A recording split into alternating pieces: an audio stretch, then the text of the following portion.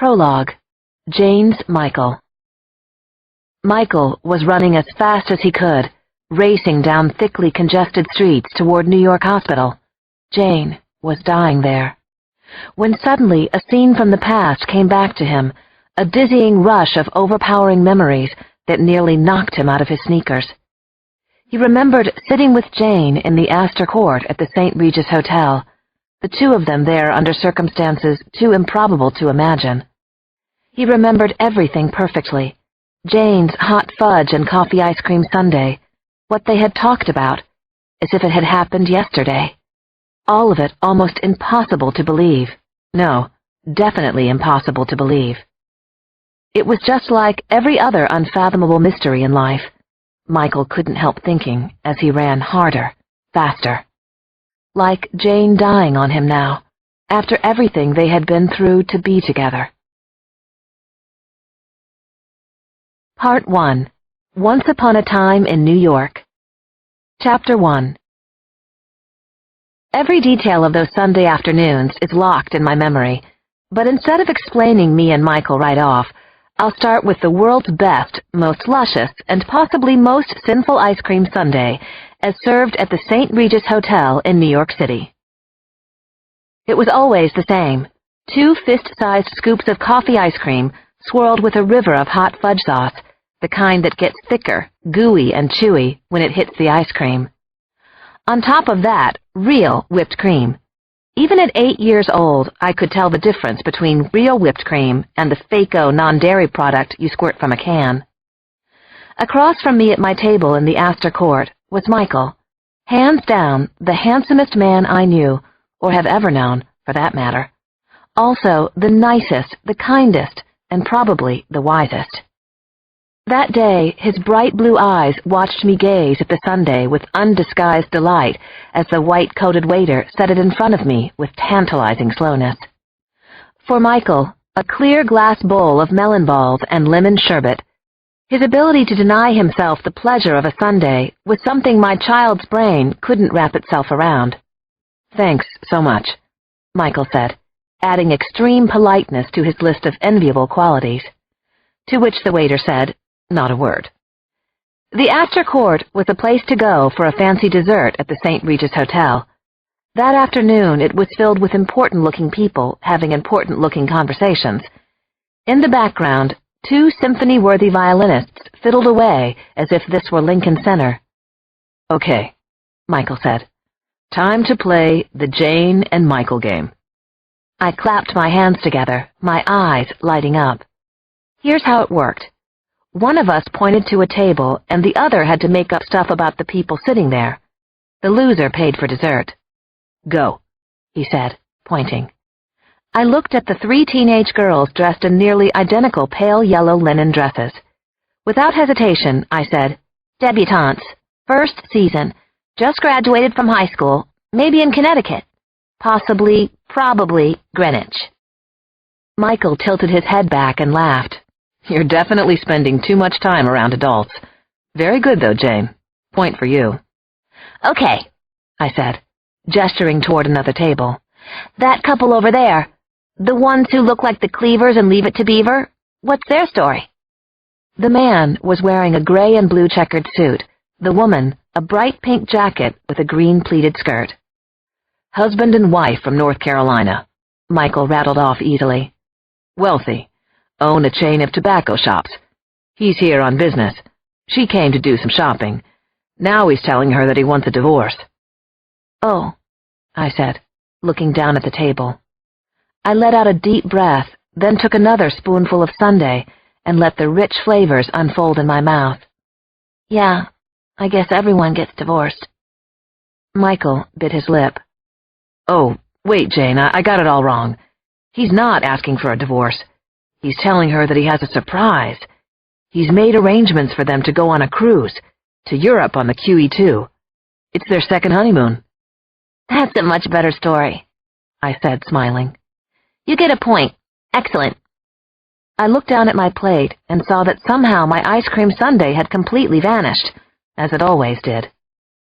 Michael looked around the room dramatically. "Here's one you won't get," he said. He pointed to a man and a woman just 2 tables away. I looked over. The woman was about 40 years old, well-dressed, and stunningly pretty. You might have taken her for a movie actress. She wore a bright red designer dress and matching shoes and had a big black pocketbook. Everything about her said, "Look at me." The man she was with was younger, pale, and very thin. He was wearing a blue blazer and a patterned silk ascot, which I don't think anyone was wearing, even back then. He waved his arms enthusiastically as he spoke. "That's not funny," I said, but I couldn't help grinning and rolling my eyes. Because, of course, the couple was my mother, Vivian Margot, the famous Broadway producer, and that year's celebrity hairdresser, Jason. Jason, the hothouse flower who didn't have time for a last name. I looked over at them again. One thing was for sure. My mom was beautiful enough to be an actress herself. Once, when I asked her why she hadn't become one, she said, "Honey, I don't want to ride the train. I want to drive the train." Every Sunday afternoon, when Michael and I had dessert at the St. Regis, my mother and a friend had dessert and coffee there, too. That way, she could gossip or complain or conduct business, but still keep an eye on me, without actually having to be with me. After the St. Regis, we would cap off our Sundays at Tiffany's. My mother loved diamonds, wore them everywhere, collected them the way other people collect crystal unicorns, or those weird ceramic Japanese cats with the one paw in the air. Of course I was okay, those Sundays, because I had Michael for company. Michael, who was my best friend in the world, maybe my only friend, when I was 8 years old. My imaginary friend. Chapter 2. I snuggled closer to Michael at our table. "Want to know something?" I asked. "It's kind of a bummer." "What?" he asked. "I think I know what my mother and Jason are talking about. It's Howard. I think Vivian's tired of him. Out with the old, in with the new." Howard was my stepfather, my mother's 3rd husband, the 3rd one I knew about anyway. Her first husband had been a tennis pro from Palm Beach. He'd lasted only a year. Then had come Kenneth, my father. He'd done better than the tennis pro, lasting 3 years. He was really sweet, and I loved him, but he traveled a lot for business. Sometimes I felt as if he forgot about me. I'd heard my mother tell Jason that he'd been spineless. She didn't know I'd overheard. She'd said, "He was a good-looking jellyfish of a man who will never amount to anything." Howard had been around for 2 years now. He never traveled on business and didn't seem to have a job, other than helping Vivian. He massaged her feet when she was tired, checked that her food was salt-free, and made sure that our car and driver were absolutely always on time. "Why do you think that?" Michael asked. "Little things," I said. "Like, Vivian used to buy him stuff all the time. Fancy loafers from Paul Stewart and ties from Bergdorf Goodman's. But she hasn't given him anything in ages, and last night she ate at home, alone, with me. Howard wasn't even there." "Where was he?" Michael asked. I could see the sympathy and concern in his eyes. "I don't know. When I asked Vivian, she just said, 'Who knows, and who cares?'" I imitated my mother's voice, then shook my head. "Okay," I said. "New topic. Guess what day Tuesday is?" Michael tapped his chin a few times. "No idea." "Come on, you know perfectly well." "You know, Michael. This isn't funny." "Valentine's Day?" "Stop it," I told him, kicking him gently under the table. He grinned. "You know what Tuesday is. You have to. It's my birthday." "Oh, yeah, wow. You're getting old, Jane." I nodded. "I think my mother is having a party for me." Michael said. "Well, anyway, I don't care about a party, really. What I really want is a real live puppy." Michael nodded. "Cat got your—" I started to say, but then stopped in mid-sentence.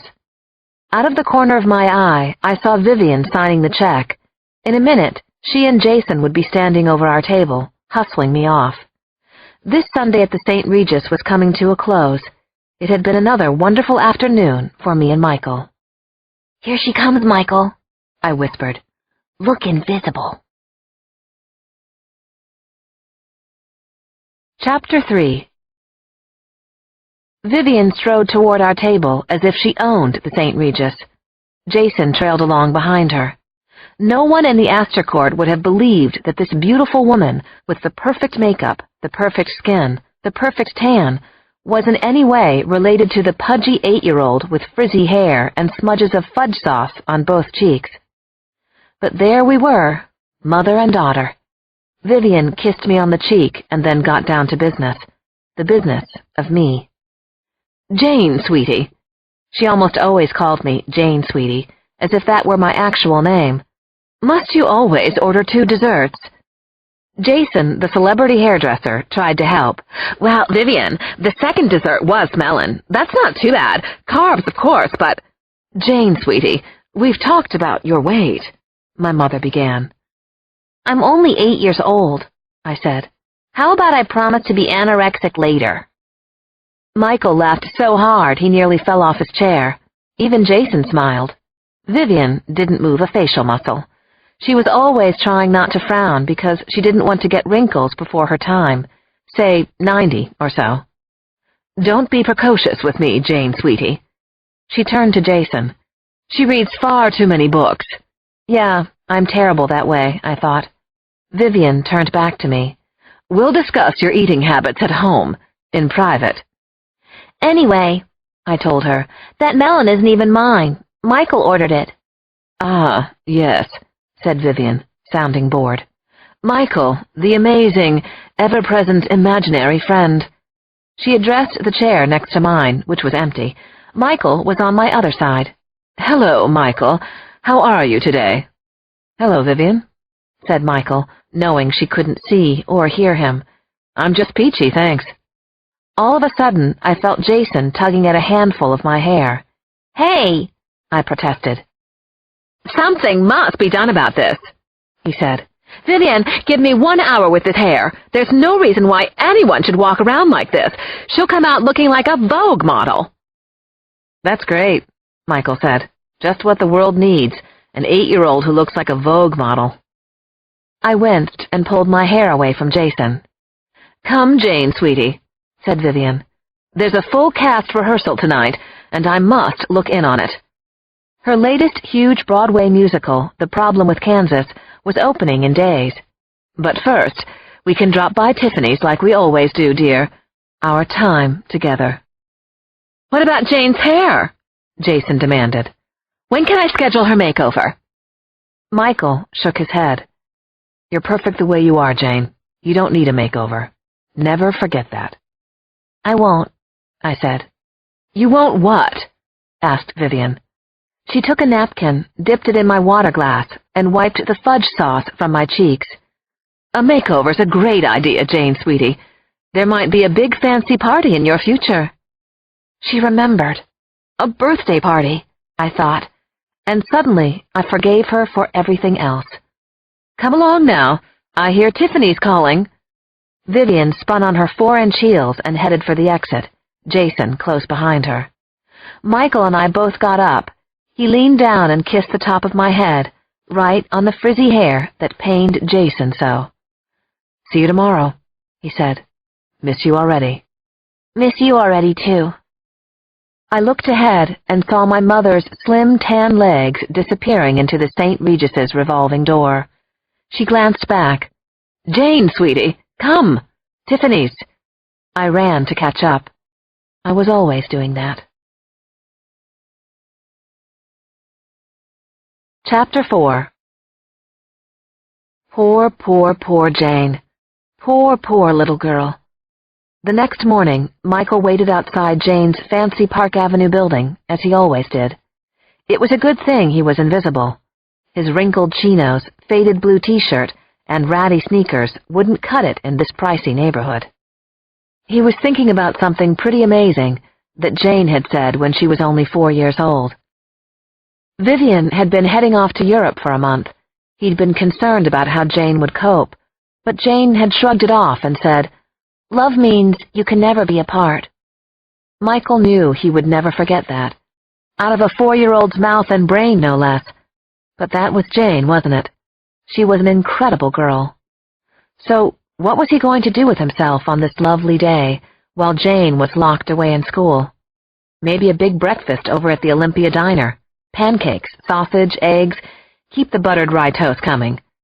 He might even get together with a couple of other imaginary friends who worked in the neighborhood. What exactly were the duties of an imaginary friend?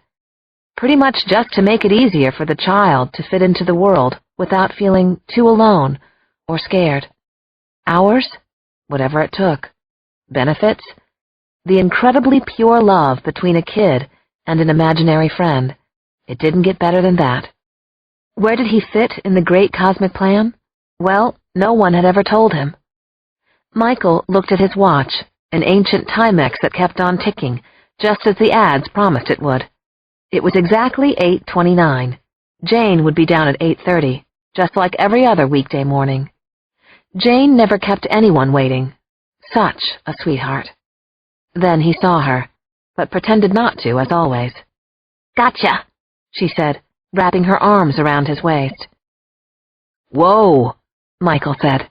You're sneakier than a pickpocket in Oliver Twist. Jane grinned, her smile lighting up the little face that he couldn't get enough of. She hitched her school bag onto her small shoulder, and they headed off to school. I didn't exactly sneak up, she said. You were lost somewhere interesting in your thoughts. Jane had a cute way of talking out of the side of her mouth when she was with him, so people didn't think she was loony. Sometimes he let people see him, sometimes he didn't. She could never be sure which, or why. Life is a mystery, he would say. As soon as they were out of the doorman's sight, she took his hand. Michael loved that more than he could ever say. It made him feel like he didn't know. A dad? What did Raoul pack for your lunch? He asked. Wait, let me guess. Squirrel on whole wheat, wilted iceberg lettuce, hold the 3-day-old mayo? Jane tugged on his hand. You're goofy, she said. Nah, I'm sneezy. More like dopey, Jane laughed.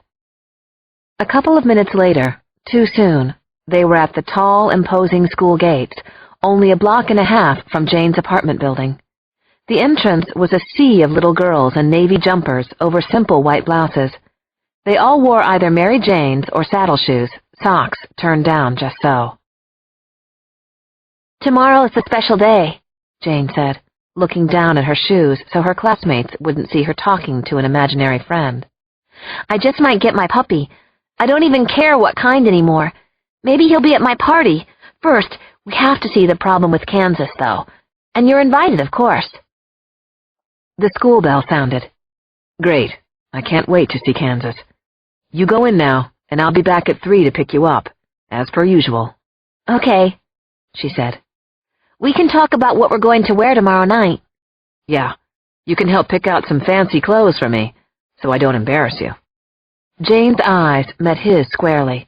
For a split second, he had an idea of exactly what she would look like as a grown-up.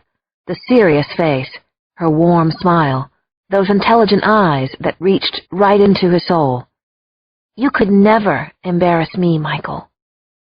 She let go of his hand then and ran toward the school building. Michael didn't blink until he saw her head of blonde curls slip behind the door. He waited. Jane peeked out again, as she always did.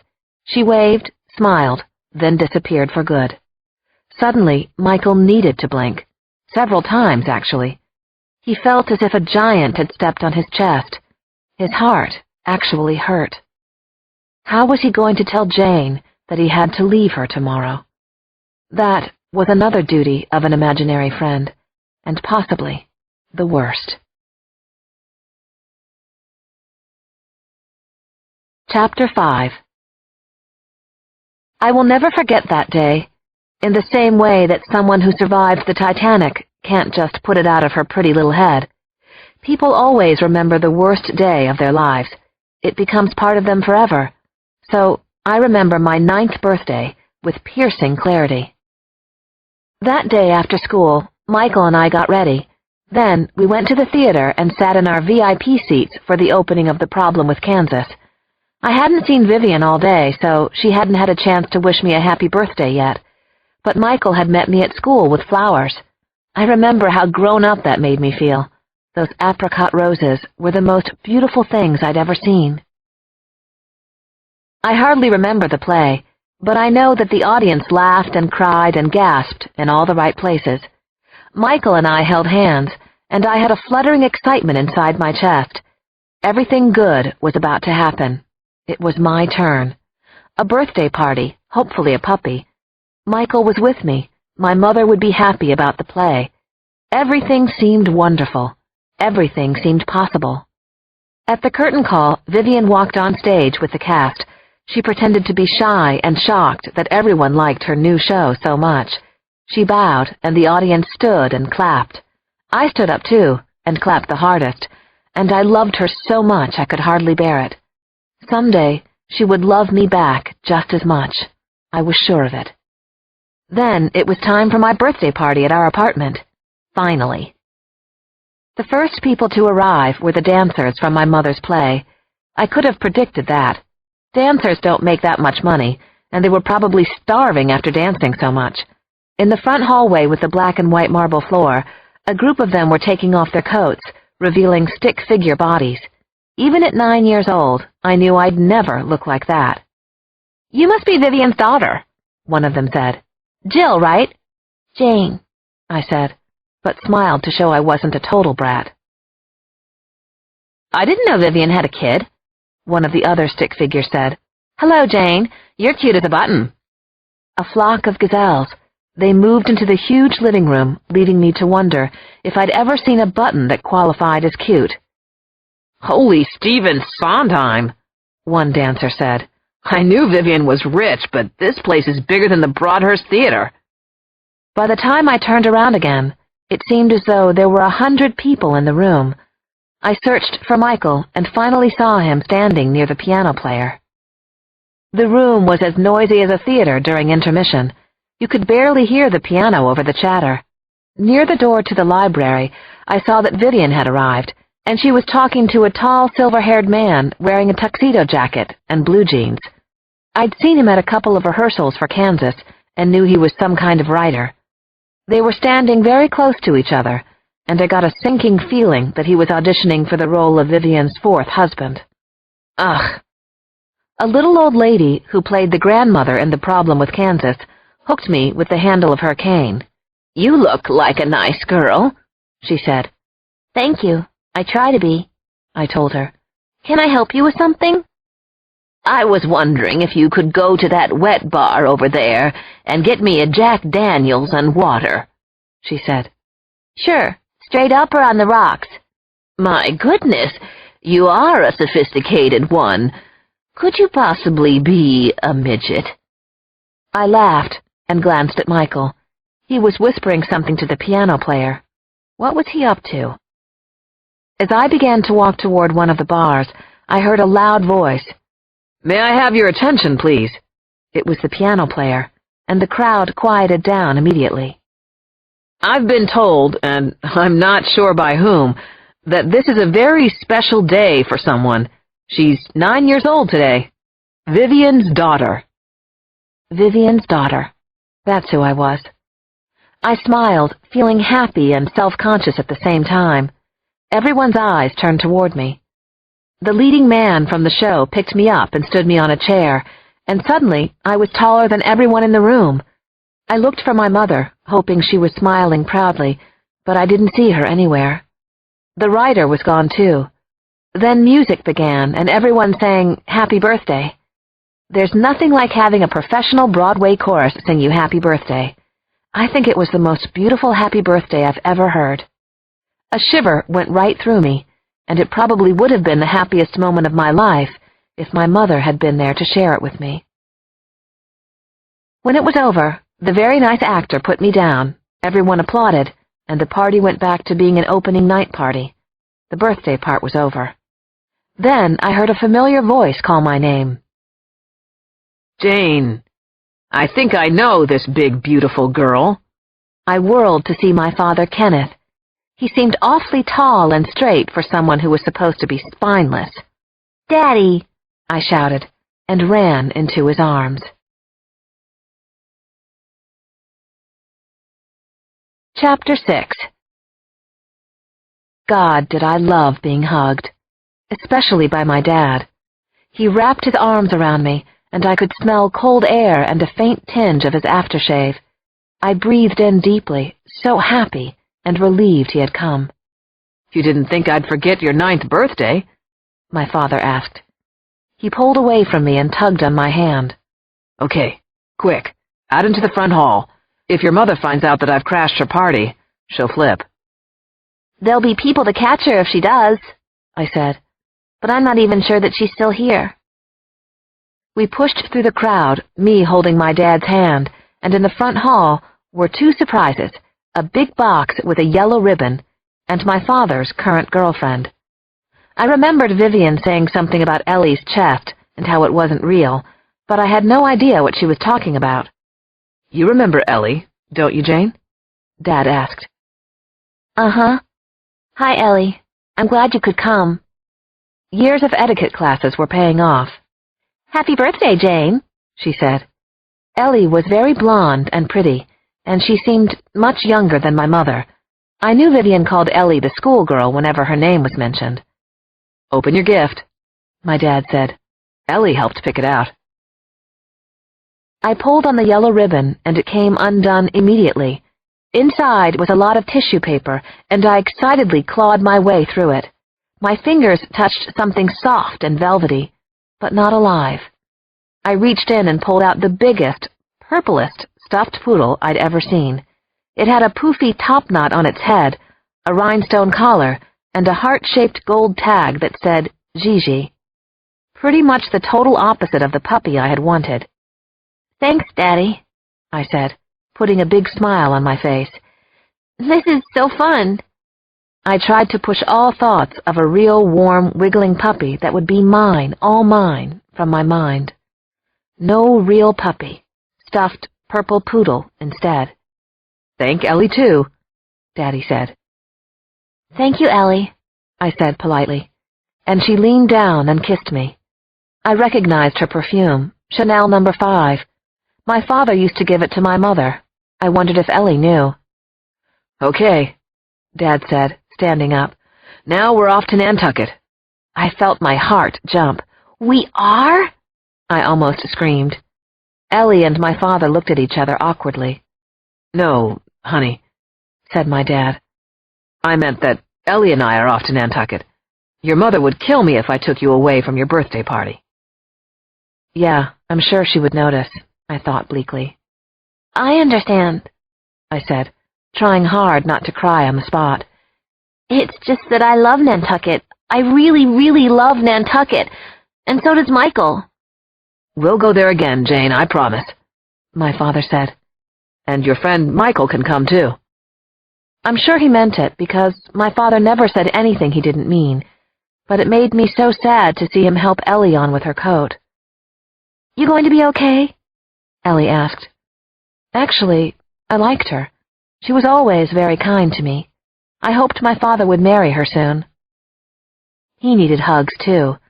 Everybody does. Maybe even Vivian did. "Of course, it's my birthday. Who's not okay on their birthday?" We hugged one another. We kissed one another. We said goodbye, and then my father and Ellie got into the elevator and were gone into the night, on their merry way to Nantucket. The opening night party was in full swing. It was as if no one had even sung Happy Birthday just a few minutes ago. There was no point in me staying. I wove through the crowd of grown-ups and finally ran down the long, thickly carpeted, silent corridor that led to my bedroom. I slammed the door behind me and flung myself on my bed, burying my face in my pillow. Here, with no one to see me, I started to weep like the world's biggest crybaby. Then the door opened. It was Michael. Thank goodness it was Michael, come to save me. Chapter 7. Jane was sobbing on her bed all by herself when he came in.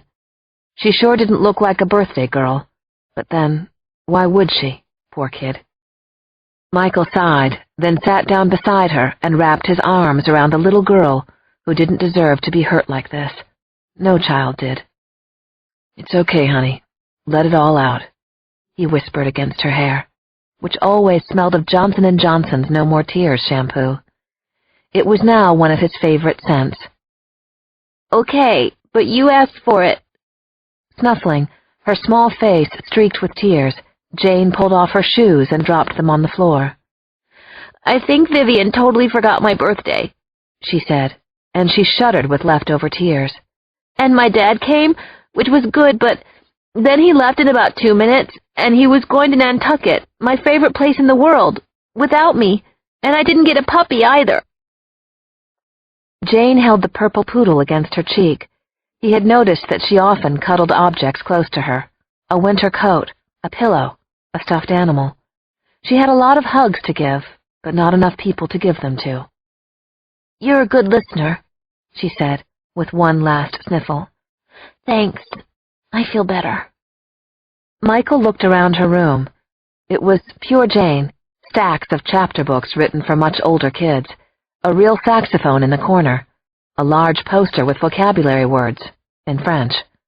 Over her desk, an autographed picture of Warren Beatty. Vivian had brought it back from a 3-month business trip to Los Angeles, during which she hadn't come home once to see her daughter. Now Michael had to talk to Jane. The place, her cozy room away from that stupid party, couldn't have been better. The timing, right after she'd been hurt by both of her parents on her birthday, couldn't have been worse. You are an amazing, amazing girl, Michael said. Do you know that? You must. Sort of, but only because you tell me every other day, she said with a watery smile. You're beautiful, inside and out, he went on.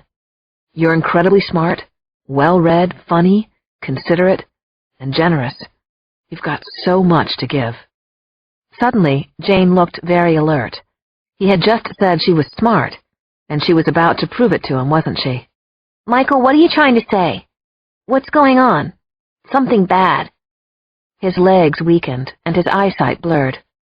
Why now? Why Jane? Why him? You're 9 now, he forced himself to say. You're a big girl, and so I'm leaving you tonight, Jane. I have to go. I know you do, but you'll be back tomorrow, like always. Michael swallowed. This was impossible. It was breaking his heart. No, Jane, the thing is, I'll never be back again. I don't have a choice in this. It's a rule.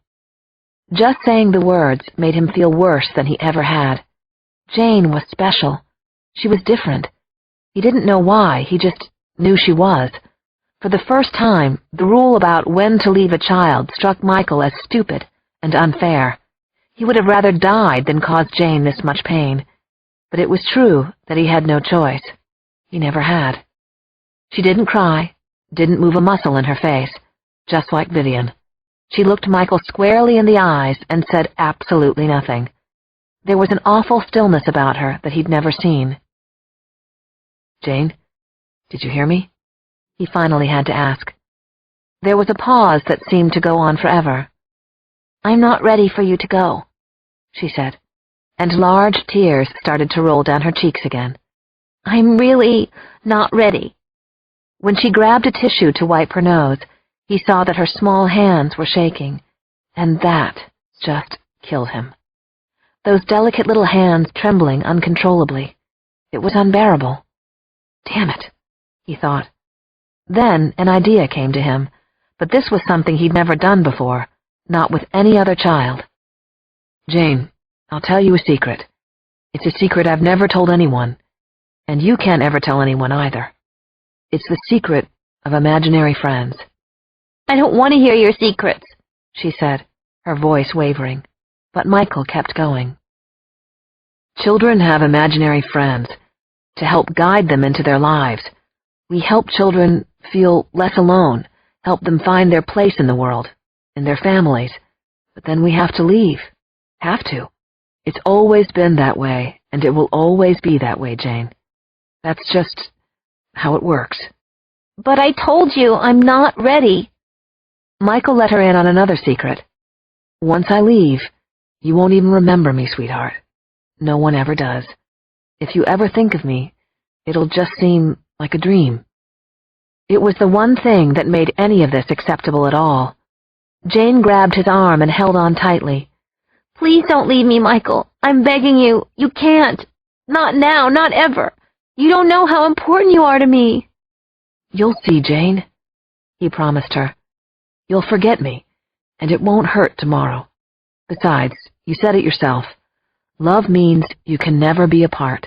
So we'll never be apart, Jane, because I love you so much. I'll always, always love you. And with those words, Michael began to fade out of the room, in imaginary friend style, and as he did, he heard sweet little Jane's last words. Michael, please don't go. Please don't. If you go, I'll have no one. I'll never forget you, Michael. No matter what, I'll never forget you. Which brings the story to today. Not an imaginary today either. The real one.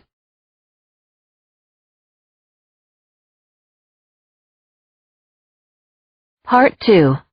23 years older, but not necessarily that much smarter. Chapter 8. Elsie McCann looked as pale as the froth on a latte, panic-stricken, and possibly close to a fatal stroke. So what else was new? After all, Elsie had been the dragon-like receptionist at my mother's production company, Weimar Productions, for 28 long and stressful years, and here she was, still breathing, if not exactly breathing fire anymore. "Oh, thank God you're finally here, Jane," she said, relief flooding into her voice. "It's barely 10 o'clock. I don't know what's wrong, but Vivian's been out here 100 times asking about you." "Well, tell her I'm here now." But Elsie wouldn't have to. I could already hear Vivian's stiletto heels clicking down the corridor. "Where have you been, Jane, sweetie? It's practically noon," she asked, a split second before she actually came into view. "It's 10 o'clock, I said again. "And where have you been?"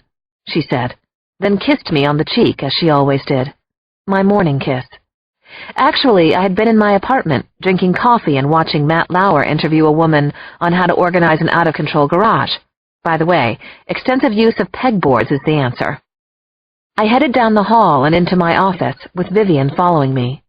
"I hope that paper bag you're carrying does not hold a fattening blueberry muffin."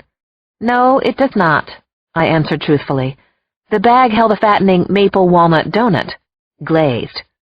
I sat down at my desk and began going through a 1-inch stack of phone messages. A lot were from agents, and therefore lies. One was from my personal shopper at Saks, Vivian's idea. More lies. 5 messages were marked, "Your mother." One was from Hugh McGrath, my boyfriend. The light of my life, the bane of my existence, all wrapped up in one hot, charming package. The next message was from my dermatologist, returning my call. The only other significant message was from Carl Friedkin, and it actually was important. He was a wealthy real estate developer, and he was very interested in investing in my movie project. 3 years ago, my mother had allowed me to produce a play, all on my own. It had a cast of 2, an 8-year-old girl and a 35-year-old man. It had 2 sets, the Astor Court of the St. Regis Hotel and a Manhattan apartment. I was pretty sure that Vivian had thought it would be so cheap to produce that when it flopped, it wouldn't be a huge loss. The play was called Thank Heaven, and it was based not at all loosely on my long-ago relationship with Michael, my imaginary friend. Maybe producing this play had been my way of trying not to forget Michael. Maybe it was just an adorable idea for a play.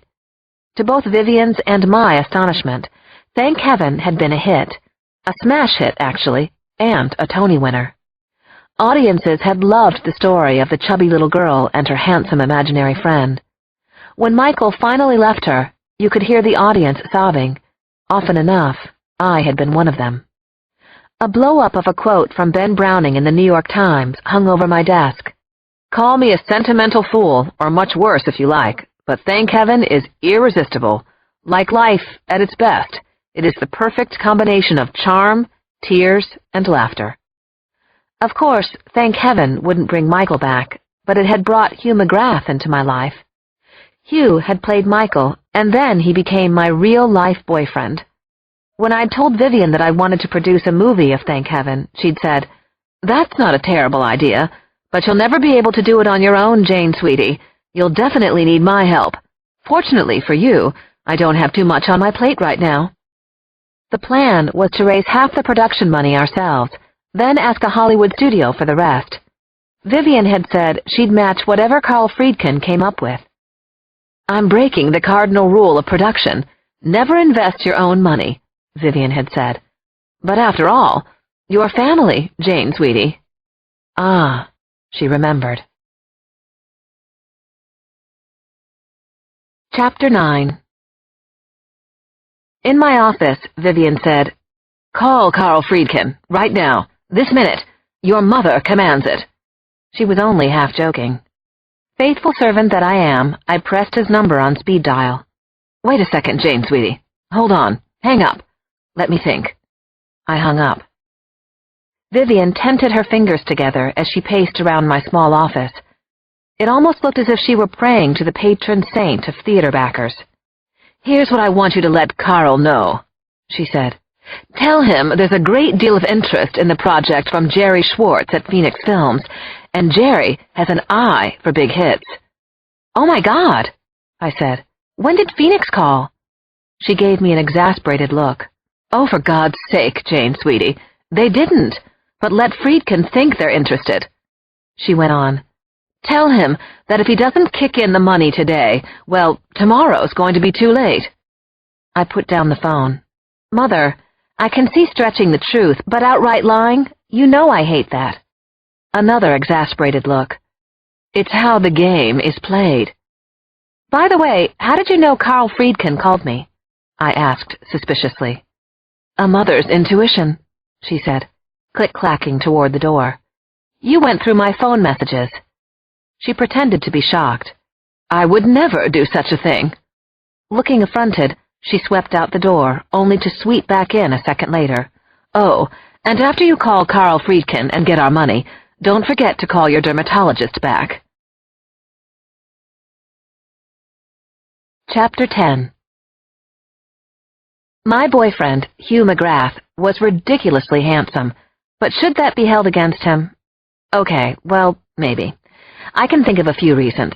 Once, on a beach in East Hampton, a man had walked up to him and said, "Where can I buy a smile like that?" And he'd been serious. That was the kind of guy Hugh was. The kind that something like that would happen to. The kind of guy with emerald green eyes, a perfect nose, high cheekbones, and a chiseled chin worthy of Bond, James Bond. Hugh was a Broadway actor, nominated for a Tony when he was 19. He'd been born with the gift of gab and an innate ability to sell ice to polar bears. Once, he'd leaned on his elbow in bed and told me that just the sight of me in the morning made him deliriously happy. Since I know what I look like when I wake up, my response was, "You want mustard with that bologna?" Tonight, he was meeting me for dinner at Babbo, our favorite Italian restaurant in Greenwich Village. 20-some years ago, when I was a little girl, Babbo had been called the Coach House. My mother and I would go there on Sunday nights. I would always order the black bean soup, and she would always say, "No sour cream in the soup, Jane, sweetie. Remember, you had a huge ice cream sundae a few hours ago." Yes, with Michael. Tonight, I arrived at the restaurant before Hugh, and the stunning Russian-born blonde at the reservation desk led me upstairs to the dining loft. Once I was seated, I couldn't help people-watching. I'll admit it, I'm an addict from way back. Across the aisle from me was an eye-catching couple, a black woman and a blonde white guy, both in their 20s. His navy blue Ralph Lauren suit said successful attorney. Her long legs said runway model. They were clearly in love, crazy about each other, for tonight anyway. At the next table was another couple in their mid to late 40s. She wore a pair of jeans and your basic $500 t-shirt. He wore chinos, a dark brown shirt, a darker brown suede jacket. His eyeglasses were authentic 1950s black. I decided they were art dealers, and she was an artist. It was their second anniversary. She was trying to get him to taste her black fettuccine with squid. Yes, I was playing the Jane and Michael game, and yes, I didn't even realize it. And yes, damn it, Hugh was 15 minutes late for our date. It wasn't the first time, especially in the last few weeks. Well, actually, ever since I'd been going out with him. Chapter 11. I took out my cell phone and placed it on the table. I ordered a Bellini, delicious, perfect, and sipped it while I waited for my date to arrive. Hugh was now a half-hour late. Damn him. Then I realized this was the third time in a row that Hugh had been really late without a phone call. I tried to work up concern, like maybe he'd gotten hit by a taxi, maybe he was in the hospital, maybe he'd gotten mugged, but quickly shut it down when I realized it was my anger talking. Hugh was probably at the gym. He was obsessed with staying in ridiculously good shape, and how could I object to that? Maybe because Hugh was now exactly 1 hour late. Nobody needs to be in such good shape. A second Bellini had made me a little lightheaded and hungry. "Perhaps I could bring a little antipasto for you, Miss Margot," the waiter asked. He was one of my favorites, always so nice, and he remembered me every time. Well, I'd been coming here for years. "You know, I think I'll order." I remember being hungry, and then I remember being full. I remember looking down and seeing my hand holding a spoon with some elaborate chocolate pudding kind of thing on it. I remember the waiter placing a small cup of espresso and a plate of biscotti on the table. "I've put the check on Miss Margot's tab," the waiter said. "It was so nice to see you again. I hope you enjoyed your meal." Everything was wonderful. Maybe not everything. I walked out of the restaurant into a chilly spring night in Manhattan, alone. My cheeks were burning, but whether it was the Bellinis or the humiliation, I couldn't tell. I was living that old cliché, when your own romantic life is falling apart, everyone else's looks fabulous. Did I really need to see a middle-aged couple chatting quietly and holding hands in the park, or the teenagers who decided to stop and kiss eagerly just a few feet away from where I was walking? No, I did not. Why was everyone in New York City suddenly madly in love, while I was walking alone with my arms folded across my chest? My cell phone rang. Hugh. Of course it was Hugh, and his excuse for tonight would be... what? Hello? A little too breathless, maybe. Too Bellini-fied. "Jane Margot?" the voice on the line said. "This is Jane," I answered, not recognizing whoever it was. "This is Verizon Wireless, and we'd like to tell you about our exciting new calling plan." I flipped the phone closed and dropped it back into my bag. I wished I was the kind of person who was reckless enough to throw it into the nearest trash can. Of course, if I did, I'd only have to fish it out again, and of course someone I knew would be walking by right at that moment when I was pawing through the trash, and then this day would be complete. I swallowed hard and felt hot tears behind my eyes. Perfect. Crying on the street. A new low, even for me. I was a pathetic loser. The sooner I faced it, the better. The facts were that I was on the wrong side of 30. I worked for my mother, and I was the kind of woman whose gorgeous, too-good-for-her boyfriend stood her up at their favorite restaurant. And that was the way it was. Chapter 12. Michael was polishing off his second hot dog, savoring every juicy bite, every burst of flavor in his mouth. Man, was he ever hungry. Starved. Ravenous. And thank God he didn't have to worry about what he ate. Here he was, between assignments, back in New York, killing time. He was hanging out, having some fun, waiting to hear what was up next for him. He'd seen just about every movie released, gone to the best museums, like the Museum of the American Indian in Washington Heights, plus visited most of the donut and coffee joints on the island of Manhattan in single-minded pursuit of the best old-fashioned cake donut known to man. And, oh yeah, he was taking boxing lessons. Yes, boxing lessons. Over the years, he'd discovered so many activities that he loved, a lot of which he'd thought he wouldn't like at all, such as boxing. But it was terrific exercise, and it really built up the self-confidence, self-awareness, too. Also, it brought him closer to people, in a weird sort of way, sometimes a little too close. 2 nights a week in a seedy second-floor gym on 8th Street, an old black guy with whiskey and peppermint on his breath taught him how to throw reasonably crisp punches, how to guard himself against attack, how to get in close and slam left hooks into the body of an opponent. He'd pretty much gotten used to 18-year-old black and Hispanic kids banging his nose till blood oozed out, and being called old man by his sparring partners, who seemed to like him anyway.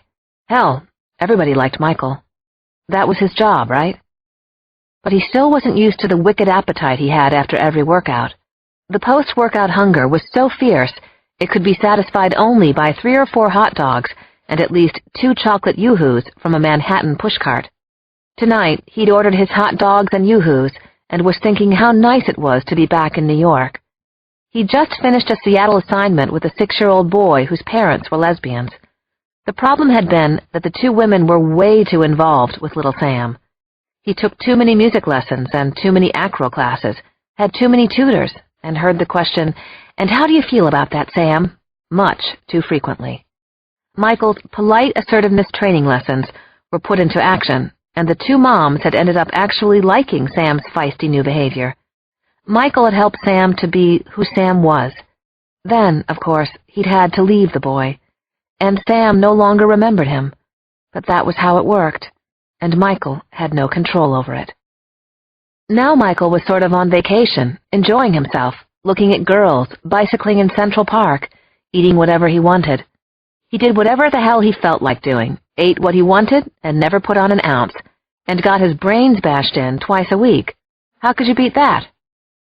As he took the last slug of his second yoo-hoo, a woman passed by, and his eyes automatically followed her, appreciating her curves. Nothing new there. He was always noticing women in New York. He fancied that she looked as if she were trying to be brave, to make the best of it, and he smiled, suddenly remembering the way little Jane Margot. But then, a certain tilt of her head. The walk, kind of breezy. That was weird, but nah, it couldn't be. But the swing of her arms. Well, maybe. A glance his way. Those eyes. No, not those eyes. It was her. Had to be. But there was no way. Was there? Could it be? Her hair wasn't as curly as it was when she was a kid, but it was still blonde. She wore a loose black coat and carried a big leather bag, half briefcase, half pocketbook. Michael's jaw dropped. It was completely impossible, but it had to be Jane. Oh, God, it was his Jane Margot. She was right there, not 50 feet from him. Michael lunged away from the cart after her, causing the hot dog vendor to stare at him suspiciously. This had never happened, Michael marveled. Never, ever had he run into one of his kids as a grown-up. Jane was walking slowly, seeming lost in her thoughts. So he walked slowly, too, trying to decide what to do next. He was at a loss for words, ideas, everything. At the corner of 6th Avenue and 8th Street, she hailed a cab and got one immediately. She ran a few steps and got in, pulling the door shut after her. Michael hung back. He knew what he should do now. Let her go. File it away under bizarre coincidences. But that wasn't what he did. Instead, he flagged down the next taxi speeding along 6th Avenue. He said something he'd always wanted to. Follow that cab. Follow Jane. He had to. Chapter 13. The cab driver obligingly stomped on the gas, and Michael's head flew back against the seat. This was so strange. Why bump into one of his kids all grown up? Never happened before. So why now? What did it mean? Closing his eyes, he said a silent prayer, but as usual, got no answer. In that way, at least, he figured he was just like everybody else, put here for a reason, but damned if he could figure out what it was. One thing, though, the longer he was here, the more human he felt. Was that a clue, that he was becoming more human? And was that a good thing? After all, what did Michael know about himself? Not as much as he wanted to, for sure. He had a limited memory of his past, was able to recall only fuzzy faces, indistinct periods of time. He had no concrete idea of how long he'd been on the job, or exactly how many kids he'd looked after. He knew for certain that he loved what he did, except, on average, maybe one day a month. Also, on average, he would stay with the child for 4 to 6 years, then he'd have to go, whether he wanted to or not, whether the kid wanted him to or not.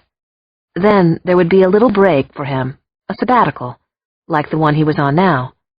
One day he'd wake up in a different city, and in his mind he would know the next boy or girl, and he would go to them. Otherwise, all his needs were met. He wasn't exactly human, he wasn't an angel, he was just a friend, and he was damn good at it. Meanwhile, the cab with Jane inside was shooting straight up 6th Avenue. It turned right on Central Park South. Michael's cab followed, left again on Park Avenue. Was she going to her mother's apartment? Oh, Jane, no. Don't tell me you're still living with your mother. He winced, now sure that following her had been a terrible idea. He remembered Vivian Margot, her huge ego, her larger-than-life personality. She'd spent Sunday afternoons with Jane and occasionally kissed her cheek, but that was about it. Jane's school had been a block and a half from the apartment, but Vivian had never once taken Jane there. Michael groaned when Jane's taxi stopped at 535 Park Avenue, but she didn't get out.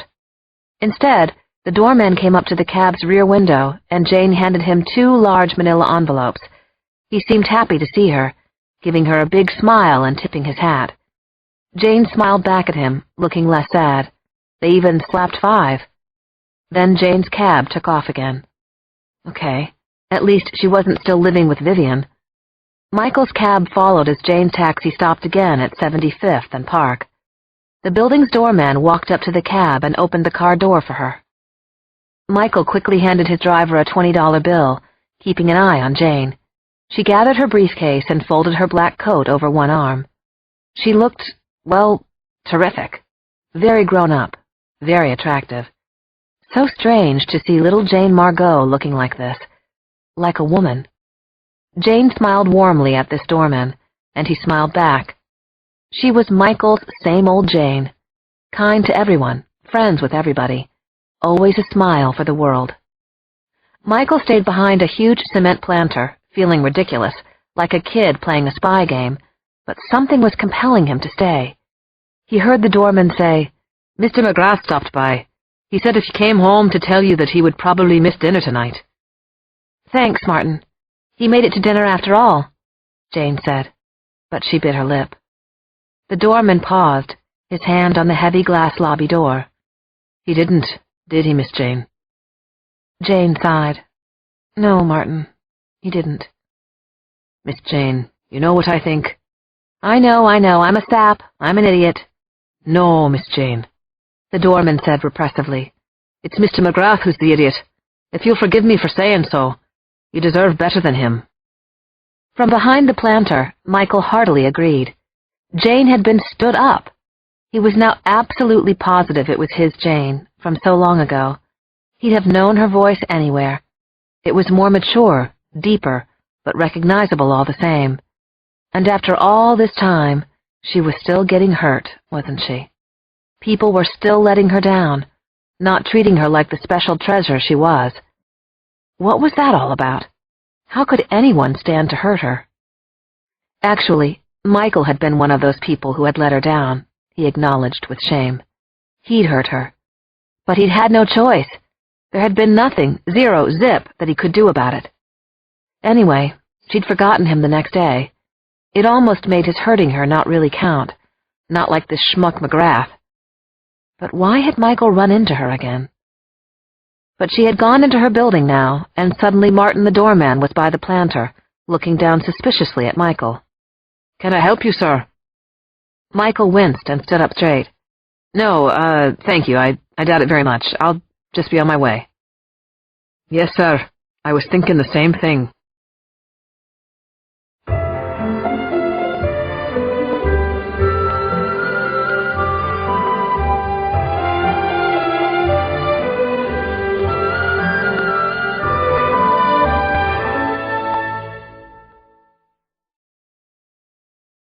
Chapter 14.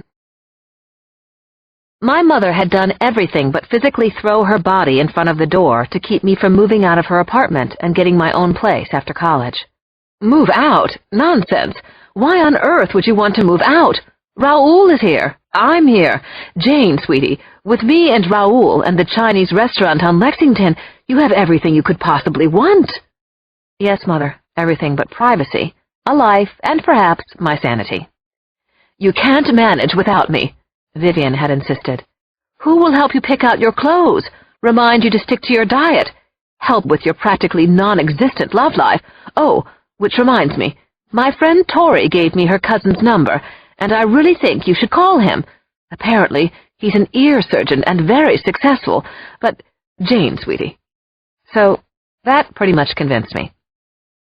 As the movers were taking my Biedermeier dresser out the door, Vivian had admitted a partial, and only a partial, defeat. We'll try it for a few months, Jane, sweetie, and when it doesn't work out, you can sublet it and come back.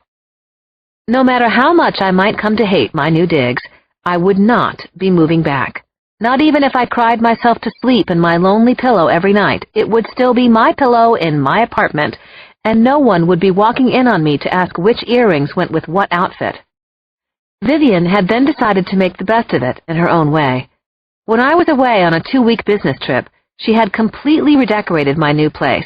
I came back to my private little haven to find that my bedroom and living room were white on white, just like hers.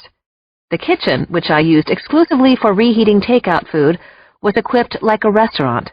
Professional stove, warming ovens, 2 dishwashers, the glass door sub-zero refrigerator with the pretty display lighting. There was a lone container of fat-free yogurt showing through the glass.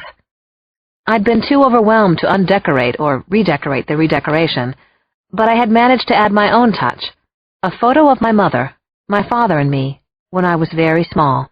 We were in Greece, standing at the foot of the Parthenon, and we were actually smiling.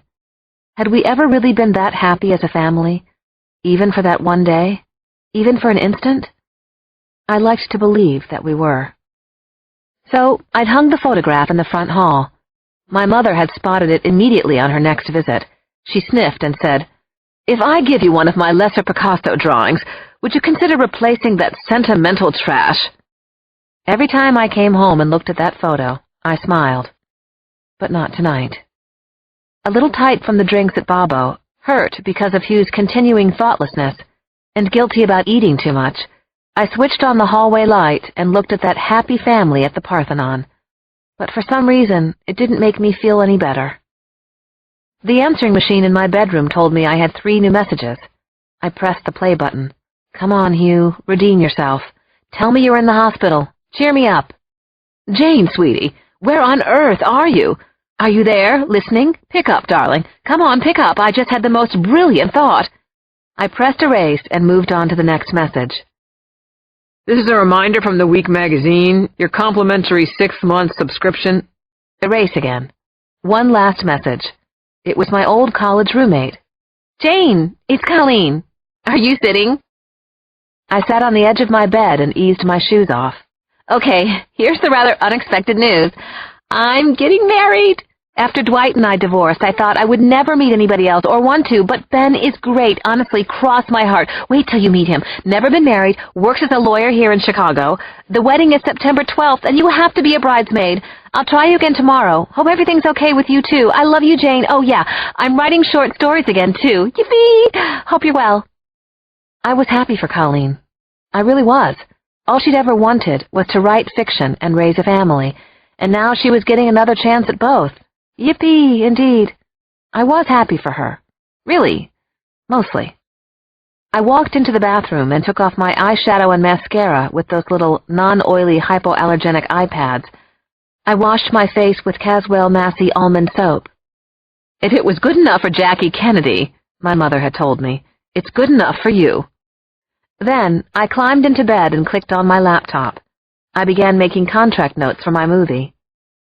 I would forward them to Vivian's attorney tonight, and then he could draft a formal legal proposal to send to Carl Friedkin. An hour later, I shut off the computer. I was too tired to think straight, and hoped the notes made sense. Getting out of bed, I padded through the quiet apartment.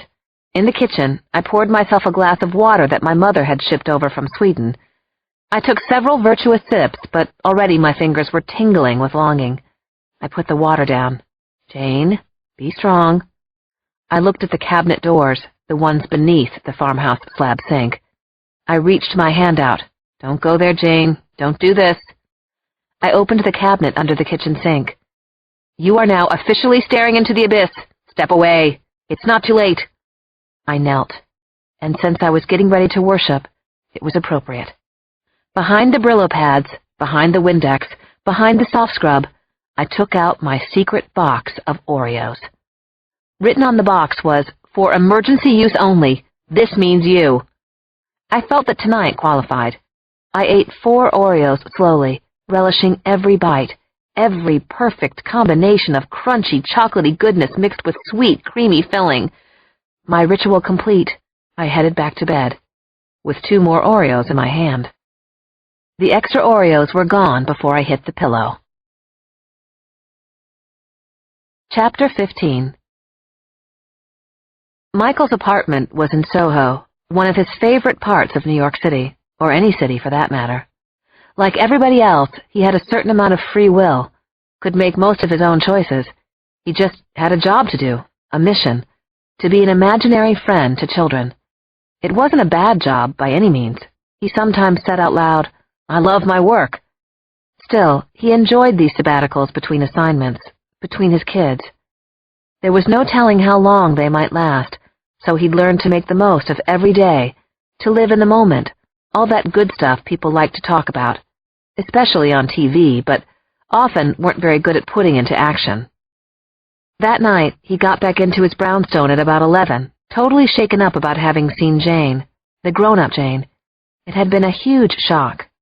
Jane Margot. Wow. By the time Michael had hit the second landing, on the way to his 4th-floor walk-up, he could feel rock music drumming down from above, vibrating through the stairs. No doubt as to where it was coming from. Owen Pulaski's apartment. Owen Pulaski. Michael wasn't sure what to make of that devil-may-care, happy-go-lucky lug of a man-child. He was certainly friendly enough, outgoing, always made an effort. In fact, as Michael got to the 4th floor, Owen was just greeting a couple of women at the door of his apartment. The women were tall, slender, inhumanly gorgeous, and they were laughing at whatever Owen had just said to them. Owen was about 6'3", burly, with a boyish grin that Michael assumed was hard to resist. "Mikey! Come on to my party! Don't insult me now! Don't you dare insult me!" Owen called across the hall. Thanks, I'm kind of beat tonight," Michael said. But Owen was already crossing the space between them, and then he had his arm wrapped around Michael. "This is Claire DeLune, and this is Cindy, too," Owen said, nodding at both stunners. "They're brilliant students at Columbia, I think it's Columbia, who moonlight as beautiful models. Ladies, this is Michael. He's great. He's a surgeon at New York Hospital." "I'm not a surgeon anywhere," said Michael, as he was dragged into the packed, loud, overheated party at Owen's place. "Hey, hi," said one of the women, a tall brunette whom Owen had called Claire DeLune. "I'm Claire Parker. Owen is, well, Owen." Michael turned his wince into something resembling a smile. "Hi, how are you, Claire?" "Not great, but let's not get into that. We just met, right?" Michael sensed trouble inside the girl, and he couldn't resist. He'd never met a lonely, depressed soul he didn't want to try to help somehow. Was it his fatal flaw? The way he was made? He had no idea, and he had stopped worrying about things he couldn't control. Well, mostly he had stopped. "No, it's okay. I'm interested," he said to Claire. "Sure you are," she laughed. Someone passing by pressed drinks into both of their hands, and she laughed again. "Guys love to hear about our problems, our inner feelings, all that stuff." "No, I do, actually. Let's talk." So Michael listened to Claire Parker's life story for well over an hour in a tiny corner of the hallway leading to the kitchen. She was conflicted about wanting to be a teacher, which she was in school for, and all the money she was suddenly making as a model with the Ford agency. Finally, she looked into his eyes, smiled very sweetly, and said, "Michael, even though you're not a surgeon, and I'm not Claire DeLune, do you want to come home with me? My roommate is on a shoot in London, and my cat isn't the jealous type. You up for it? Say yes. Chapter 16. To be honest, candid, whatever, it wouldn't have been the first time something like this had happened to Michael, mostly on his sabbaticals, but sometimes during work stints as well.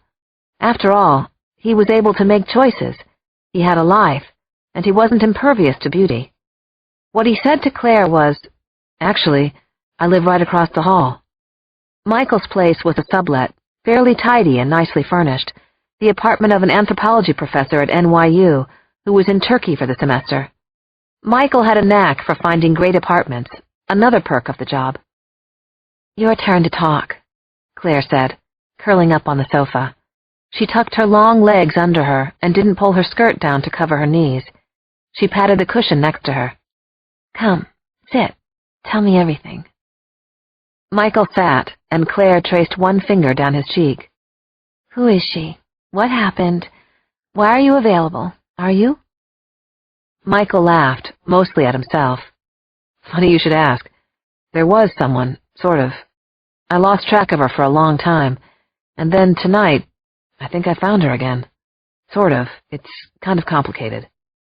"It always is." Claire grinned. "I am interested, and we have all night. You have whiskey? Spirits of some kind?" In point of fact, Michael did. At least, the professor did. Very nice wine, which he would replace before he left. He opened a bottle of Camus, then a second bottle, ZD, as he and the lovely Claire de Lune talked and talked until 4 in the morning, at which point they finally fell asleep in each other's arms, in their clothes. And that was all right. Perfect, actually. In the morning, gentleman that he was, Michael made Claire a breakfast of whole wheat toast, eggs, and coffee. He prided himself on his coffee. This week it was shade-grown Kona. When she was leaving, she turned and draped one arm around Michael's shoulders. "Thank you, Michael. I had a wonderful time." She leaned in, they were almost the same height, and kissed Michael on the lips. "She's a lucky girl." "Who?" asked Michael, not understanding. "Jane, the one you were talking about last night, during the second bottle of wine." Claire gave him a resigned little smile. "Good luck with her." Chapter 17. At 7:15 a.m., I, the boss's daughter, was the very first one in at Weimar Productions, with the exception of the mailboy, a tap-dancing British teenager, who I think was actually living under the sorting table in the mailroom.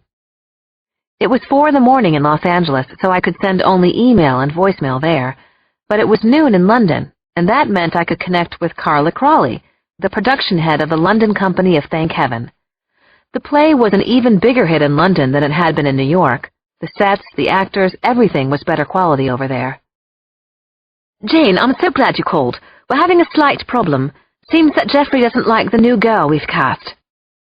Jeffrey was Jeffrey Anderson, the British heartthrob who was playing Michael. "Jeffrey says he doesn't relate as well to this new little girl, but believe me, Jane, the girl is brilliant, a real heart-tugger. Best of all, she's 11 years old but looks 8, so she can talk." "Look, call Jeffrey's agent and suggest they reread the part in his contract that says he has to play opposite a 3-legged monkey if we want him to." "I'll pass the word along, Vivian Jr.," Carla Crawley said, chuckling. A shudder shot down my spine. Vivian Jr. Oh, God, say it isn't so. Chapter 18. At 9 o'clock sharp, my personal assistant, Mary Louise, showed up at the office. Mary Louise, totally honest, totally sarcastic, with the toughest, thickest Bronx accent this side of the Throg's Neck Bridge. "Morning, Janie," she said, as she dumped a pile of mail and phone messages on my conference table. "You get Employee of the Month again." "Morning," I said. "I know, I am totally pathetic, aren't I? Please, don't answer that." I started going through the phone messages, placing the fires must be put out in one stack, the smoldering keep an eye on situations in another stack, and finally the call if you feel a need to punish yourself slips in another stack. "By the way, the lights aren't on yet in Godzilla's office." Mary Louise cracked her gum loudly. You know Vivian gets her hair touched up at Frederic Fekkai on Tuesday mornings. You mean that neon yellow with pink undertones isn't natural? Mary Louise snorted. You need coffee? Before I could answer, I heard two unmistakable voices outside my office. My mother and Hugh. Instantly, my stomach started churning. You sweet Hughie, you, Vivian was saying in that little girl voice that made me cringe. Where were you when I was looking for husband number 3? Probably in grade school, I thought. Then Vivian was standing in front of me, with Hugh, who had a bouquet of white roses that must have set him back $200. Look who I brought.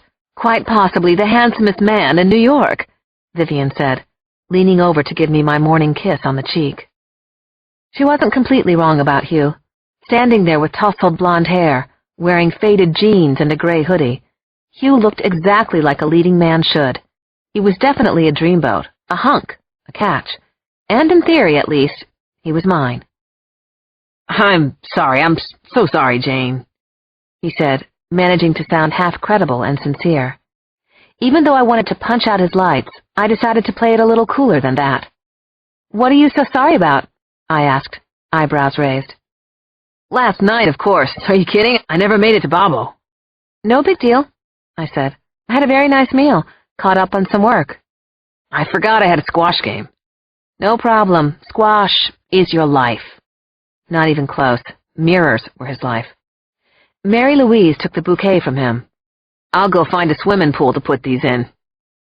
After some meaningful 6th grade style throat clearing and pointed eye rolling, my mother finally left too. Hugh locked the door behind her, and I frowned. What was this? Then he took me by both shoulders and kissed me on the lips. I sort of let him, and that royally pissed me off about myself. I bet even Doormats Anonymous would turn me down. Oh, but Hugh was a good kisser, with those green eyes up close and personal, Hermes something sexy misted on his neck and collarbone. I really am sorry, Jane. His hand moved up and down my back, and his smile was adorable. You do know I love you, don't you? His voice was warm, his eyes ultra-sincere. Maybe he was possibly telling the truth. Leaning forward, he feathered kisses against my neck. Suddenly I felt safe and warm all over, the way I used to feel with Michael. Why on earth was I thinking about Michael? I dragged my mind back to Hugh, who was nuzzling my neck, ridiculously handsome, charming, insanely romantic when he wanted to be Hugh. Then I remembered something. Hugh was an actor. Chapter 19. Michael had never done anything like this, not even close. But that morning, he'd trailed Jane at a safe, non-nut-job distance as she walked from her apartment to an office building on West 57th Street. He wasn't sure what he was doing. He knew only that he felt compelled to do it. On 57th Street, he immediately recognized the building as the place where Vivian had housed her production company, and apparently still did. Oh, Jane, don't go in there. Not into the lair of the Wicked Witch of the West Side. She'll trap you with her dark arts. But in Jane went. And then, against his better judgment, so did Michael. What are you doing? He thought, and he nearly said it out loud. This is the time to walk away, right now, right here. This is where you stop the madness. But he didn't. He couldn't. And as he scanned the lobby directory, it became clear that Vivian was more successful than ever. Weimar Productions now took up 2 entire floors. She must be wickeder than ever. He watched the grown-up Jane as she made her way through the lobby. She waved to at least half a dozen people, and they waved and smiled back or chit-chatted briefly. It hit him that she hadn't really changed. She was still getting let down by people, and yet she was friendly and warm. Clearly she was well-liked by everyone who knew her. Everyone except the schmuck who'd stood her up last night. Then Jane disappeared into an elevator, and he watched the floors rush from lobby to 24 in a matter of seconds. That's when Michael made the fateful decision to wait for Jane. Why? He didn't know. Would he even try to talk to her? No, of course not. Well, maybe. Just maybe. In the meantime, he had passed a Dunkin' Donuts about a block away, and he was thinking about a couple of Bavarian creams. After the donut break, he went back and hung around Jane's office building, feeling stupid for lurking, but unable to tear himself away. At about 12:15, the elevator doors opened, and out she stepped. She wasn't alone. Unfortunately, a very good-looking guy had his arm around her waist. Jane removed the arm, and Michael guessed that this was the loser himself, McGrath. They went out the front door, and he was right behind them. Even if Jane happened to glance back, she wouldn't recognize Michael. She'd forgotten him. That was how it worked. Trying to look nonchalant, Michael stayed close enough to catch bits of their conversation. She and McGrath were talking about something called Thank Heaven, which Michael assumed was one of Vivian's productions. Jane, thank heaven is the key to everything I've worked for, and I don't think you're treating it seriously, Michael heard McGrath say, or rather, whine. That's not true, Hugh, said Jane. I am taking this seriously. You know how passionate I am about Thank Heaven. Hugh. This guy's name was Hugh. What was she thinking? Never trust a Hugh. Jane was with a man who had the most ridiculous name on the planet, a name that was always misunderstood. How are you, Hugh? Baby, it's Hugh. You never know. It had to be Hugh. Shaking his head, Michael stayed with them as they turned into the Four Seasons restaurant. Inside, Michael went to the bar, ordered a Coke, and watched them be seated, knowing beyond a doubt that trailing Jane wasn't a good idea to start with, and was getting worse by the minute.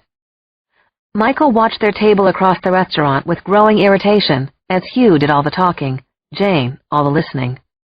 When he wasn't lecturing her, the creep was working the room. Hugh shaking hands with a magazine publisher. Hugh hugging a talk show host. Hugh pontificating over the wine list. What did she see in this jerk? Then, as Hugh and Jane were about to begin lunch, a pretty young waif of a woman approached their table. She apologized for interrupting, but held out a piece of paper and pen for Hugh to autograph. That meant he was some kind of celebrity, like an actor/model, a weatherman. Maybe he'd been in Saw 2 or something. He stood up, flirtatious, charming, nauseating. Michael watched and couldn't believe it. Jane's face and neck had gone red. She was clearly uncomfortable. But Hugh didn't seem to notice. Finally, Michael just couldn't stand it anymore. He paid for a soda, then left Jane with her Hugh. He didn't know what Jane was doing, but she was a big girl. If that was the kind of stupid, superficial relationship she wanted, then maybe she and Hugh deserved each other. Chapter 20. While Hugh flirted with an obnoxiously pretty and pathologically thin fashion model who had seen his play 4 times, I pretended to study the dessert menu, which, sadly, I knew by heart. God save me, right then I would have killed for a piece of chocolate dome cake. But I wouldn't, I really couldn't. Take your mind off it. Okay, I had to get back to the salt mines for a Thank Heaven pre-production meeting. I needed to introduce our possible financier, Carl Friedkin, to some of the creative people, casting agent, costume designer, set designer. No dome cake for you, I told myself sternly. Ixnay on the omde ake. Hugh air-kissed his skinny, doting fan while I paid the fat check for our lunch. Mind if I don't go back with you, Jane? He asked. I need to hit the gym. Unconsciously, he preened in the mirror over the bar, stroking his perfectly smooth cheek and checking out his different angles. Of course, I have the kind of face that doesn't even have angles from any direction. No, that's fine, Hugh, I said. I'm good. Actually, I was telling the truth. The less he knew about the behind-the-scenes development of the movie, the better. Since he'd played the role on Broadway, Hugh definitely thought that he should play the lead in the movie. So did my mother. The two of them had been lobbying hard for me to contract him for the part. I pretty much disagreed with every fiber of my being. Hugh was all wrong for movie close-ups. He just wasn't that kind of an actor. He just wasn't Michael. Hugh gave me a kiss on the cheek, remembering only at the last second to make it real and not an air kiss. Later, babe, he said, and then he was gone. Glowing smile, glowing tan, slicker than a snake on a rainy day. Firmly dismissing the longing to get a piece of cake to go, I hurried back to 57th Street, arriving right on time, of course. How very Jane of me. After making sure everyone knew everyone else, I started the meeting. Once I began talking, my nerves settled, and I felt pretty much in charge of the project. We're all very excited by the way the film is shaping up, I said, encouraged by everyone's rapt attention. An A-list director is just about on board. I believe we'll have the formal studio go-ahead by the end of the week." Everyone spontaneously burst into applause, and it warmed my heart. I knew this project couldn't mean as much to my creative team as it did to me. How could it? But I relished their enthusiasm and support. Then, the conference room door flew open. "No need for applause," Vivian said in sugar-sweet tones. "I'll just sit here quietly and listen. Go ahead, Jane, sweetie. Proceed." My heart sank, but I straightened my shoulders, determined to carry on despite knowing that the likelihood of my mother sitting and being quiet, or for that matter, listening, was about the same as some weird comet suddenly striking Earth and melting the fat from everyone's thighs. It would be nice, but it wasn't going to happen. "I'd like to talk about the sets," I said. "Clarence, what are your thoughts?" "I think we're going to have to build an exact replica of the Astor Court," Clarence said. "I was hoping that we might actually shoot at the St. Regis," I said, "both to save money and for added authenticity. Couldn't we, somehow?" "If I could jump in for a second, Jane, sweetie," my mother said, "I think we should build the set. It'll give us more control over the camera angles and lighting." Of course, she was right, and suddenly there were sage nods around the room. Nobody ever disagreed with my mother. The costume designer spoke next. "I was thinking that the little girl should always wear white when she's with her imaginary friend at the St. Regis." White would perfectly capture the idea of childhood innocence, I thought. "Yes, that sounds good," I said.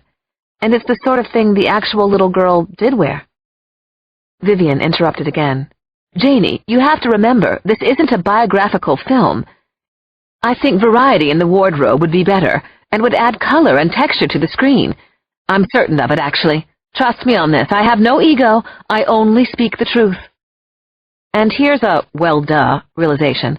It was suddenly clear to me that my mother and I had entirely different approaches to making this film.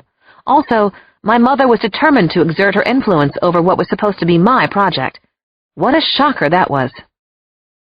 "I have a question," said Carl Friedkin. I turned to him in relief. "Yes?" "So, who would be playing the make-believe man?" Friedkin asked.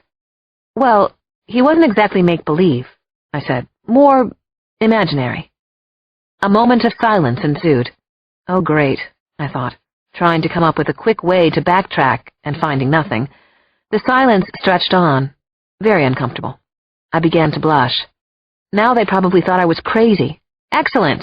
A perfect end to a perfectly heinous day. My mother rose, smiled thinly, and walked to the door. The casting agent said, "I floated the role past Ryan Gosling's agent, and she was very positive. Of course, there are so many other excellent choices. Matt Damon, Russell Crowe, Hugh Jackman, and Grant, even Patrick Dempsey." My mother turned in the doorway. Knowing every eye was on her. Looking right at me, she said, "You play the Hollywood name game as much as you want, kiddies, but I have a feeling that the perfect leading man is right under your noses." Everyone looked confused, except me. I'd just had lunch with the Hugh who Vivian had already chosen for Thank Heaven, and it wasn't Jackman or Grant. Chapter 21. Years ago, when he and Jane had wanted to escape from her constrictive and smothering Park Avenue world, they would take the crosstown bus to the Upper West Side. What a terrifically funky and eclectic world it had been back then, before the baby boomers with their McLaren strollers. Wide-eyed, Michael and Jane had explored second-hand clothing stores and West African restaurants, Spanish bodegas and Jewish delis, all mixed together and coexisting in harmony.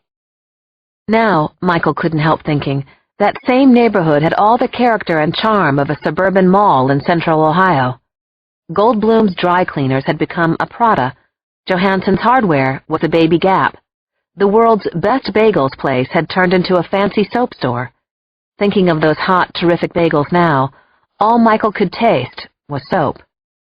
Only one really terrific place remained from the old Jane and Michael days, the Olympia Diner, at the corner of Broadway and 77th. It was run by third-generation Greeks who still managed to serve up the greasiest eggs, the fattiest bacon, and coffee so strong you had to brush your teeth after you had a cup. Michael thought it was quite possibly the best food in all of New York, way better than Danielle or Per Se. It was worth a visit just for the sign in the window. Yes, yes, yes, pancakes all around your clock. Since Michael had been back in New York this time, the Olympia had become a Saturday morning ritual. Today, he was there with Owen Pulaski. As payback for the party at which he had met Claire DeLune, he'd had a really nice time with her, talking about Jane, apparently. "So, what happened, Mike?" Owen asked as they walked to a booth on the Broadway side of the diner. "I saw you letting the lovely Claire talk your ear off, then poof, the two of you were gone off into the night." He grinned and punched Michael's arm. "We talked," Michael said. "That's all. Just talked till about 4 or so. She's terrific. Only 22 and wise beyond her years." "Talked, eh?" Owen gave Michael a knowing glance. I bet you were up all night talking about women's shoes. Or maybe the Yankees, right? Not the Gents, you dog." Owen leaned across the table, and there was that irresistible smile of his, probably the same one he'd had since he was a boy. "Tell you the truth, Mike, I'd never been with a woman who wasn't a sex object for me. And, buddy, I was married once for 2 years, which would qualify as a first and second marriage." "Really?" Michael asked in astonishment. "All women are sex objects to you? Seriously?" That smile of Owen's was back, the twinkle in his eye. "Now don't be judging me, Michael. Don't be judging me." "No, I'm not, Owen. It's just, I don't know, there's so much more to women than that. Sure, the physical, but also that connection between two people. I think that love can be great." "Ah, you think," said Owen, seizing on that. "But you don't know, do you? So there's a little bullshit tossed in there, just a little." He pinched his big fingers together, giving Michael the devilish Owen smile. The twinkle, the dimple. Michael almost felt seduced. Owen laughed. "It's great, isn't it? The look, my secret weapon. Years of practice, son. Years of practice." Michael turned his attention to the morning crossword while they waited, and Owen took the sports section, occasionally snorting and muttering out loud about teams, athletes, and horses who had personally let him down. "Give me a 5-letter word for feel deep love," Michael said a couple of minutes later. Owen didn't look up. "Horny." "And we're surprised you're single," said Patty, shapely, very cute, long blonde hair, who often waited on Michael at the Olympia and whom he was crazy about. Owen laughed, not at all put off. "What's good today, honey? Besides you." Patty raised one eyebrow and took out her pad. Michael said, "What makes you think he's single?" "Get the Eggs Benedict," she told Owen. "Real Holland rusks." Turning to Michael, she said, "He's got that look." "What look?" Michael asked. This was the kind of stuff he loved, the get-to-the-heart-of-humanity info. "That single look," she said, tucking her pen behind one perfect shell-like ear. She looked Owen up and down as if he weren't conscious. "Kind of hungry." Owen gave her his killer grin. "Hungry for you." Patty rolled her eyes, and they ordered. She nodded and swept off, blonde and graceful, as Owen watched her every motion. "Patty's very sweet. Single mom. Has a little girl who's 4, said Michael pointedly as soon as she was gone. Owen smiled. "Only one kid? I always wanted to find a single mom with at least 3 or 4. He winked at Michael. "Just kidding, Paw Joe. Don't be judging me, Michael. I like Patty. She just might be the one." Suddenly, Michael was sorry he'd brought Owen, his grin and his twinkling eyes, to the Olympia. "Don't go and hurt her," said Michael. Not quite a serious warning, but almost. "Don't be judging, Mikey," said Owen. Chapter 22. I stared at myself in the bathroom mirror, feeling like a soldier marching off to war. The pressure was on, but I had done it to myself this time. I had less than 45 minutes to do a complete L makeover, and I needed the works: hair, clothes, makeup, accessories. If they had a pill that made you lose 15 pounds in 45 minutes but shaved 5 years off your life, I would have taken 2. I was meeting Hugh at the Metropolitan Museum, and I needed to look my absolute best, which in my case equaled, well, presentable. There was a cocktail party and reception there for a Jacqueline Kennedy fashion retrospective. I would be on Hugh's arm, which meant that I would be watched closely, even jealously, in some circles. Okay, first, set the mood. I put John Legend's Once Again in the CD player and cranked it. If that didn't inspire me, I was SOL. Ah, yes, that was much better. Second, face the enemy. In my bathroom was a cabinet that held nothing but unopened makeup. Here were the bottles and tubes, lotions, and potions that Vivian regularly gave me. After 30-plus years, she was still somehow hoping that I'd turn from ugly duckling into gorgeous swan. Not going to happen, Viv. Not today, not any day. Third, arm yourself. I took a deep breath and opened a package of Clinique Dramatically Different Moisturizing Lotion. I smoothed it into my skin in clockwise circles as directed. So far, I was not seeing a dramatic difference, but I persevered. Next came a thin base of barely there foundation, which was guaranteed to give me a perfect porcelain finish. With the blotches hidden, my skin looked, let's say 20% better. Not exactly great, but an improvement, at least to my psyche.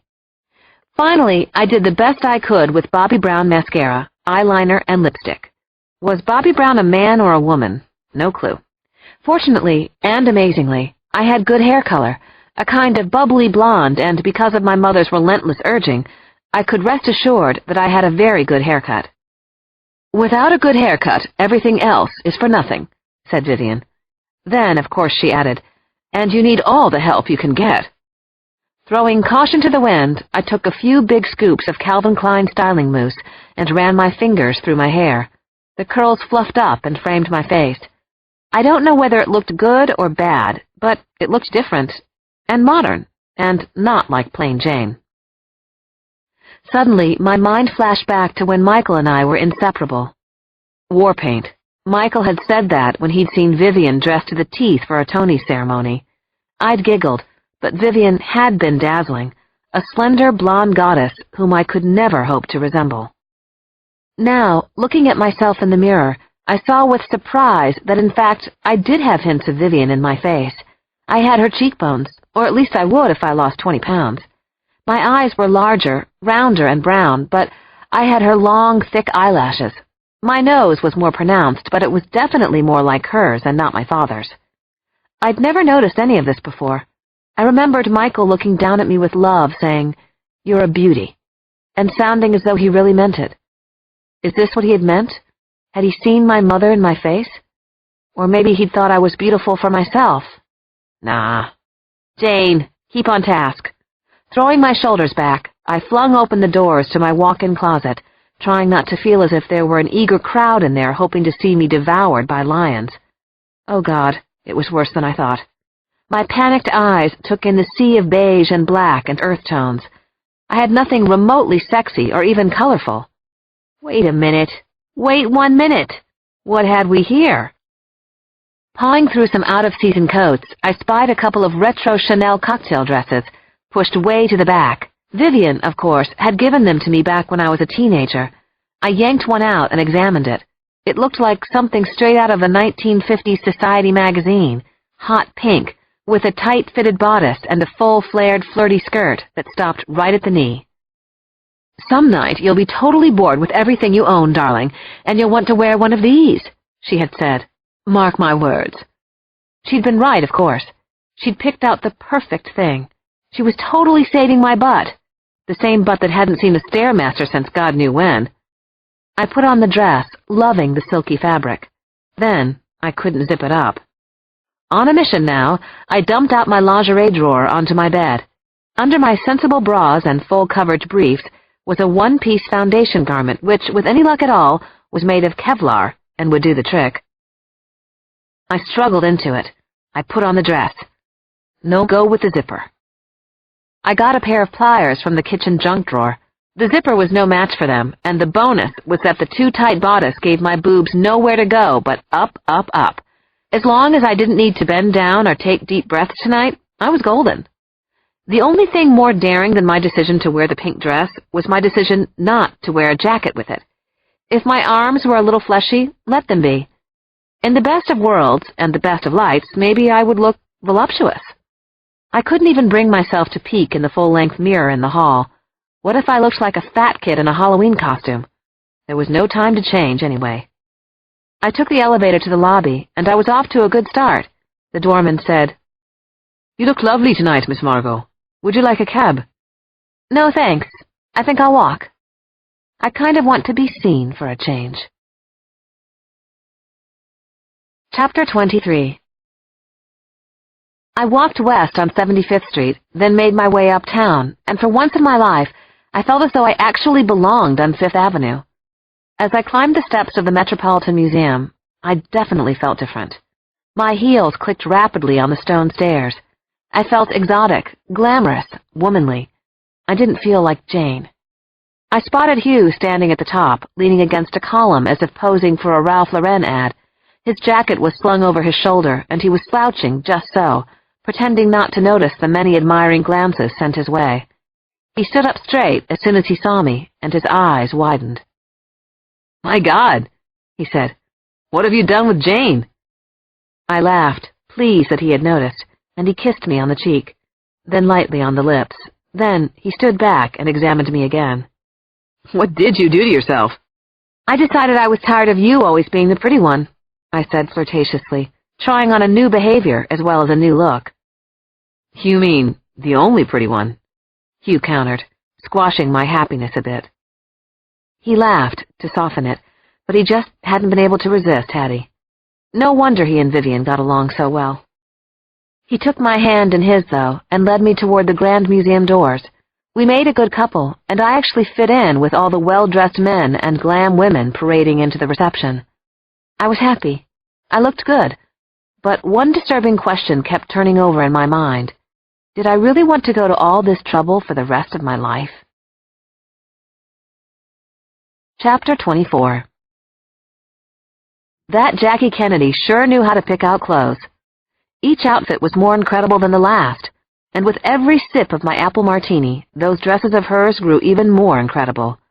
The sky blue Givenchy, the solid gold Cassini, the beige Chanel daytime suit that would never go out of style.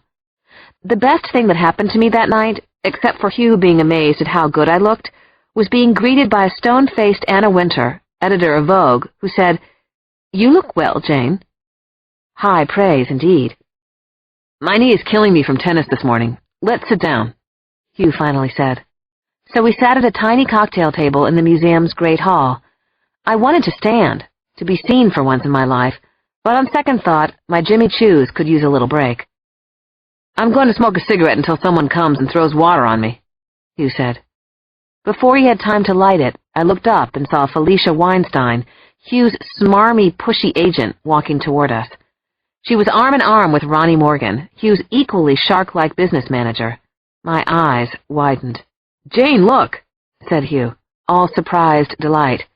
"Felicia and Ronnie. What a coincidence. Hey, why don't you guys join us? That's okay, isn't it, darling?" I was speechless, but Hugh was already scooting over to make room for his entourage.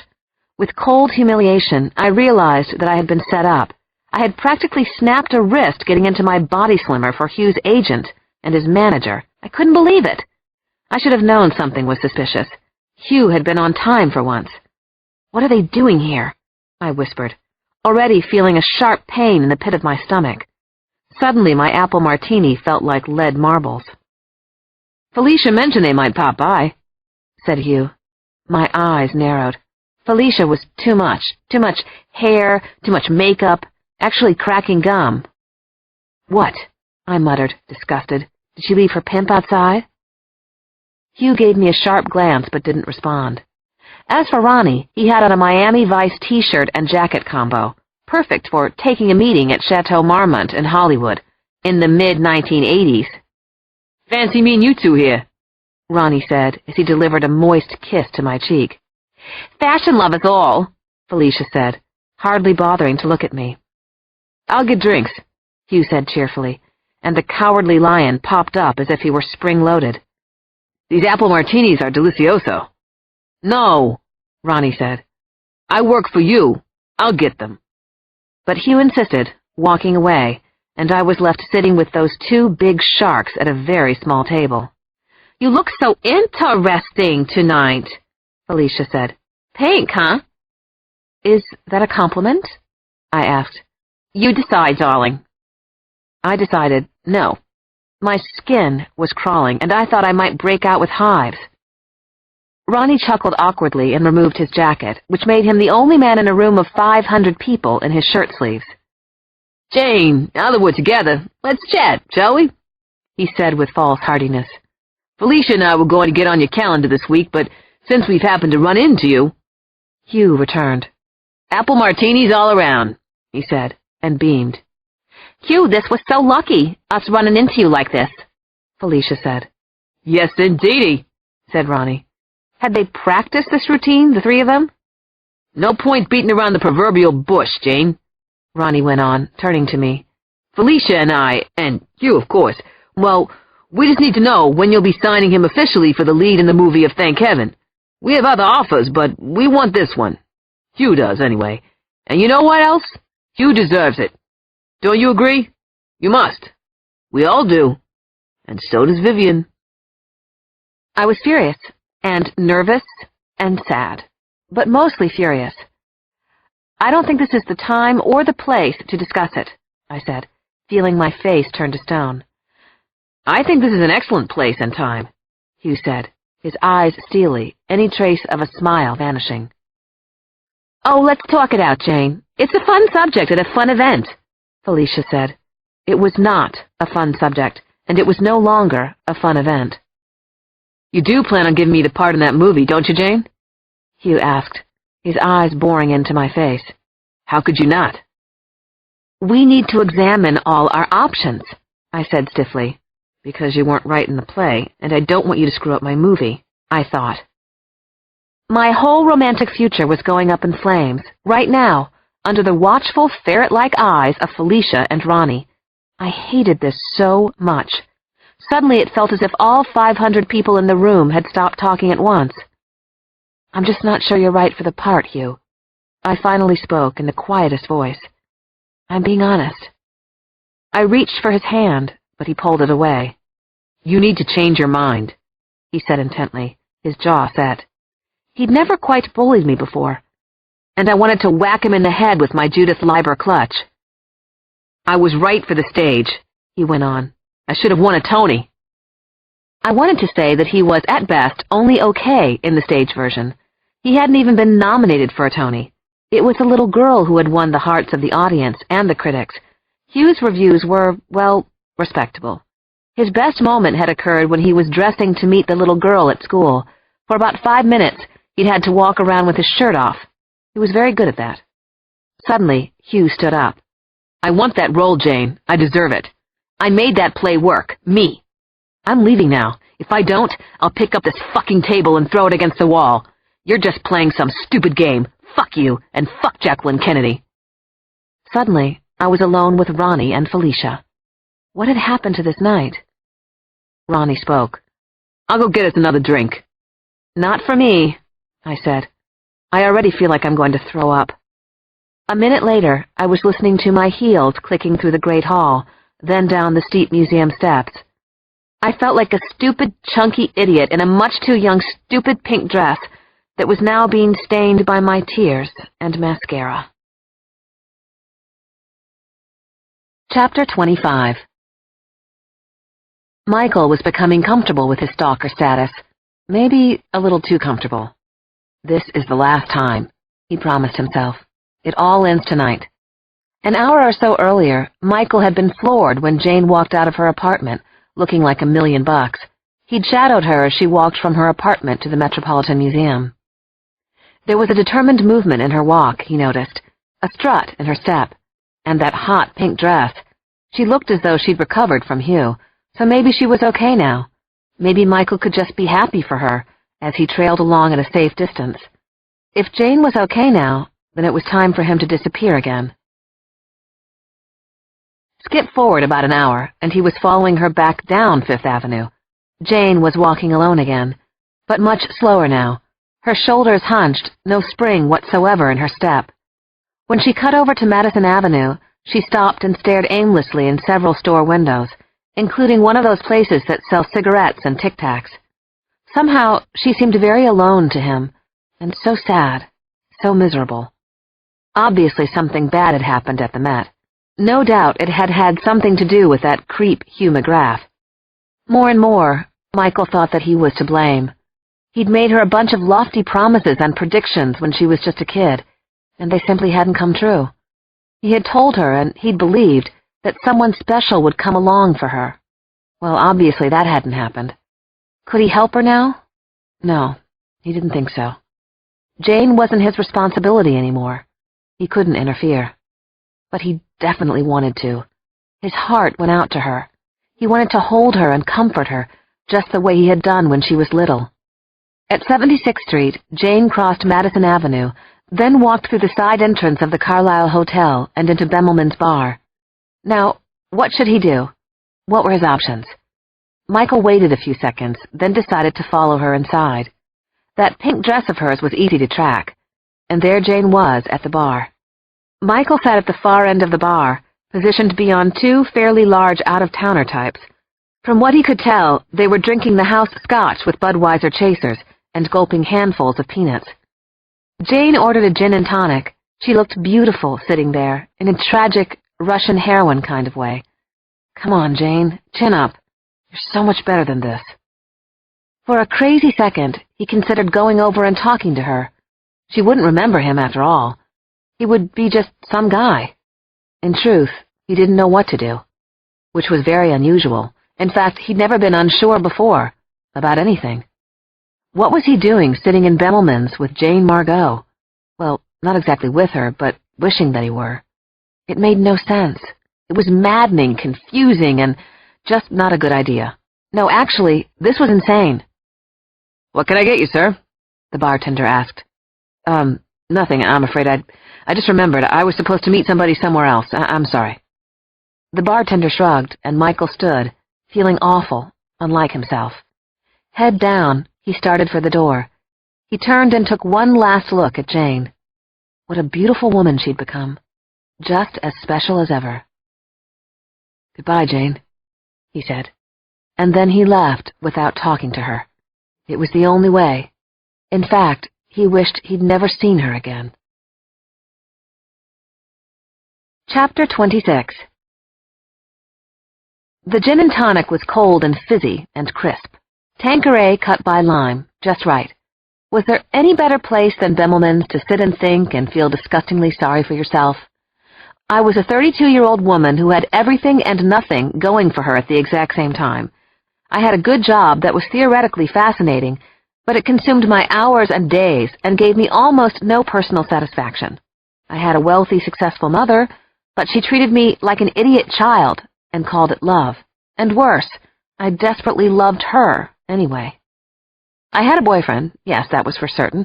Had a boyfriend, past tense. My mind began racing in a lot of bad directions all at the same time.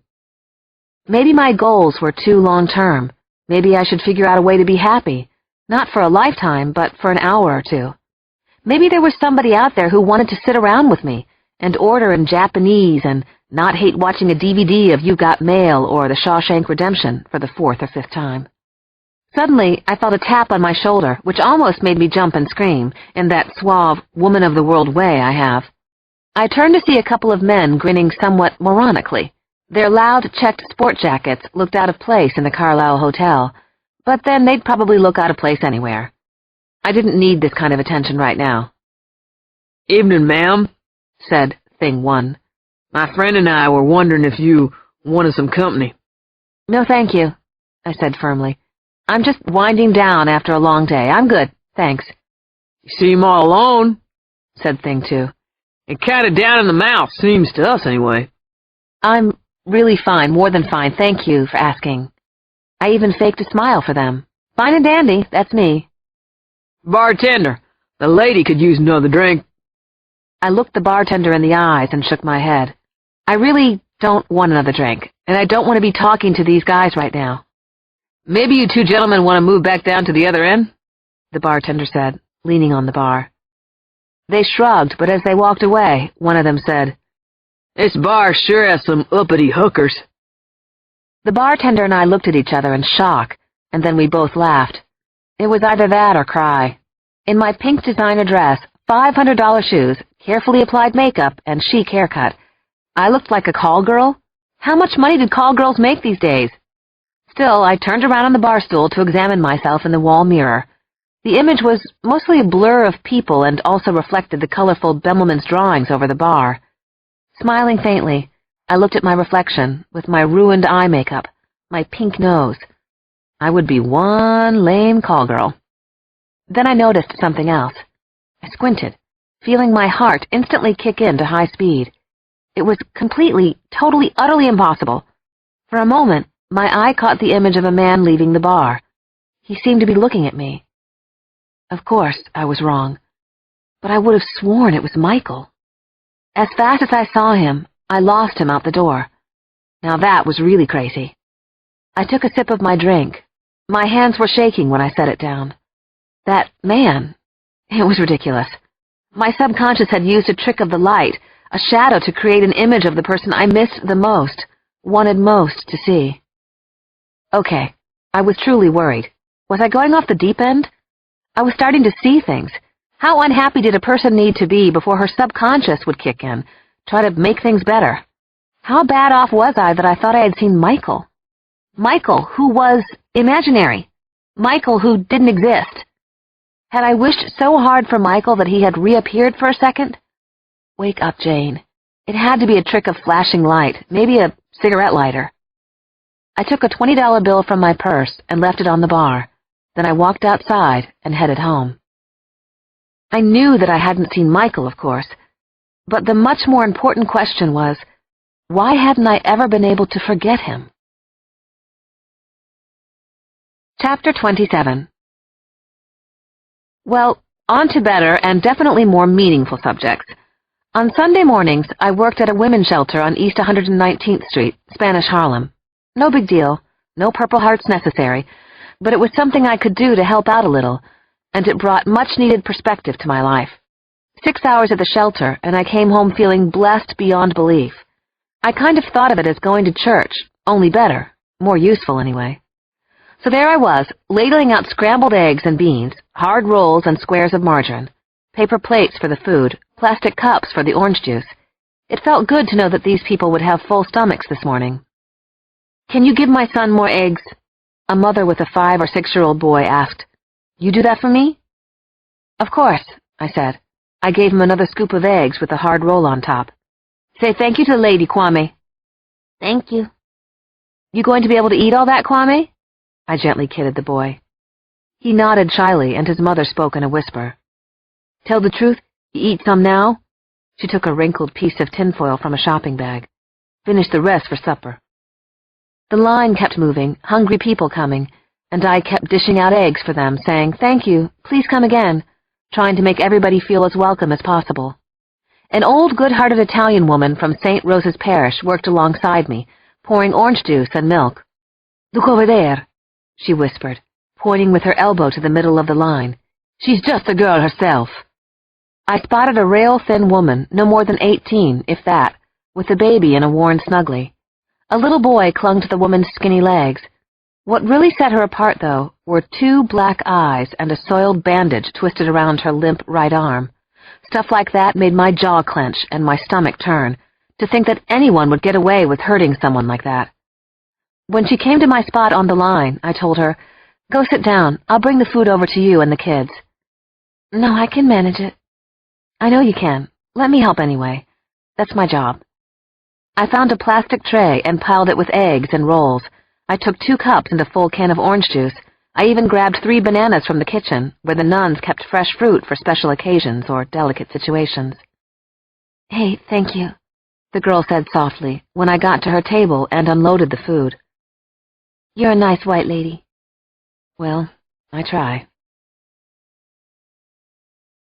Chapter 28. Finally, the last of the scrambled eggs went onto the paper plate of an elderly woman who had no teeth and wore plastic bags over her hands and her shoes. "Make it through another day," she kept repeating over and over. It was a little disturbing how deeply I related to that sentiment.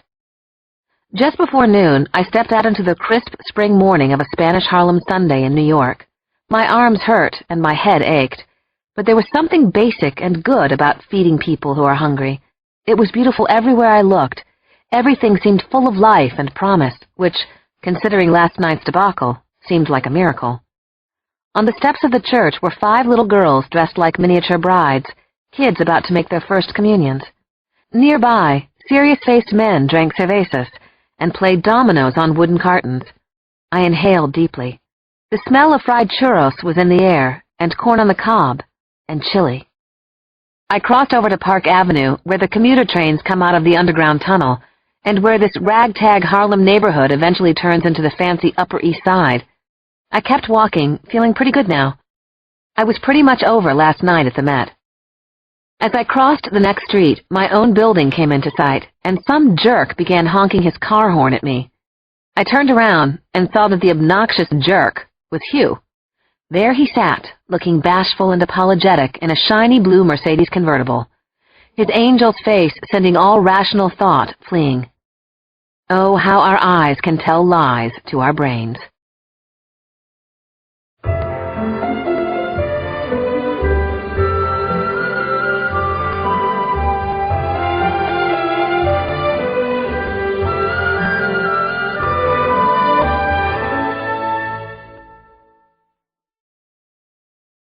Chapter 29. The only thing prettier than the navy blue sun-dappled sports car was the man driving it, and he knew it. Hugh was wearing Italian sunglasses and a light brown leather jacket that looked so soft you immediately wanted to touch it. And to give him a regular guy look, a New York Giants cap with the visor bent at the sides, just so. "Join me for a spin, beautiful." Delivered in a humorous tone I knew he'd stolen from Mr. Big in Sex and the City.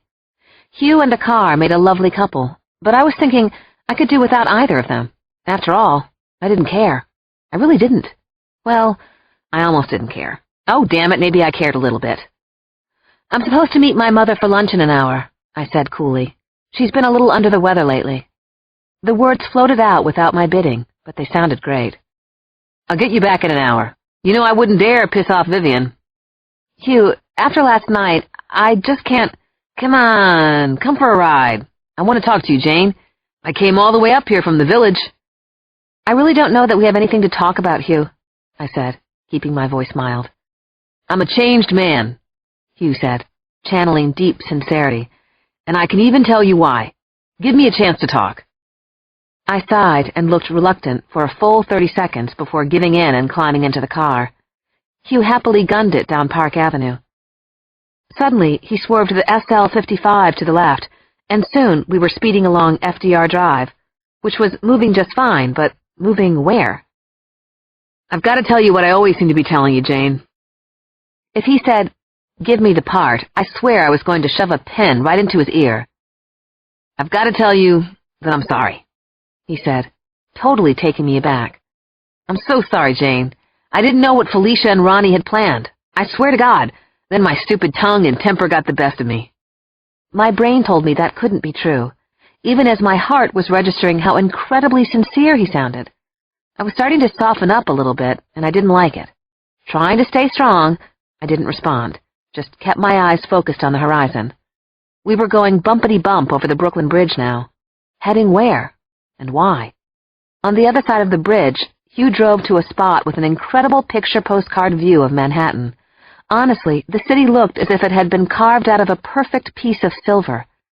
I'd never been here with Hugh, and I suddenly wondered who had been. "I guess I assumed we were on the same wavelength about the movie part, Janie," he went on. "I saw myself in the role. I did it on Broadway. It's part of me. I assumed you just saw me as perfect for it, too." He shot me a gorgeous smile, contrite and cocky at the same time. Okay, as motivation, it almost made sense. "You just weren't listening, Hugh." As usual. He draped his arm over my seat and lightly stroked the back of my neck. "You know, Jane, I also thought that this project, this little movie, could turn us into the team I know we can be. I pictured us working together. It would be fantastic. Together in our personal lives and in our professional lives. You know I'd be there for you. I could help you. Support you. I've thought about it a lot. It's my dream. Honestly." His voice was low and sincere. He was holding my hand, rubbing my knuckles gently. What was going on here? I was getting a little dizzy. I was weakening, wasn't I? He opened the glove compartment and reached in, My eyes almost popped as he pulled out a robin's egg blue jewelry box. Inside my chest, my heart seized. He couldn't. He wouldn't. This I hadn't been expecting. When Hugh opened the Tiffany's box, there was a lovely diamond. It wasn't huge, but it wasn't small either. I tried not to suck in a wheezing breath. Jane, I know we can be great again.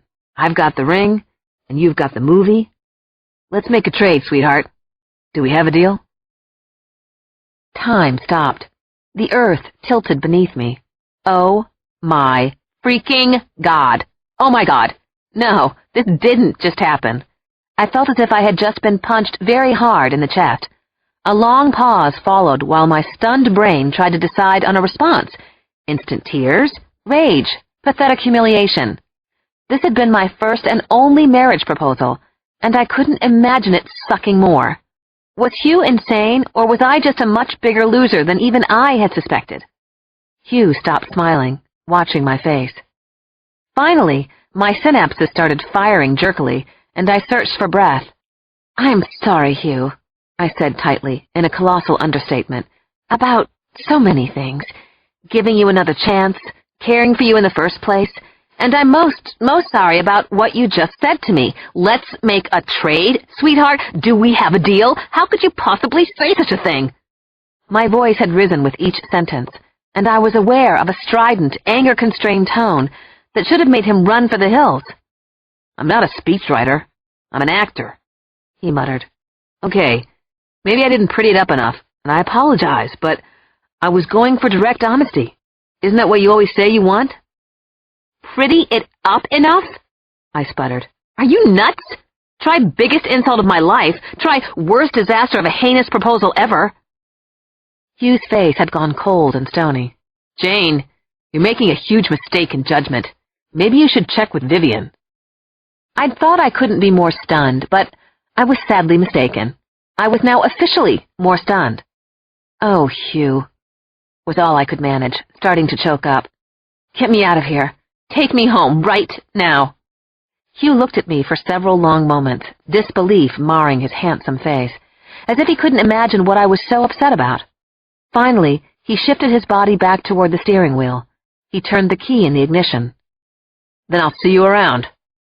He leaned across me, flicked my door open, then popped my seatbelt loose. He leaned against his seat and waited, disdain oozing out of every pore. "What?" "Get out."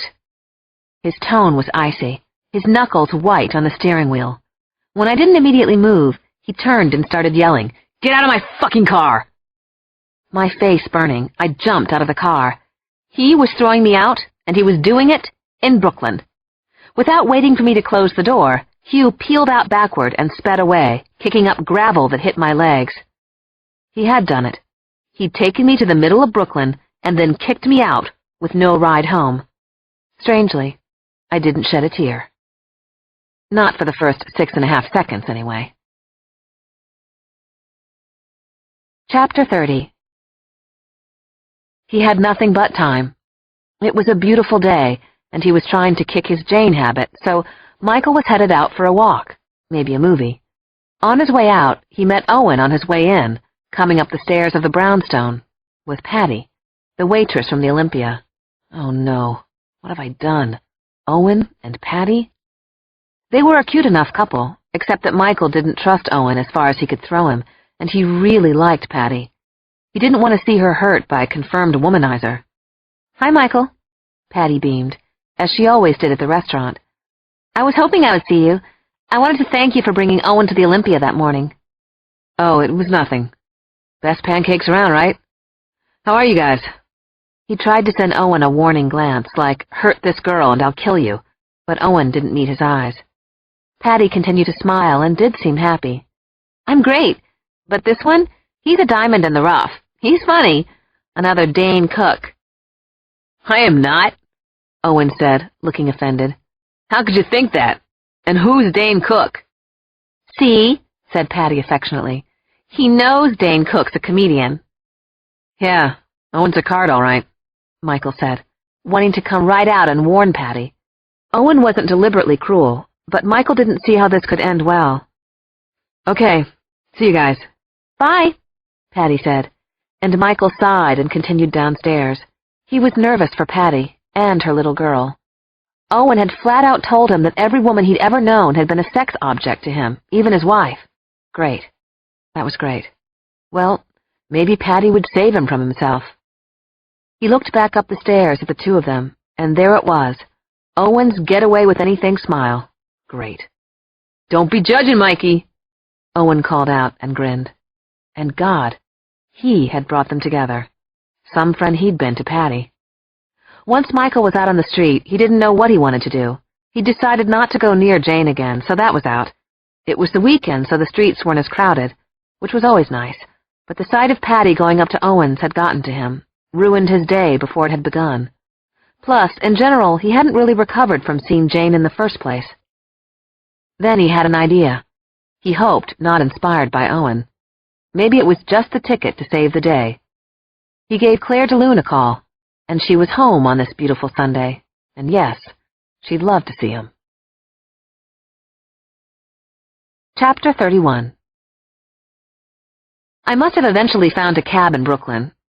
It must have gone back over the Brooklyn Bridge, and it must have dropped me off at my apartment on 75th Street. It must have happened, but I don't remember any of it very well. I do remember seeing Hugh peel away. I remember the sharp gravel hitting my shins. I specifically remember giving him the finger.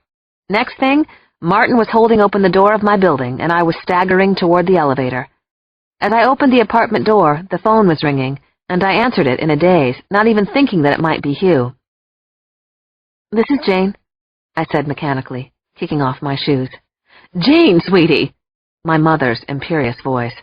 where are you? You said you were coming for lunch. I have that wonderful Gravlax from Zabar's.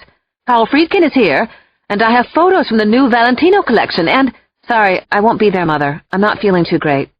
Slight understatement. I think what you're feeling is maybe Hugh McGrath, my mother said playfully. Bring the dear boy along. It will be fun. We can chat about Thank Heaven. Oh, that was so not going to happen. Hugh isn't here, and I'm not feeling well. I'll talk to you later, Mother. I didn't wait to hear her say goodbye. I immediately decided that I couldn't bear being in my empty apartment. Anywhere but here. Well, anywhere but here and Brooklyn. I changed my gravel-ruined pants for some jeans and a Music in the Park t-shirt and started walking downtown. No destination in mind. In 20 minutes or so, I was heading west on 57th Street. There was the Robinson Galleries and Hermes, and then my childhood home away from home, Tiffany's. The sign in the window read, "Open Sundays, 11 to 6, which I knew, of course. How many Sunday afternoons had Vivian and I spent here, trying on estate jewelry and looking at diamonds through a loop? I had probably been the only 7-year-old who could knowledgeably discuss facet proportions and the merit of an Asher cut versus a brilliant one. I leapt through the revolving door on 57th Street, timing it as if I were jumping rope. In no time, I was near the Fifth Avenue entrance, and all of a sudden, I was shopping for a diamond. Chapter 32. Whenever I was inside Tiffany's, memories rushed back. The feel of the carpet beneath my feet, the shine of the wooden panels, the heat of the lamps under the glass counters. This was the one place where Vivian and I had gone alone, without her entourage, and we were like a real mother and daughter. This was where my mother seemed most herself, even more than when she was at the theater, and happiest. I studied the display case as if I were planning a June wedding, which, oops, I guess I had put the kibosh on earlier today. The diamond rings were like a constellation, all lined up in a divine, predestined order, from the smallest, barely visible diamond ring, $1,100, to the exquisite natural pink and yellow square cuts and pear cuts, big rock-like gems that easily went for $200,000 a piece, without the setting. "May I show you something?" A young saleswoman had appeared out of the ether. She was my idea of elegance in a simple black suit with a lovely string of pearls, everything just so. I said. I saw her surreptitious glance at the naked fingers of my left hand. "You know," she said confidingly, expertly unlocking the case, "lots of women are gifting themselves with diamonds for their right hand." Gifting themselves. Now there was a phrase. It sounded so much better than, say, ridiculously indulging. Yes, I had actually seen the ads in Vanity Fair and Harper's Bazaar. The right-hand diamond. Your left hand says you're loved. Your right hand says you're independent, blah, blah, blah.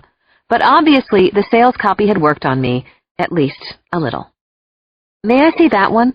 I asked, pointing to a classic Tiffany cut diamond in a simple platinum setting. The diamond was easily 2 carats. "It's beautiful, isn't it?" the saleswoman said as she delicately placed it on a piece of black velvet. It burned with an inner fire, and even when I was 7, I could have told you that its cut was perfection. God, it was beautiful. So beautiful that it almost hurt my eyes. It hurt my heart, too. "Try it on," urged the devil's handmaiden. I slipped it onto the 3rd finger of my right hand. Whew! I felt like a real grown-up. It practically made my wrist clunk down on the counter. It was truly, truly stunning. "It fits you perfectly. It won't even have to be sized," she said in a conspiratorial whisper. I had been to Tiffany's enough to believe that the man in the gray suit standing next to me, the man pretending to be looking at diamond rings also, was a security guard. Did I look suspicious? Dangerous? I could only wish. "What's the price on this?" I asked, feeling my heart lurch. She whispered, $65,000. Somehow, she made that number sound like an unbelievable steal. I calmly said, "I'd like to buy it." As if she heard that statement every 10 minutes, the saleswoman said, "Of course." I handed her my credit card and IDs. The transaction went quickly, and yes, Virginia, there's a reason for that. After reading my driver's license, the saleswoman asked, "Are you by any chance related to Vivian Margot?" "She's my mother." The saleswoman let out a knowing, "I see," and within a few minutes I was standing out on 5th Avenue, the diamond facets on my hand catching the sun just perfectly. I sneaked a look at my hand as I began walking downtown. I waited for the traffic light to change. I sneaked another look at my hand. Then I glanced to my left. There it was, just as inviting as Tiffany's. Chapter 33. "The St. Regis. I love the St. Regis," Claire said, as she and Michael turned the corner of 55th Street and the hotel was revealed. He had picked her up at the place she shared with another model near Bryant Park. Then they had walked north on 6th, then 5th. He'd kidded that maybe he could buy her a little something at Tiffany's, another weird Jane memory popping into his head. "Are you rich, Michael?" Claire asked, laughing. "In spirit only," he said. Actually, all he had to do was snap his fingers, and he had most of what he wanted. Literally, snap, and some cash would appear in his pocket. He didn't know how it happened, but why fight it? Anyway, Michael's needs were few. The simple life suited him best. "Can we go in?" asked Claire. "Absolutely. We love the St. Regis." And suddenly there it was, right in front of him, the Astor Court. Everything about the hotel restaurant seemed to have changed, and yet everything seemed exactly the same. Women in designer outfits, dads treating their kids to lunch, whole families attacking petit fours and Napoleons, tarts and creme brulees. "Will that be two?" the maitre d' asked. "Please, two," said Michael, feeling his pulse racing just a little. Now, why would that be? It wasn't as though he'd see Jane here, not even 8-year-old Jane. He and Claire were seated at an intimate table for 4, and within moments someone swept away the 2 extra settings. "This is fabulous," said Claire. "Somehow I've never been here, after 5 years in New York." Michael smiled at her, glad he could give her this pleasure. His eyes examined every aspect of the room. It almost did seem to have been frozen in time. The music playing was Love in Bloom. The trolley was piled high with desserts. Porcelain trays were full of tea sandwiches. Except that there was no imaginary friend eating melon, no 8-year-old girl devouring coffee ice cream with fudge sauce. It was as if the stage had been set, but one of the most important characters hadn't shown up. Jane was missing from the scene. What was he doing? Trying to recapture some of the happiest mornings of his life, with Claire de Lune as a stand-in for a sad, brave, amazing girl who had kept his heart when he'd left her behind. He looked at Claire. "Is this okay?" he asked. She beamed. "Of course. I love it, Michael. Any girl would. And in case you haven't noticed, I'm a girl." He swallowed. Yeah, well, I did notice that. Chapter 34. The heady rush of spending a fortune on a rock that could be used as a spotlight from a space station was starting to fade, leaving me a little jittery, like any self-respecting addictive substance. Now I desperately needed to relax, to calm down. And yes, since this was go-to-hell day, to eat dessert. The St. Regis was the perfect place for all of the above. I was hanging on by a thread. My ex-boyfriend was an egomaniac and a complete and utter jerk. My current mother was making me crazy and had been for decades. I had just spent a huge sum of money on a ring I didn't need. Beyond that, everything was just fine and dandy. "Would you like to see a menu, miss?" the waiter asked. How did he know I was a miss? Was it in my eyes? The way I held myself? I needed to seize control. "No, I'll just have iced tea," I said virtuously. "Thank you." "Of course." Then my sanity returned.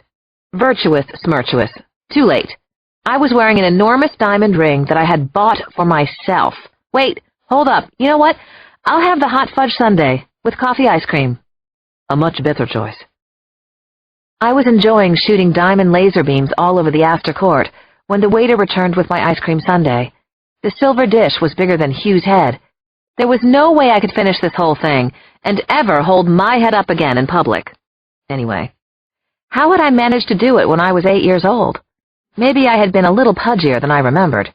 Or no, much better, it had no doubt been served in a much smaller dish back then. Yes, that was the ticket. The first luscious spoonful brought everything rushing back. It was all very Proustian, remembrances of guilty pleasures past and all that good stuff. How I had loved those Sunday afternoons here with Michael and at Tiffany's, wherever Vivian wanted to go, as long as I was included. My mother and her friends would sit gossiping or doing business, and Michael and I would wander into our own little imaginary world. Was that the last time I had actually felt happy? If it was, then I was more pitiful than I wanted to admit. I took another spoonful, this time making sure that the ice cream was accompanied by just the right amount of fudge sauce. This was so what I needed. This and the honking big ring on my right hand. I wiggled my fingers, letting it catch the light. Speaking of pitiful, since I didn't seem to be able to avoid it, I had to admit that I still believed in my imaginary friend from childhood. What should that tell me about myself? And then, I blinked, looked away, and blinked again. What the? I had noticed a couple sitting just a few tables away.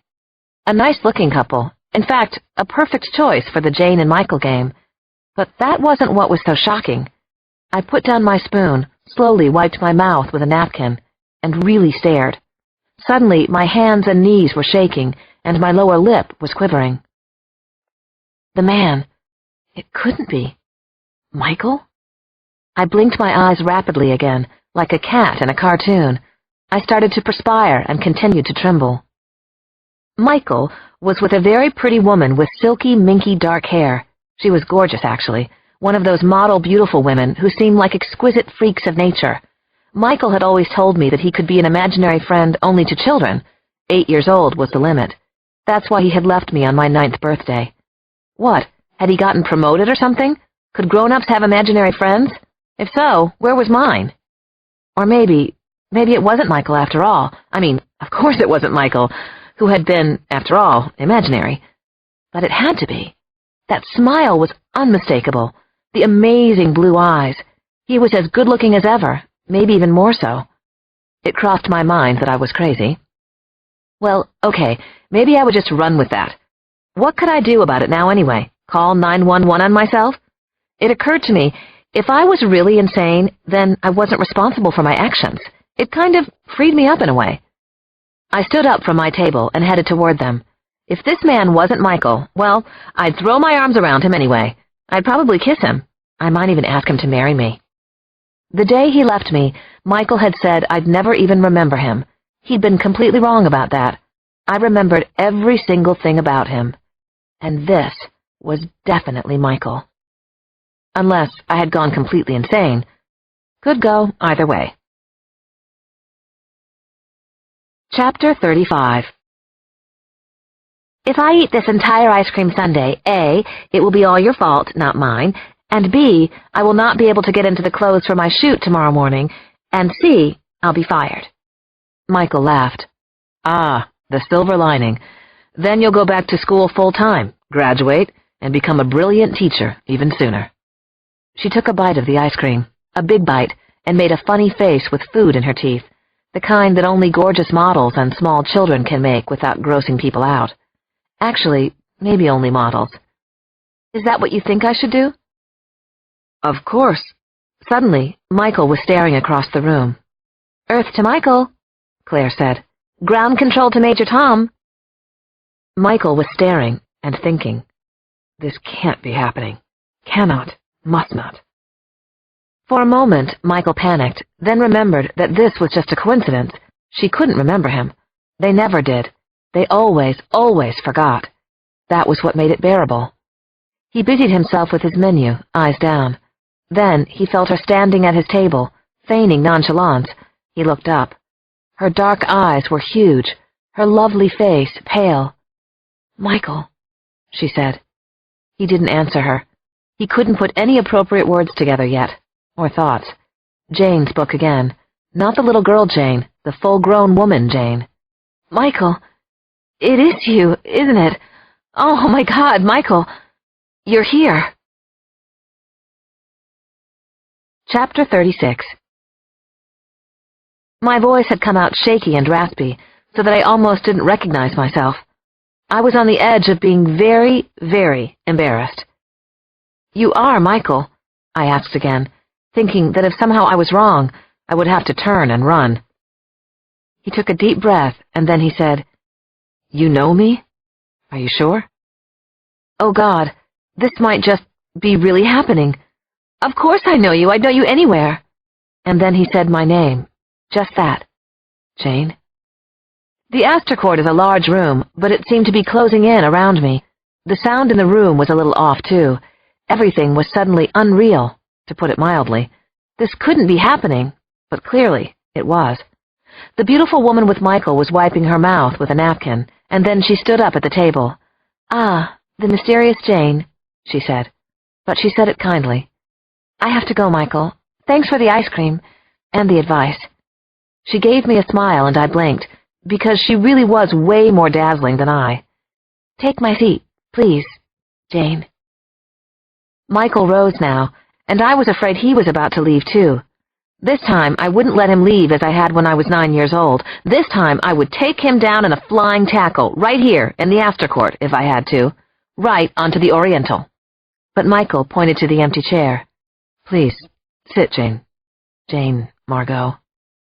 I sat, and then he and I stared at each other. It was like meeting someone out of your dreams or fantasies or a beloved character from a favorite book. How could this be? Any of it? There wasn't a logical answer that I could think of. Good thing I had given up on logic when I was 12 and realized I was never going to marry Simon Le Bon. Michael still seemed to be somewhere between 30 and 35. I saw the exact same recognizable pattern of freckles across his nose, his eyebrows, his ears, his hair, and finally, his eyes. They were all the same. Those beautiful blue eyes, the kindest eyes I'd ever seen. I'd looked into those eyes 1,000,000 times, and I was looking into them now. So incredibly blue. The next question couldn't have been any more honest on my part, and it was something I desperately needed to know. "Michael, are you imaginary?" He looked uncomfortable. "I guess that's a matter of opinion." "What are you doing here? How can this be happening?" He threw up his hands. "Honestly, I have no idea. I'm just in New York, waiting for my next assignment." "Oh, so that wasn't her?" I asked, leaning my head toward the exit. "You of all people don't have to ask that," said Michael. "You know what I do, and it isn't with grown-ups." He frowned. That didn't come out right. "And you just ended up at the Astor-Court on a Sunday, and I wound up here too?" He shrugged helplessly, looking as bemused as I felt. "Looks like it, huh?" In a way, it was comforting that he seemed as confused by this as I was. "Jane." I couldn't believe it was him, Michael, saying my name. "How did you remember me? That isn't supposed to happen." "I don't know," I said, feeling a weird sense of calm coming over me. "You said I'd forget you, that I'd wake up and not remember you, But the next day, I woke up and realized you were really gone, and it was like a safe had fallen onto my chest. I couldn't get out of bed. I cried for days. Michael looked at me, appalled. I just never forgot you. I've thought about you every day for 23 years, and now here you are, back again.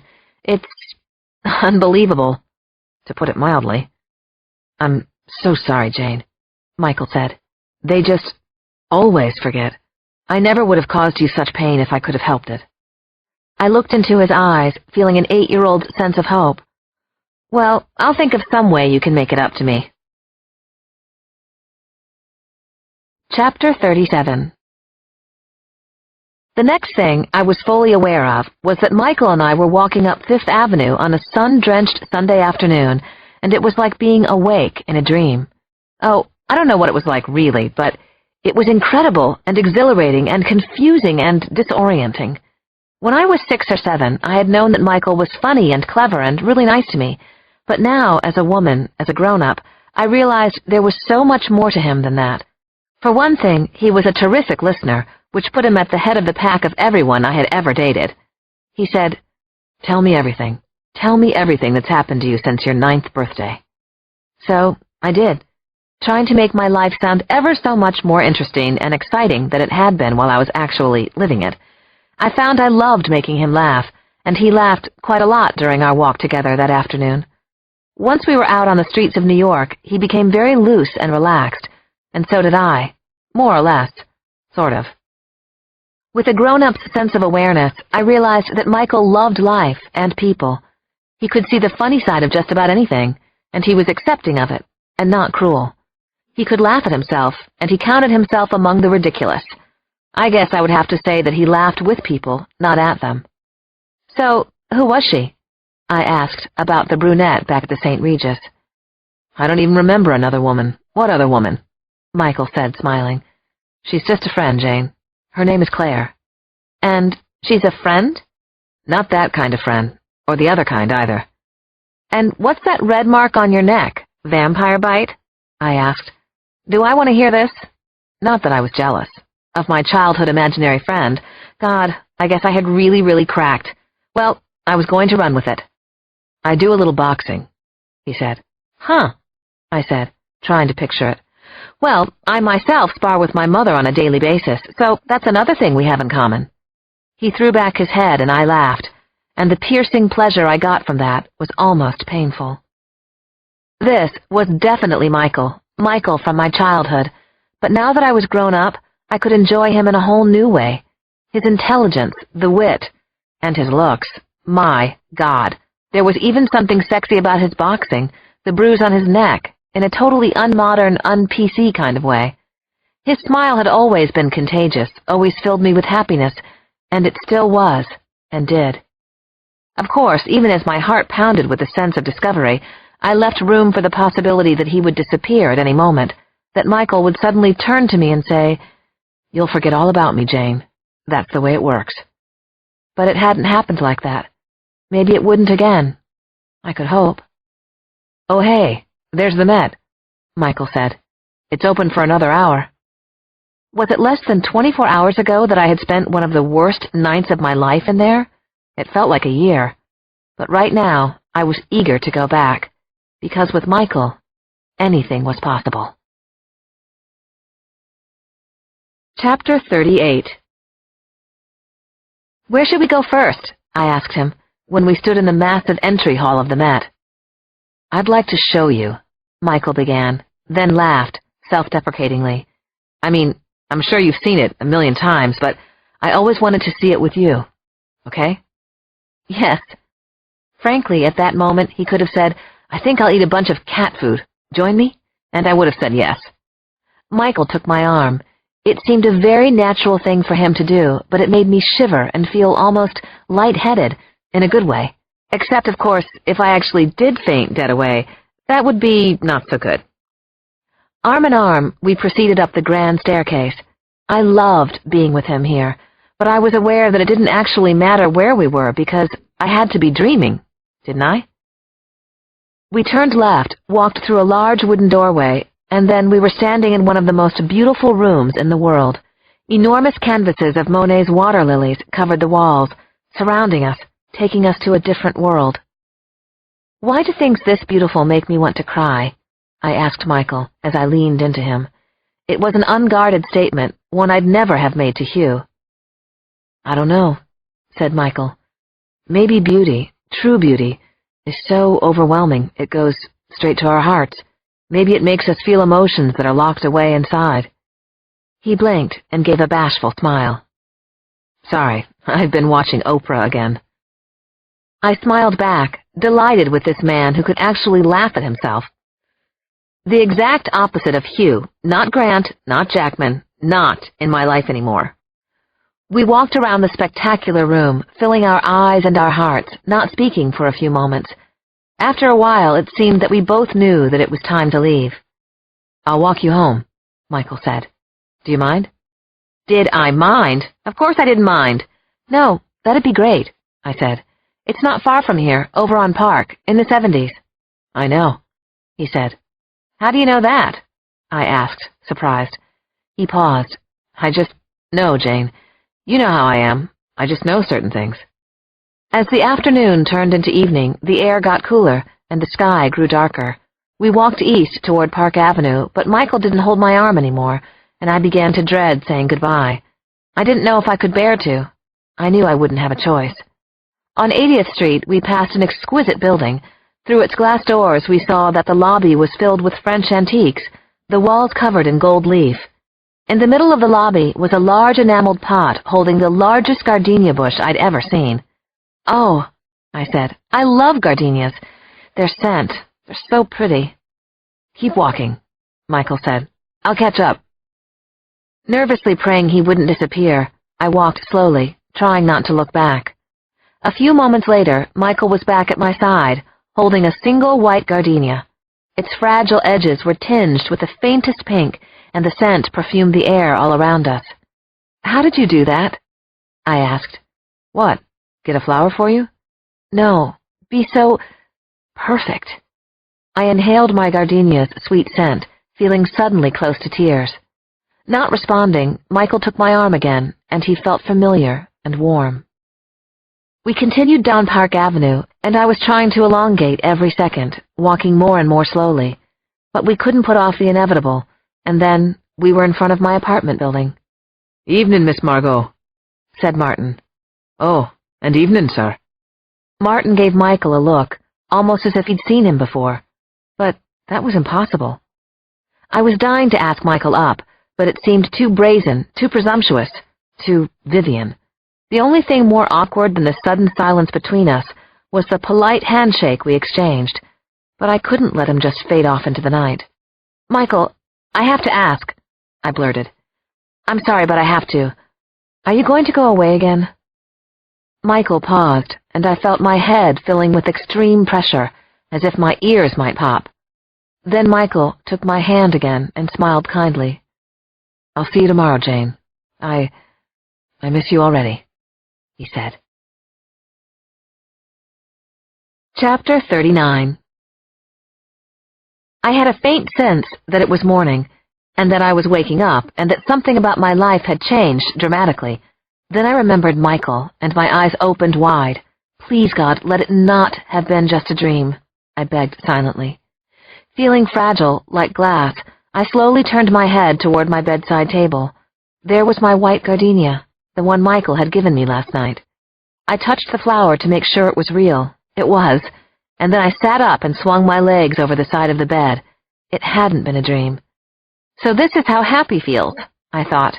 The energy, the automatic smile. This is what it's like to look forward to the day, to believe there could be good things coming. It was a new and different feeling. Out in the kitchen, I poured myself a large glass of orange juice. My answering machine was blinking urgently at me, and I drank my juice and hit the play button before it had a heart attack. "Jane, it's me. What can I say? I'm so sorry. I don't know what came over me. I feel just awful about the car thing in Brooklyn. Call me and erase. Jane, sweetie, I think it was a tad cavalier of you to skip lunch. I didn't get to give you your kiss, and you know, Carl Friedkin is vitally important to erase.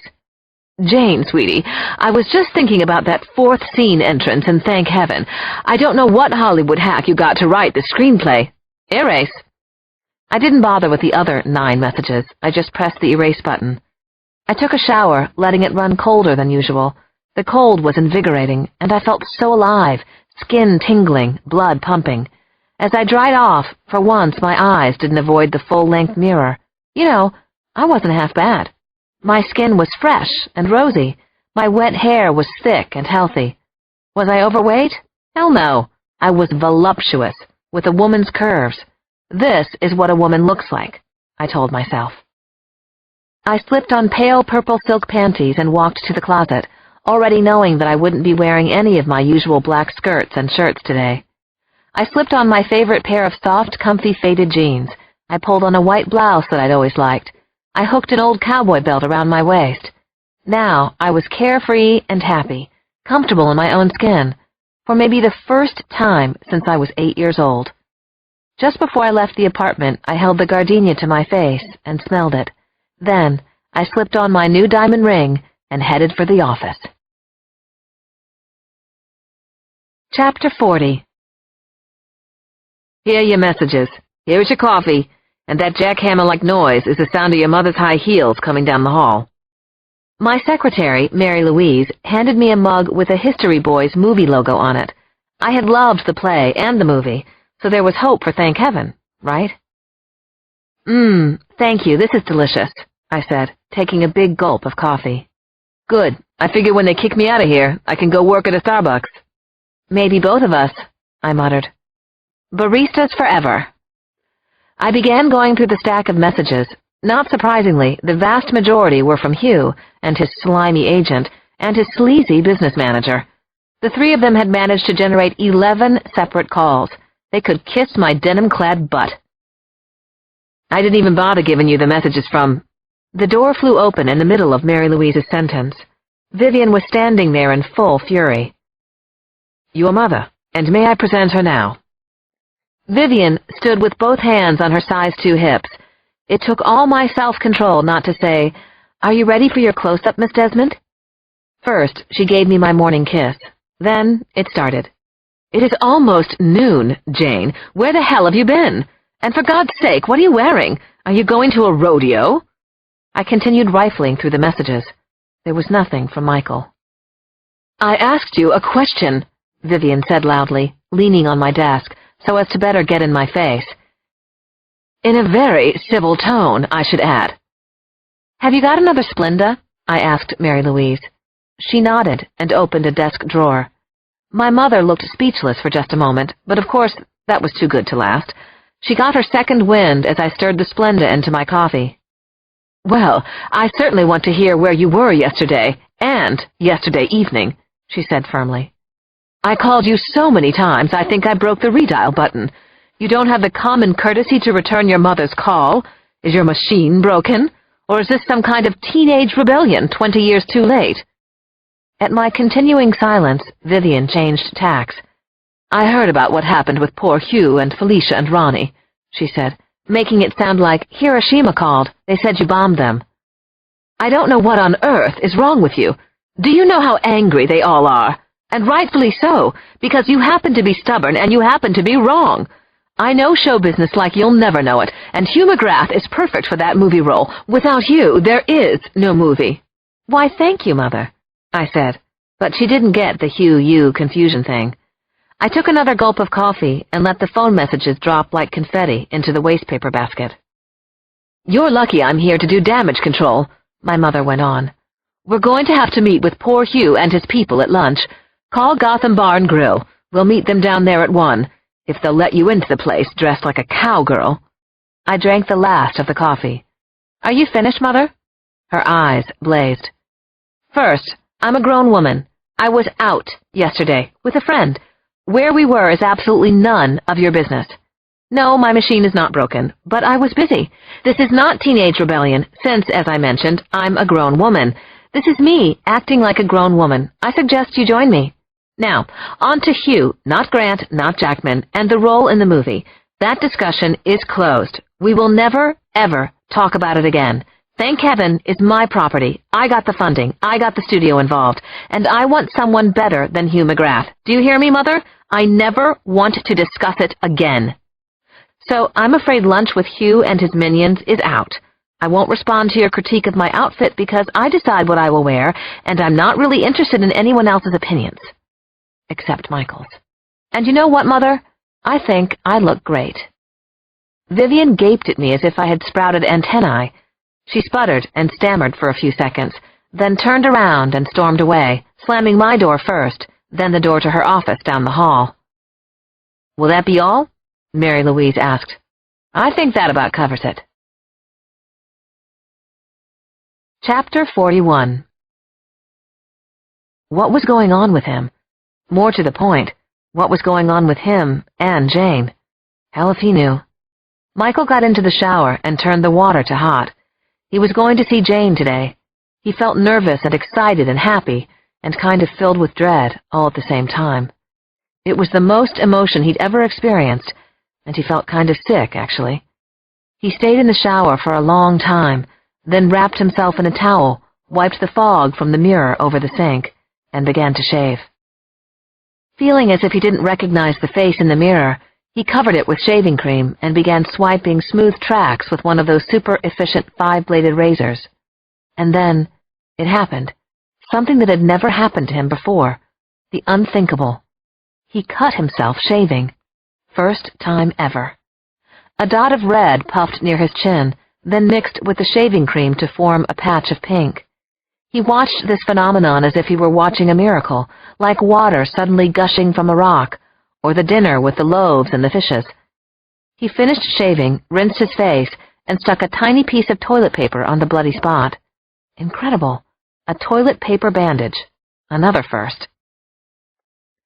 He dressed quickly in whatever was clean and walked out into the hallway. He turned to lock the door behind him, just in time to catch Patty from the Olympia, sneaking out of Owen's place. "Hey, Michael," she said, blushing prettily in an old-fashioned way. "You nicked yourself shaving, huh?" Hey, Patty. Yeah, I cut myself. Isn't it something? I guess, sure. Well, gotta go. My mom's staying with Holly, my little girl. I have to take her to school. Then off to work at the pancake factory. Be careful out there, Michael said.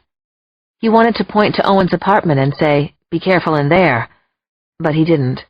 Patty grinned. "Hill Street Blues. I loved that show. That's what the sergeant always said, right? Later, Michael."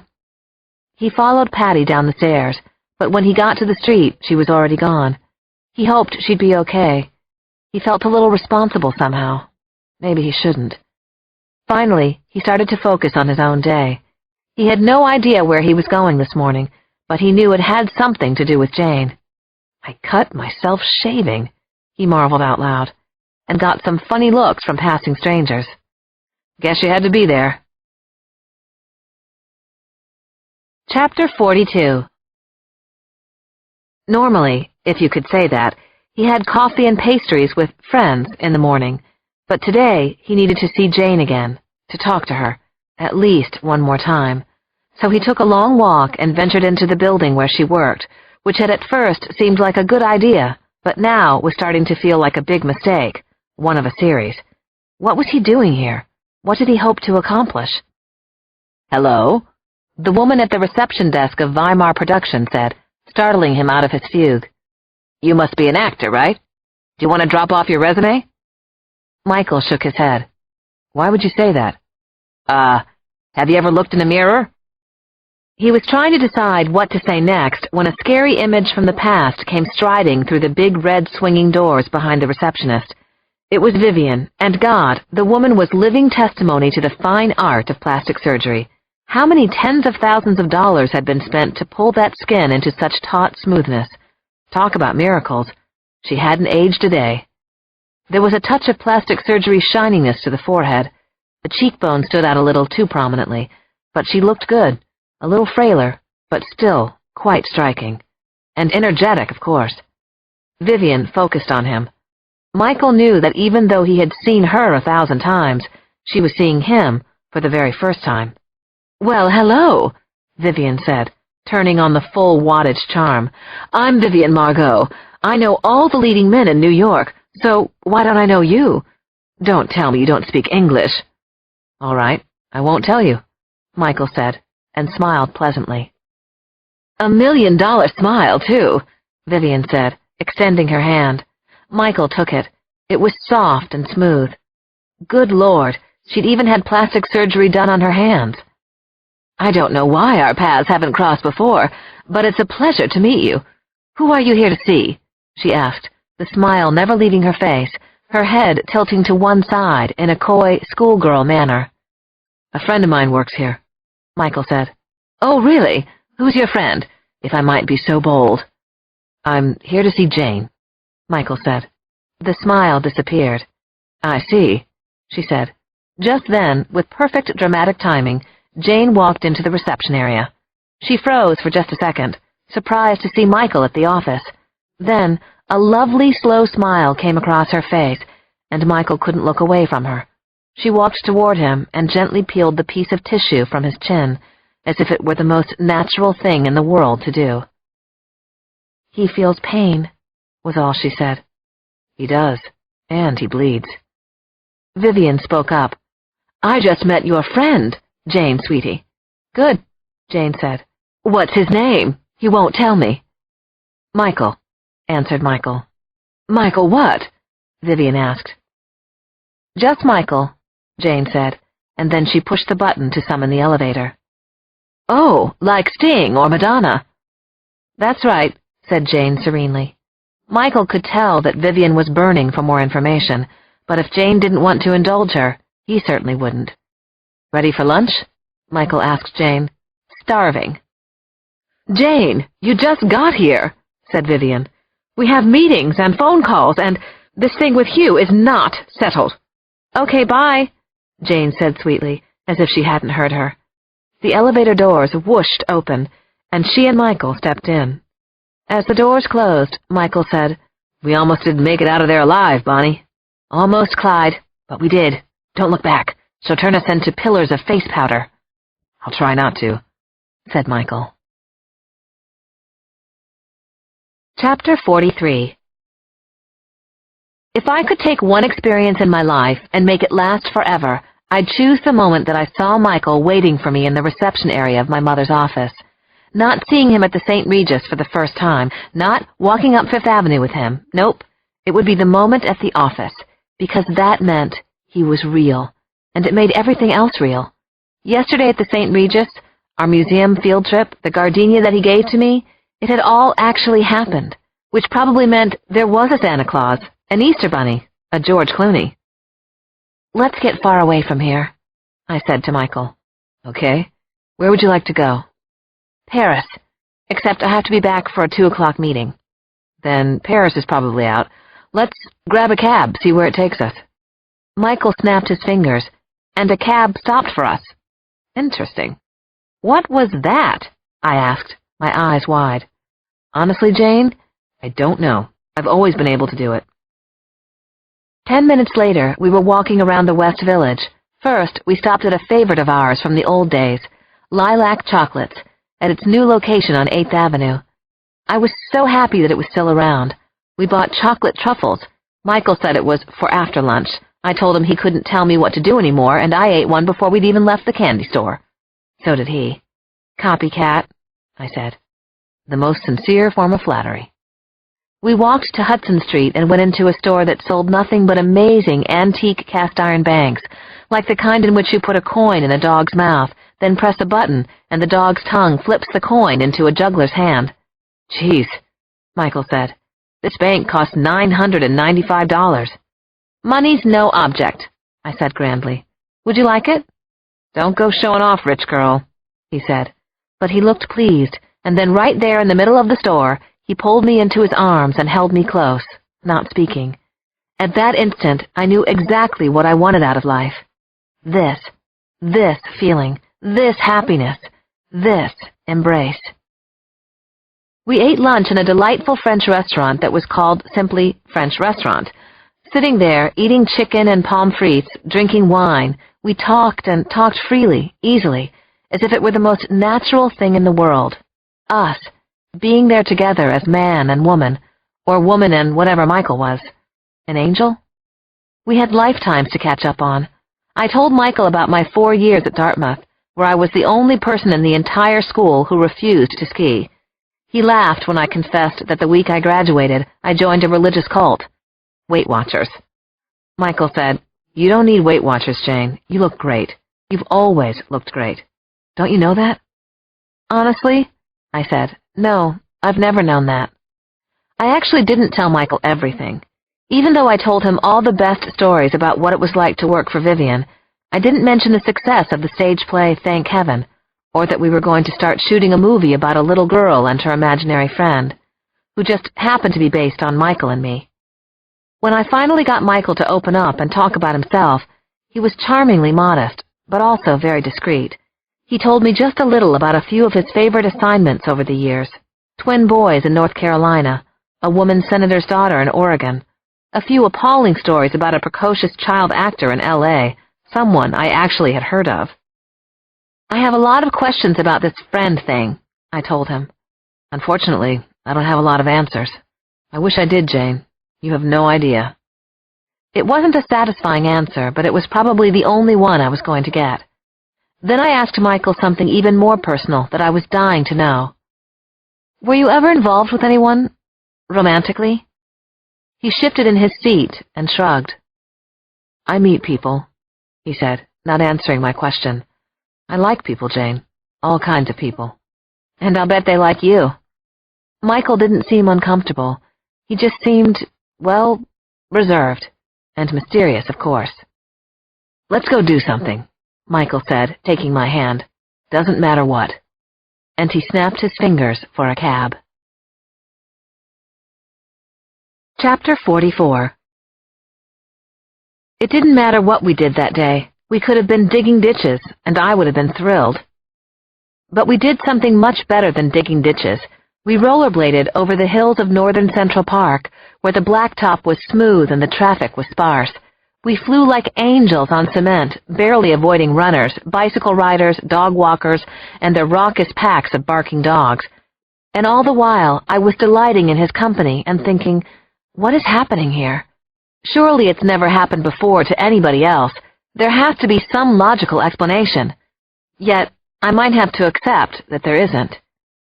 I hadn't been on rollerblades since I was 10 years old. I remembered that my mother called me a clum, that is, a person with no natural grace. It did not seem to have improved much with age. At 96th Street, I was practically touching the ground as I tried to make it to the top of one of the steepest hills in the park. My calves and thighs ached. And then suddenly, we were at the tip-top of the hill, flying downhill fast, fast, completely out of control. "Michael!" I screamed. He grabbed my hand. "Trust me," he yelled back. So I did. And amazingly, we didn't crash, didn't wipe out. Michael was taking care of me again, as he always did. Safe and sound at the bottom of the hill, we flung ourselves onto the thick grass, panting, a few feet away from an old woman in a wheelchair. She was there with a nurse companion in a starched white uniform. "I thought you had a 2 o'clock meeting," Michael said suddenly, looking at his watch. "I did. I missed it." I felt a singular lack of concern. It was interesting. The old woman was watching us, smiling now. Her companion fixed a shawl around her and began pushing the wheelchair away. The woman turned and called, "Good luck to you two. You make a lovely couple." I agreed. I looked at Michael, but his face gave nothing away. "Are we a couple?" I asked Michael, holding my breath at his answer. He laughed lightly. "A couple of nut jobs, maybe," he said. Not what I wanted to hear, but I dropped it. For dinner, we had hot dogs in the park, hot, spicy, and doused with mustard and relish. We walked and talked, and eventually we were at my apartment building again. "Well, here we are," I said, with crackling wit. We stood outside the entrance to my building, and Martin, the doorman, discreetly moved away from us. Yes, I would ask Michael to come up to my apartment now. Of course I would. And Martin would approve. But as the fateful words were about to come tumbling out of my mouth, Michael leaned in close. Yes, I thought. Oh, yes, please. His face was only an inch or so from mine. and my breath caught. I'd never seen him so close, his smooth skin, his blue eyes. Then he suddenly pulled away, almost as if he were afraid of something. "Good night, Jane," he said. "It was a perfect day, but I think I'd better go now." He turned and walked away quickly and didn't look back at me. "I miss you already," I whispered to nobody.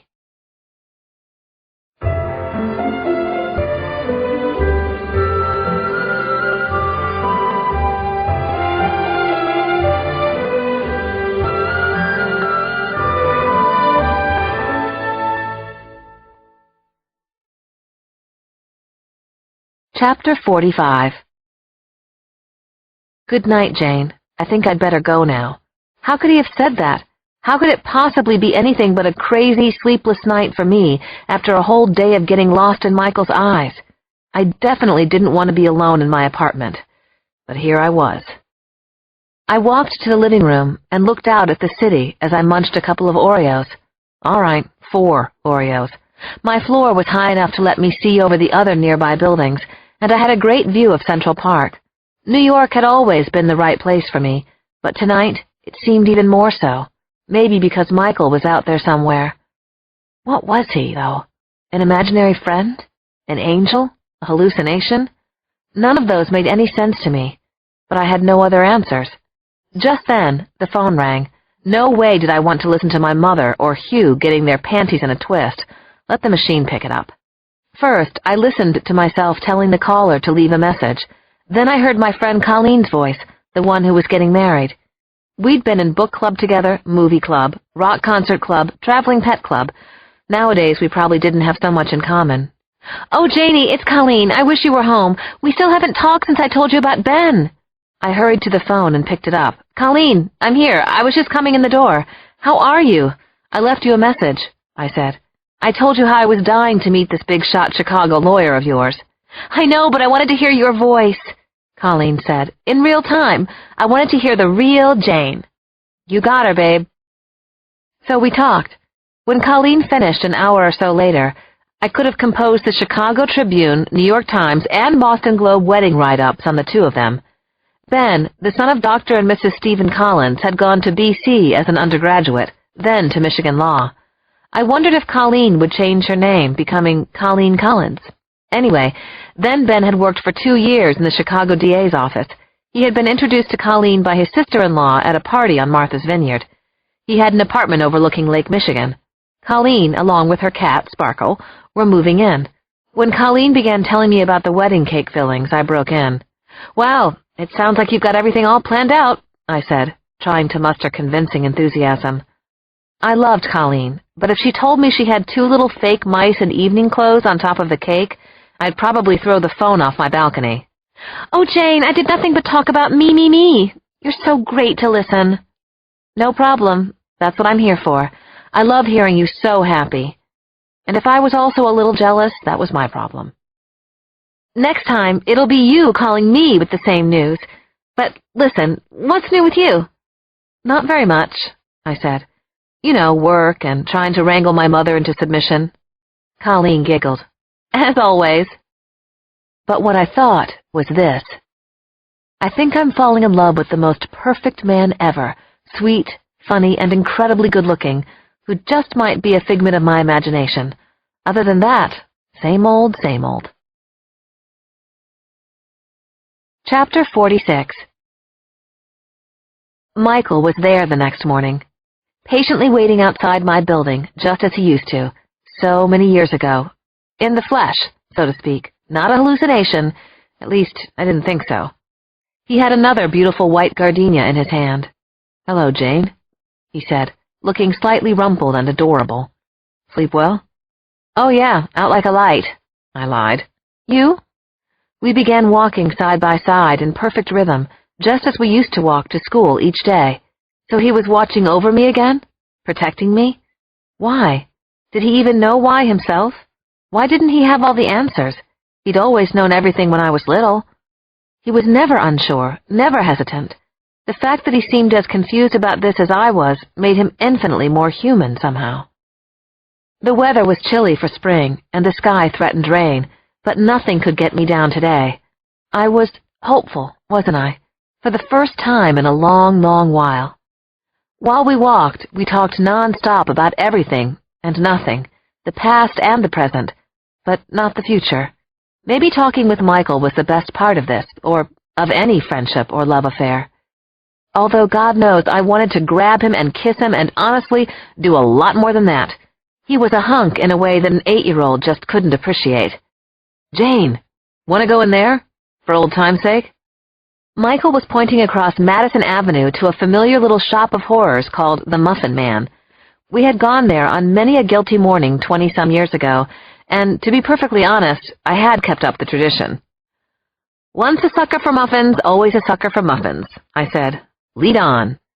As we waited on line in the shop, Michael said, "As I remember, the apple cinnamon walnut was your muffin of choice." "Still is," among others. I'm not that picky, muffin-wise. We each had a muffin, though I found I wasn't really that hungry, which was odd, but fine with me. Michael had a coffee frap. I had a decaf. What struck me most about me and Michael together was how little Hugh and I had ever talked about, or even had in common, really. Once we were back on the street and about a block from the office, the skies opened and it poured, coming down in buckets of icy rain. "We can wait it out under the canopy, or we can make a run for it," Michael said. Run, obviously, which was what I felt like doing, running and yelling out loud. So we raced through the rain, through puddles up to our ankles, around people who were smart enough to have brought umbrellas. I wisely decided to keep the shouts of abandon to myself. We practically fell through the doors of my building, drenched to the skin, but laughing like a couple of kids, or at least challenged adults. Smiling goofily at each other, we naturally leaned closer, closer. Oh, God, I wanted this to happen so much. But, "I'll see you later," Michael said, pulling back, losing his smile. He frowned. "Is that all right? Am I bothering you?" "Oh, yeah, you're bothering me all right," I thought hungrily, but this time I wasn't going to let him dash off, so I grabbed his arm, keeping him in place, then kissed him on the cheek. The kiss was wet from the rain, but warm from my feelings. "I'll see you later. I always want to see you," I said, and then I just had to add, "I miss you already." That was me, taking chances, living large, born to be wild. Michael gave me a last affectionate look. Then I got into the crowded elevator and punched my button. I couldn't help singing again, "Born to be wild." I had no problem with letting my freak flag fly. God, I was happy. Chapter 47. Michael was actually really happy, in a tortured kind of way. So he got together with a few of his best friends and told them about Jane, about how they'd met again, that she had bizarrely remembered everything about him. The hot fudge sundaes, our walks to school, the terrible, terrible day I left her, everything. The group was supportive but astonished. None of them had ever experienced anything like it before. "Just be careful, Michael," said Blythe, whom he was probably closest to among them. "For your sake and for Jane's. They're supposed to forget us. That's how it works. That's how it's always worked. Something strange is happening here." "Oh, you think?" said Michael. At 5:45, he showed up at Jane's office, as he'd promised he would, and said good evening to his new friend Elsie, the receptionist. "I don't think Jane's expecting me," he said. "Think again," said Elsie. "She's expecting you. She's been expecting you for most of the day." Elsie buzzed Jane, and a moment later she appeared, looking fresh and rosy-cheeked. Was she blushing? "I told you I was bothering you," Michael said. "He really is annoying," Jane confided to Elsie. "Please, annoy me," said Elsie, who was well into her 60s. The rain had started up again, but Michael had brought an umbrella. They headed all the way to a restaurant on the Upper East Side called Primavera, talking as if it had been months since they'd seen each other, instead of hours. "So, do you watch TV?" Jane asked, avoiding a puddle by walking closer to him. "Mostly cable," Michael said, "like Deadwood and Big Love." "I like those too," Jane said. "What else do you do? What are some of your other interests?" Michael thought. People didn't usually ask him about himself. As Claire DeLune had said, he was a terrific listener. I love live football games, he said. I love Corinne Bailey Rae, NASCAR, Cezanne, the White Stripes. Jane laughed. So, everything. He grinned. Pretty much. What did you do today? Jane asked, looping her arm through his. I met some of my friends, he admitted. Friends who are in the same line of work. And I went for a long run. And I napped. Well, isn't that special? Jane teased him. Hey, I'm on vacation, remember? He said. By that time, they were at the restaurant, and it struck Michael. Was this a date? It felt like a date. Chapter 48. So, how was your day? Michael asked, as soon as we had sat down and sent the waiter bustling off to get a bottle of Frascati for us. I made a face. Not too bad, considering that I had 6 separate meetings with Vivian. Age sure hasn't slowed her down. Not much. Maybe a little bit. Lately, anyway. You know, I'm producing this film, a small movie, nothing major. A confection, I guess you could call it. Like Chocolat? Michael said, and he smiled. I love that movie. There was a pause. I was trying to think of how to say this without giving too much away. Go on, Michael said. Tell me about it. I like hearing about your work. You're probably the only one, I said, trying not to laugh too bitterly. Anyway, we have a co-investor on the film named Carl Friedkin. When I went past Vivian's office this morning after we got drenched in the rain, who should be sitting there but Carl Friedkin? So I asked Mary Louise, my secretary, about it. Know what she said? That Vivian is on the hunt for a new husband. Her 4th, right? I dropped the piece of Italian bread I'd been gesturing with and stared at Michael. Amazing. Mary Louise knew too. I'm the only one who didn't. I must be impossibly dense. No, you're just a nice human being. So your mind doesn't go that way without some provocation. And yours does? I asked. Let's just say that I've seen your mother in action. You know that she loves you, though. I frowned. Who wouldn't? I'm so nice. The waiter came by to take our order, which we split. I still didn't have much of an appetite, which was strange, but good strange. I didn't feel sick, just didn't feel like eating. After 2 espressos and 2 sambucas, we were heading south on Park. The rain had stopped, and I was using Michael's umbrella as a kind of walking stick. I started tapping it in rhythm, then suddenly I burst into a mortifying version of Singin' in the Rain. It was like watching myself jump off a cliff, but being unable to stop. The sun's in my heart, and I'm ready for love. Finally, I got a grip. Sorry, don't know what came over me, just Goofy Jane, I said, hot-cheeked with embarrassment. I like Goofy, said Michael. Besides, you were being cute, not goofy. See? Things like that made me love him more. Looking up, I saw that we were only a few blocks away from my building already. We continued walking, both of us quiet for a change. Would I ask him up? I wanted to. I really, really wanted to. Trying to gather my nerve, I looked up at Michael, and then suddenly we had stopped and he was taking me into his arms again. My eyes flew open, then fluttered shut as Michael slowly leaned down. I almost gasped when I felt his lips press against mine, and my heart gave a giant leap that I was sure he could feel. My mind, which I thought of as being in tatters now anyway, was completely blown. Oh, Michael. In all my life, I'd never felt anything like it, nothing even close. Finally, we broke apart. Staring up at him, pulling in air, I started to say, but then we were kissing again, and I wasn't even sure who had started it, only that Michael was holding my face in his hands. Then he held me tight in a little bear hug that I loved. We inched apart, but then kissed again and again. Finally, we clung to each other, not speaking, and it occurred to me that I'd be happy to do this for quite a long time, like maybe the rest of my life, and also that I was feeling lightheaded. I didn't want it to stop. Not ever.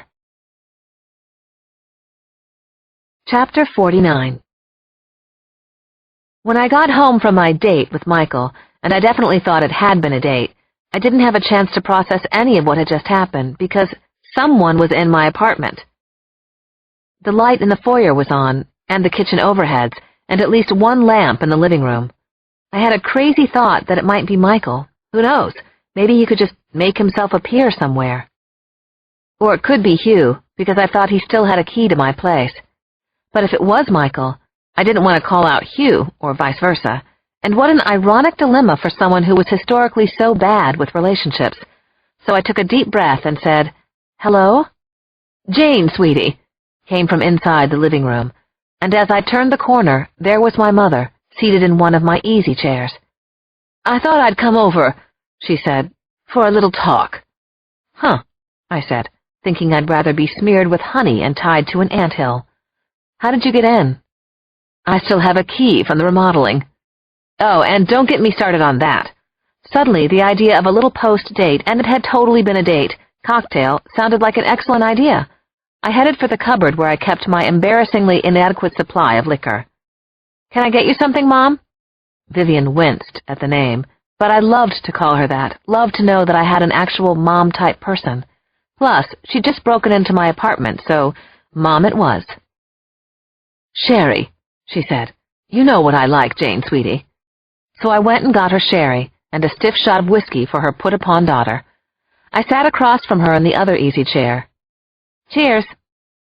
"Jane, sweetie," she responded, "I don't know what's going on with Hugh, or the other one, or any others there might be in your busy life." Her tone of voice suggested that the jury was still out on whether I had a busy life, or even a life, for that matter. I just couldn't help interrupting. "Wow, I'm impressed. My busy life." "Please." Vivian held up a hand, palm out. "Let me talk." I nodded and took a sip of my drink, making a face as the liquid fire trailed down my throat. I missed Michael a lot, already. "Jane, sweetie, what I came here to say is that—" My mother stopped, seeming uncharacteristically at a loss for words. I frowned and sat up straighter. Was she already engaged to Carl Friedkin? "Yes," I said encouragingly, dropping the attitude. "Well, I'm not going to be around forever, and when I'm gone, the company will be yours, and you can make whatever decisions you wish," she finished quickly, then took a deep drink of her sherry. Okay, this was a completely new tack for her. I was starting to get concerned. "What do you mean, Mother?" I said. "Don't interrupt. There's one more thing. I never told you this, but my mother died of heart failure when she was 37. You're 32. Think about it." Having said that, my mother rose to her feet, came over, and gave me a kiss on the cheek, and then she left the way she'd come in. What the hell had that been about? She thought I was going to die of heart failure? She'd been odd and unlike herself. Was she telling me that she had a heart problem? No, she would have been way more dramatic, complete with sweeping gestures and Betty Davis swoons. As usual, Vivian had gotten the last word. Chapter 50. Okay, I understand that pushing the elevator button over and over again would not make the elevator appear sooner, but I couldn't help myself. After my heart-pounding date with Michael, it was so a date, and my weird talk with the mysterious Vivian, I'd gotten about 20 minutes of sleep. Now, it was the next morning, and I was praying that Michael would be waiting in the lobby to walk me to work. God, I wanted to see him again. At least one more time. Please, please, please let him be downstairs. Don't let him be gone from my life again. I considered running down the 10 flights. My Saks Fifth Avenue shopper, Vivian's birthday gift to me, and what kind of gift says, "You embarrass me," better than a personal shopper, had sent over a chic Lagerfeld suit, slacks, and jacket in a pale bluish-green silk. I thought that I looked okay in it, maybe even better than okay. Damn it, I looked good. I'd even lost 3 pounds. 3 whole pounds. That had never happened to me before. The elevator finally arrived, and as I rode in it, I wanted to jump up and down to make it move faster. "Jane, please, relax," I told myself, and tried to listen to my own advice. When the elevator finally arrived at the lobby, I put a smile on my face, but my heart was racing off the charts. The doors opened, and then only the doorman Hector was standing there. "Good morning, Miss Jane," he said. "Good morning, Hector. How are you?" I'm devastated myself. No Michael in the lobby. No Michael lurking outside the front door. No Michael anywhere that I could see. May I get you a taxi? asked Hector. I stalled for time. I'm not sure. I may walk. Yes, of course. Beautiful day for it. Yes, it is lovely. Maybe Michael was late. Fat chance. Michael was never late. Not once when I was a kid. I guess I will need a cab, I finally said.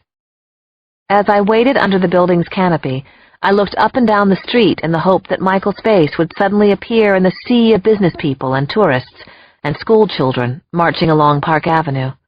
But Michael wasn't anywhere in the crowd. Had he gone out of my life again? If so, I would kill him if it took me to the end of my days, or at least put a collar on him with a little bell. I mean, why had he bothered to come back in the first place? Chapter 51. As I walked into the reception area of Weimar Productions, I was feeling a little shaky, but strangely balanced. About myself, about who I was, about where I ought to be going with my life. Was that the reason Michael had come back? Because my confidence needed a little touch-up, or, to be more honest, an overhaul? Was that what Vivian was trying to say last night? I saw Elsie waving from behind the reception desk. In your office, she said. It's a surprise. Oh, yes, and I was so in the mood for something unexpected. I don't like surprises, even on good days, and today it was about to make me run screaming down the hall. When I opened the door, I was certainly startled, but not in a good way. It was Hugh, and he was seated at my desk going through my mail. Now that you've done the snail mail, why don't you check my BlackBerry? I said, and threw it on the desk. He leapt to his feet. Jane, he said, walking toward me with his arms spread wide. He was wearing faded jeans, black Prada boots, the watch I'd given him last Christmas, and a pricey denim shirt distressed to look as if it cost $10 or less, though it probably went for a couple $100. Ignoring my look of dismay and my rigid stiffness, he hugged me and moved in for a kiss. Grimacing, I turned my head so his lips brushed against my cheek. I'm not mad at you anymore, he said. Wow, wish I could say the same. Why don't you please go now? I see you made it back safely from Brooklyn. He waited for my reaction to his little joke, which, sadly for him, was a narrowed eye look. I removed his hand from the small of my back, walked to my desk, and sat down. Hugh, why are you here? I'm here because you're my best girl. Come on, Jane, give me a break. Unlikely. It wasn't that my heart was cold, it was that my heart wasn't registering Hugh at all. Hugh, I've got a ton of work to do. Suddenly, a little boy have-pity-on-me look came over his face. Jane, I need your help. I don't ask for much. My eyebrows raised, but he went on anyway. Look, let's be honest with one another. I need this movie role. I need thank heaven. Okay, are you happy now? I'm humbled, and I'm humiliated. I still said nothing, though I got what he was saying, and even felt an iota of pity for him. Still, this was the same Hugh who'd wanted to trade an engagement ring for a movie part and who had left me stranded in Brooklyn. It's not going to happen, Hugh. I'm sorry, honestly I am, but you're not going to get the part. You aren't Michael. I am. For God's sake, Jane. I created that character. No, you did not. You had nothing to do with creating Michael. Trust me on that. His eyes opened wider, and that mean little sneer of his appeared. You disgusting little shit, he spat. Mama's little girl pretending that she's Mama, still in a fairy tale world from when you were 8 years old. I stood up behind my desk, expecting my hands to begin trembling, but they didn't. That was nasty, Hugh, even for you. You know where you can shove that little movie of yours? I was doing you a favor, volunteering to be in that piece of sentimental crap. It wouldn't even be getting made if you weren't Vivian Margot's very needy daughter. My eyes were filling with tears, but Hugh didn't seem to notice, and that was the only good thing happening. He came closer to my desk, stabbing his finger at me as he talked. You need me, Jane. I don't need you. You need my talent. I don't need yours, which is a good thing because you don't have any talent. Everything went red, just like in books, and a burning rage filled my chest. I wouldn't be so sure, I said. Watch this, Hugh. I pulled my arm back and punched Hugh in the face as hard as I could. Silence. We were both stunned. Hugh had both hands over his left eye, but his right eye was wide and staring. A second later, intense pain filled my hand, and I looked down to see if I'd broken any knuckles. "My God, Jane, have you completely gone out of your mind?" With my typical luck, my mother had arrived just in time to see me slug Hugh. Excellent. I was sure I'd be able to live this down. Someday. Right after Vivian finally recovered from the outfit I'd chosen to wear to my 6th grade graduation, which I was still hearing about occasionally. "She has," Hugh sputtered. "She's gone nuts." You know, I really couldn't argue with them. I mean, what was I really going to say? I wouldn't have had to hit you if my imaginary friend, possibly boyfriend, had been here? I think not. Chapter 52. My mother and those damn stilettos of hers had come click-clacking into the room, not to see me, but to make sure I had accepted Hugh's lame-ass apology. "Jane, what is going on?" she asked. "She's insane! That's what happened!" Hugh cried. "Nothing, really, Mother," I said calmly. "Hugh and I just formally broke up." "Broke up?" she asked. "How? Why? What am I missing here? I'm lost, and I never get lost." "I can see why you might be confused," I said. "But after all, we were never very much of a couple to begin with, more like a solo act with a sidekick." Wide-eyed, my mother stared at me, then leaned out my office door. "Mary Louise!" She must have been lurking outside the office door, listening to the fireworks, because she responded in record time. "Get me some ice wrapped in a linen towel," Vivian said. Leave it to Vivian to specify the type of material for the towel. Hugh thanked Vivian for her concern, and she led him to the 3-seater sofa against the wall. "I'm okay," he said. "I'll just sit here a minute, Vivian. I don't know what I did wrong." Well, as I said, he's an actor. My mother turned her attention toward me. "See that, Jane? What has gotten into you? You can't go around smacking people like Hugh. You could have hurt him." "She did hurt me," came Hugh's muffled voice. "No more than he's hurt me," I said. "I guess you haven't heard about the wedding proposal debacle." "Jane, don't be flip. I'm being serious." "So am I. Or do my feelings not count because it's only me?" "Listen, Jane, this isn't your fantasy world where you can do anything you feel like," Vivian said. "Oh, good thing you cleared that up," I said snippily, crossing my arms over my chest. "I can't imagine anything Hugh could have done to provoke physical violence on your part." "Really? Well, when you have a few hours, I'll give you the list. As for now, I want the two of you to leave my office." Vivian's cheeks flamed, and she walked toward me, stopping inches away from my desk. "This is not your office. This is my office. Every ashtray, every desk, every computer, every toilet, every scrap of paper, every Xerox machine." My mouth dropped open. "You wouldn't be working here if it weren't for me. You certainly wouldn't be working here if I knew you were going to physically abuse a talented actor like Hugh McGrath. I don't have to put up with behavior like this." "You're right, Mother. You don't." Anger was boiling over inside me. I reached down and grabbed my black leather satchel. Then I swept as much as I could from the top of my desk, papers and letters and pens and photographs, into the bag, making sure I got my Rolodex. "Don't be ridiculous, Jane." "Oh, I'm not, Mother. I'm being as sane as I've been in years." Then I added, because I'm me, "I'm sorry." I walked past her and I walked past Hugh, and suddenly I had the crazy thought, "No kiss today, Mother?" At the door, I almost collided with Mary Louise. As I headed down the hallway toward the elevator, I heard her say, "They don't have a linen towel, Miss Margot. You'll have to settle for cotton." Chapter 53. That morning, Michael had donned his headphones and jogged over to the Olympia diner to see Patty, to make sure she was all right, but she wasn't there.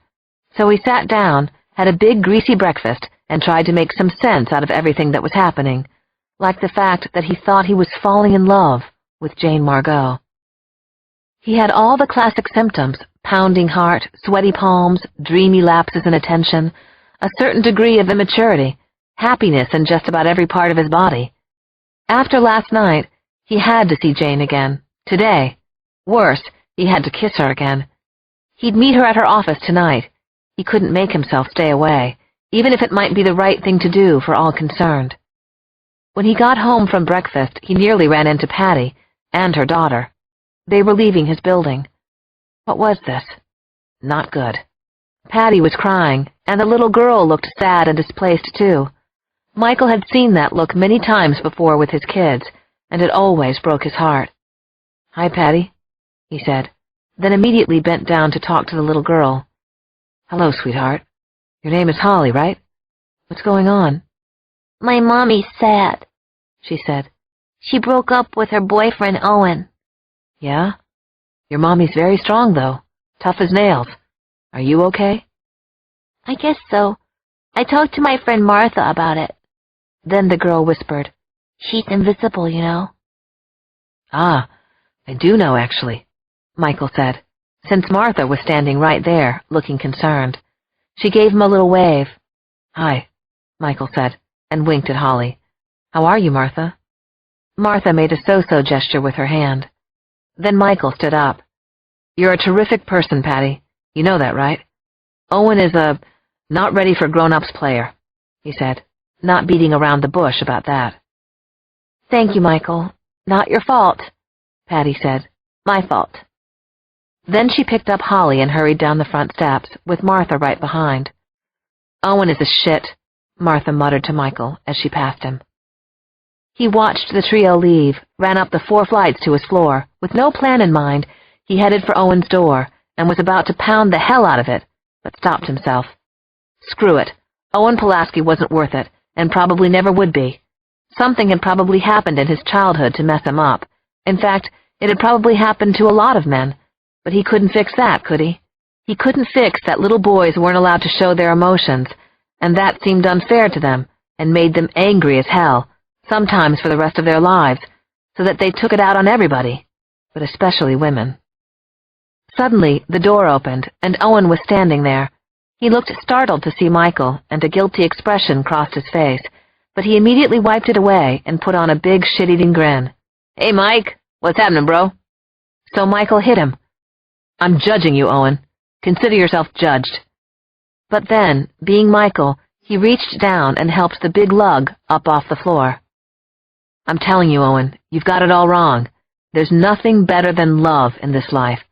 This is a tall order, but find somebody to love you, and try your hardest to love her back, the best you can. And not Patty, or I'll be back." Having said that, Michael hit the streets again. He needed to see Jane. Now. Chapter 54. 23 minutes later, maybe 25, but who was counting, Michael was in an elevator headed up to Jane's office. This couldn't wait. When the doors opened, he could tell that something was wrong. Instead of Elsie's usual welcoming smile, she looked upset. "I'm going back to see Jane," Michael said. "She's not here. I was hoping she was with you. Jane walked out of here half an hour ago." Michael could hear Vivian talking loudly behind the door. Then he recognized the shrill voice of the bad actor named Hugh. He couldn't understand what they were saying, but caught the words Jane and crazy, and they both seemed to be in some kind of panic.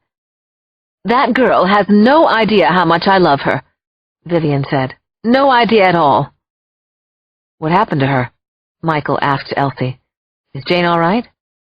"Well, I'm not sure, but she had a terrible fight with her mother and her boyfriend." Michael began to interrupt. He's not her boyfriend. Then he stopped himself. Elsie continued. "All I know is Jane stormed out of here, and she said, 'Hold all my calls forever.'" Elsie had barely finished when the door opened and Vivian and Hugh stepped out. Hugh was holding a towel against his face. Michael hoped someone had hit him. Someone like Jane. Vivian's voice was venomous as she spoke to Michael. You had something to do with this. Jane has never acted this way before. You corrupted her." She was wagging her finger at him like a stern schoolteacher at Superficial Academy. "I don't know what you're talking about," Michael broke in. "Jane is an adult, and she's incorruptible, unlike Hugh." Hugh's eyes narrowed, and suddenly he rushed at Michael and threw a haymaker sort of punch, the kind that would have been choreographed on a stage set. Michael blocked it easily and, without thinking, crunched an uppercut into the pit of Hugh's stomach. The actor doubled over and then sat down on the floor, more startled than hurt. And Michael was even more stunned. 2 punches in less than an hour. "I'm sorry," Michael said, but then he changed his mind. "Well, I'm not. You've been asking for that, Hugh. I'm a little sorry about Owen. I'm glad I hit you." "Elsie, call 911, Vivian yelled, her face red. "Call security! Call somebody, and you!" She snarled at Michael. "You keep away from Jane and Hugh, and don't you dare come to this office again!" Michael said, "How about 2 out of 3? Chapter 55. The next thing Michael knew, he was out on the street again. He experienced the same symptoms he had earlier, but in a more troubling way: anxiety, fear, and uncomfortable pressure on his chest. He had the same questions about Jane, and about himself, too. One thing he didn't have was Jane's cell phone number. He thought of that as he passed one of the few public telephones left in New York. There was no point in going to Jane's apartment. If she'd left her office in a fury, she wouldn't go someplace where Vivian could easily find her. So where would she go? He kept walking, and when he got tired of walking, he began running, and when he got tired of running, he just ran faster. People gave him a wide berth on the sidewalk, as if he were crazy, and maybe they were right about that. New Yorkers knew crazy. He slid on his headphones and listened to Corinne Bailey Ray. That helped some. Corinne was a calming influence. Not heading anywhere in particular, he ran up Riverside Drive, and at 110th Street, the soaring spires of the Cathedral of St. John the Divine began to fill the sky. Actually, this street was known as the Cathedral Parkway, and St. John the Divine was the largest cathedral in the world. That was because St. Peter's in Rome wasn't classified as a cathedral. Michael knew about such things. He had always read a lot, considered himself a student. He pulled open one of the smaller doors that was carved into the huge ones. Then he walked in, knelt, and blessed himself. The church was enormous, at least a couple of 100 yards in length, and suddenly he felt small. He remembered hearing or reading somewhere that the Statue of Liberty would fit comfortably under the central dome. That looked about right. Michael felt so human, kneeling here in the cathedral, and he wasn't sure if he liked it, but he also wasn't sure that he didn't. Chapter 56. Michael turned off the music in his headphones and began to pray. He wanted answers, needed answers, but none seemed to be coming his way. Finally, he raised his head and looked around the magnificent church. He'd always liked everything about the cathedral, the blend of French Gothic and Romanesque styles, the chapels radiating from the ambulatory, the Byzantine columns and arches, voices echoing, an organist practicing somewhere. God lives here. He must, Michael thought. A calm came over him as his eye fell on the magnificent rose window situated over the altar. His heart quieted some. Then, to his utter amazement, a tear formed in his eye. It welled up, blurred his vision, and rolled down his cheek. "What is happening to me?" he whispered. He'd cut himself shaving, knocked down 2 guys in the same day, though both had deserved it, and now he was crying. In fact, an overwhelming sadness was overtaking him. So this is what sorrow feels like. This is the ache in the heart, the catch in the throat, that he had heard and read so much about. He'd never felt it before, though, and it was so painful and unpleasant that he wanted it to stop. He snapped his fingers, but nothing happened. He really wasn't in control here, was he? He was lost, floundering, confused. The intense pumping in his heart had been replaced by a small stabbing hurt, and with the hurt came clarity, a sense of knowledge. A horrible sense of knowledge. And maybe a message. Was that what was happening? Michael thought that he had an answer to his prayers, but he didn't want this to be it. He thought he knew why he was back in New York, and why he'd met up again with Jane Margot. These feelings, kind of like premonitions, had always preceded his new assignments, and he was having one now.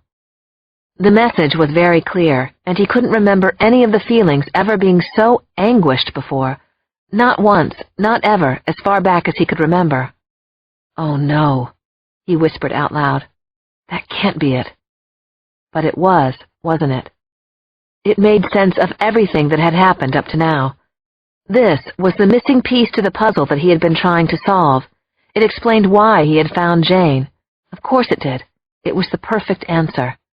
He looked up at the glorious rose window again, then at the altar. This couldn't be happening. But clearly, it was.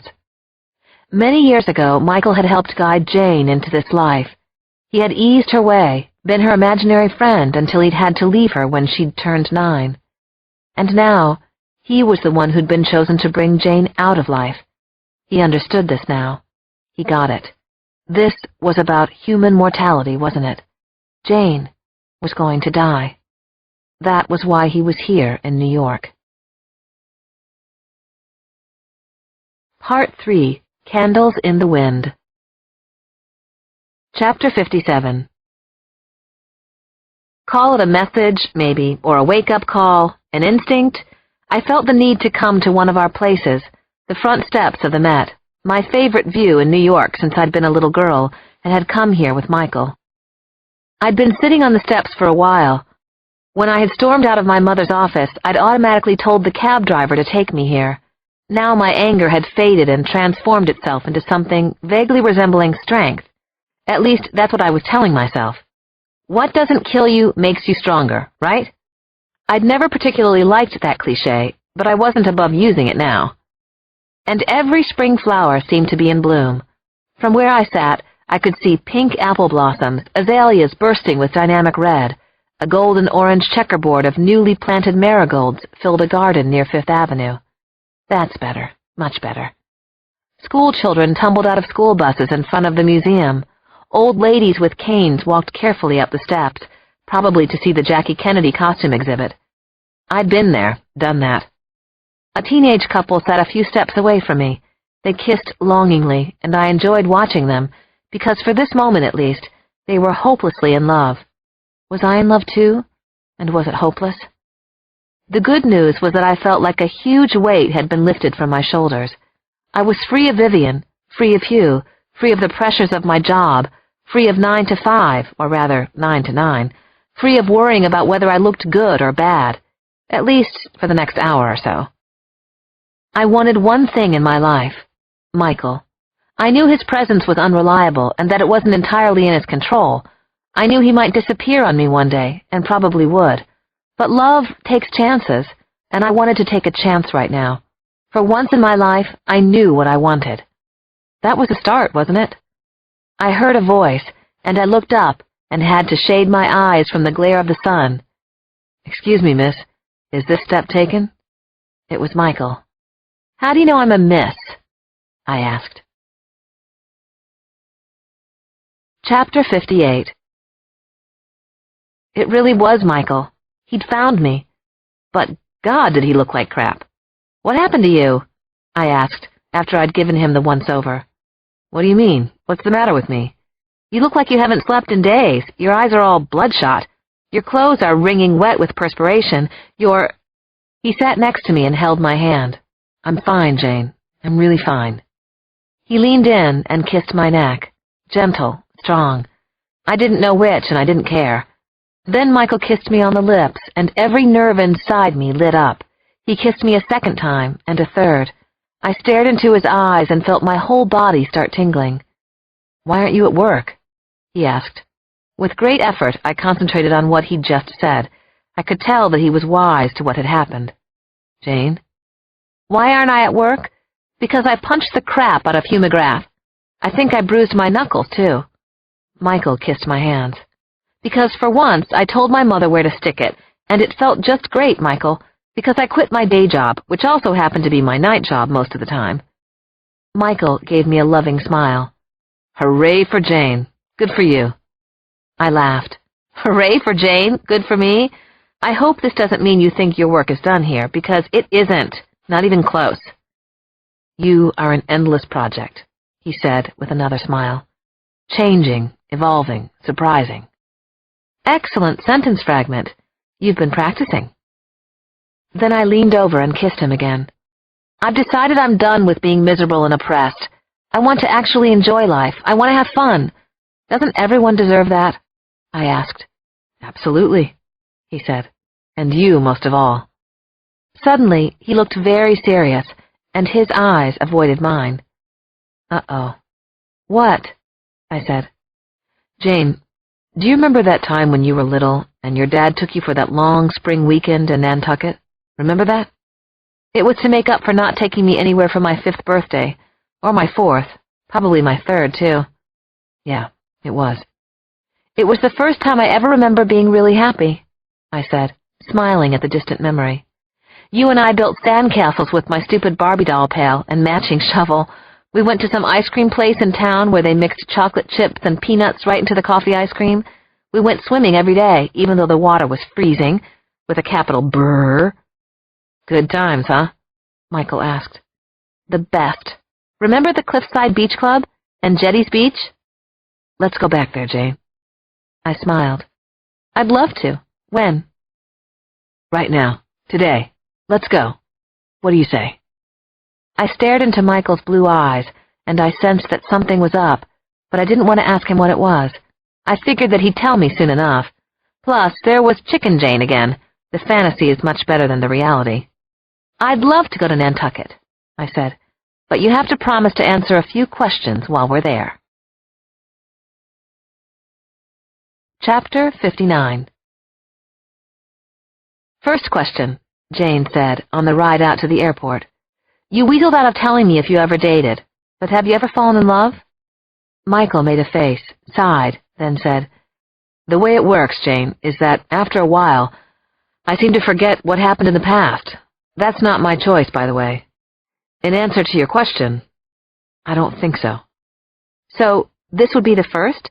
asked Jane, and Michael smiled at her confidence in assuming that he had fallen in love with her.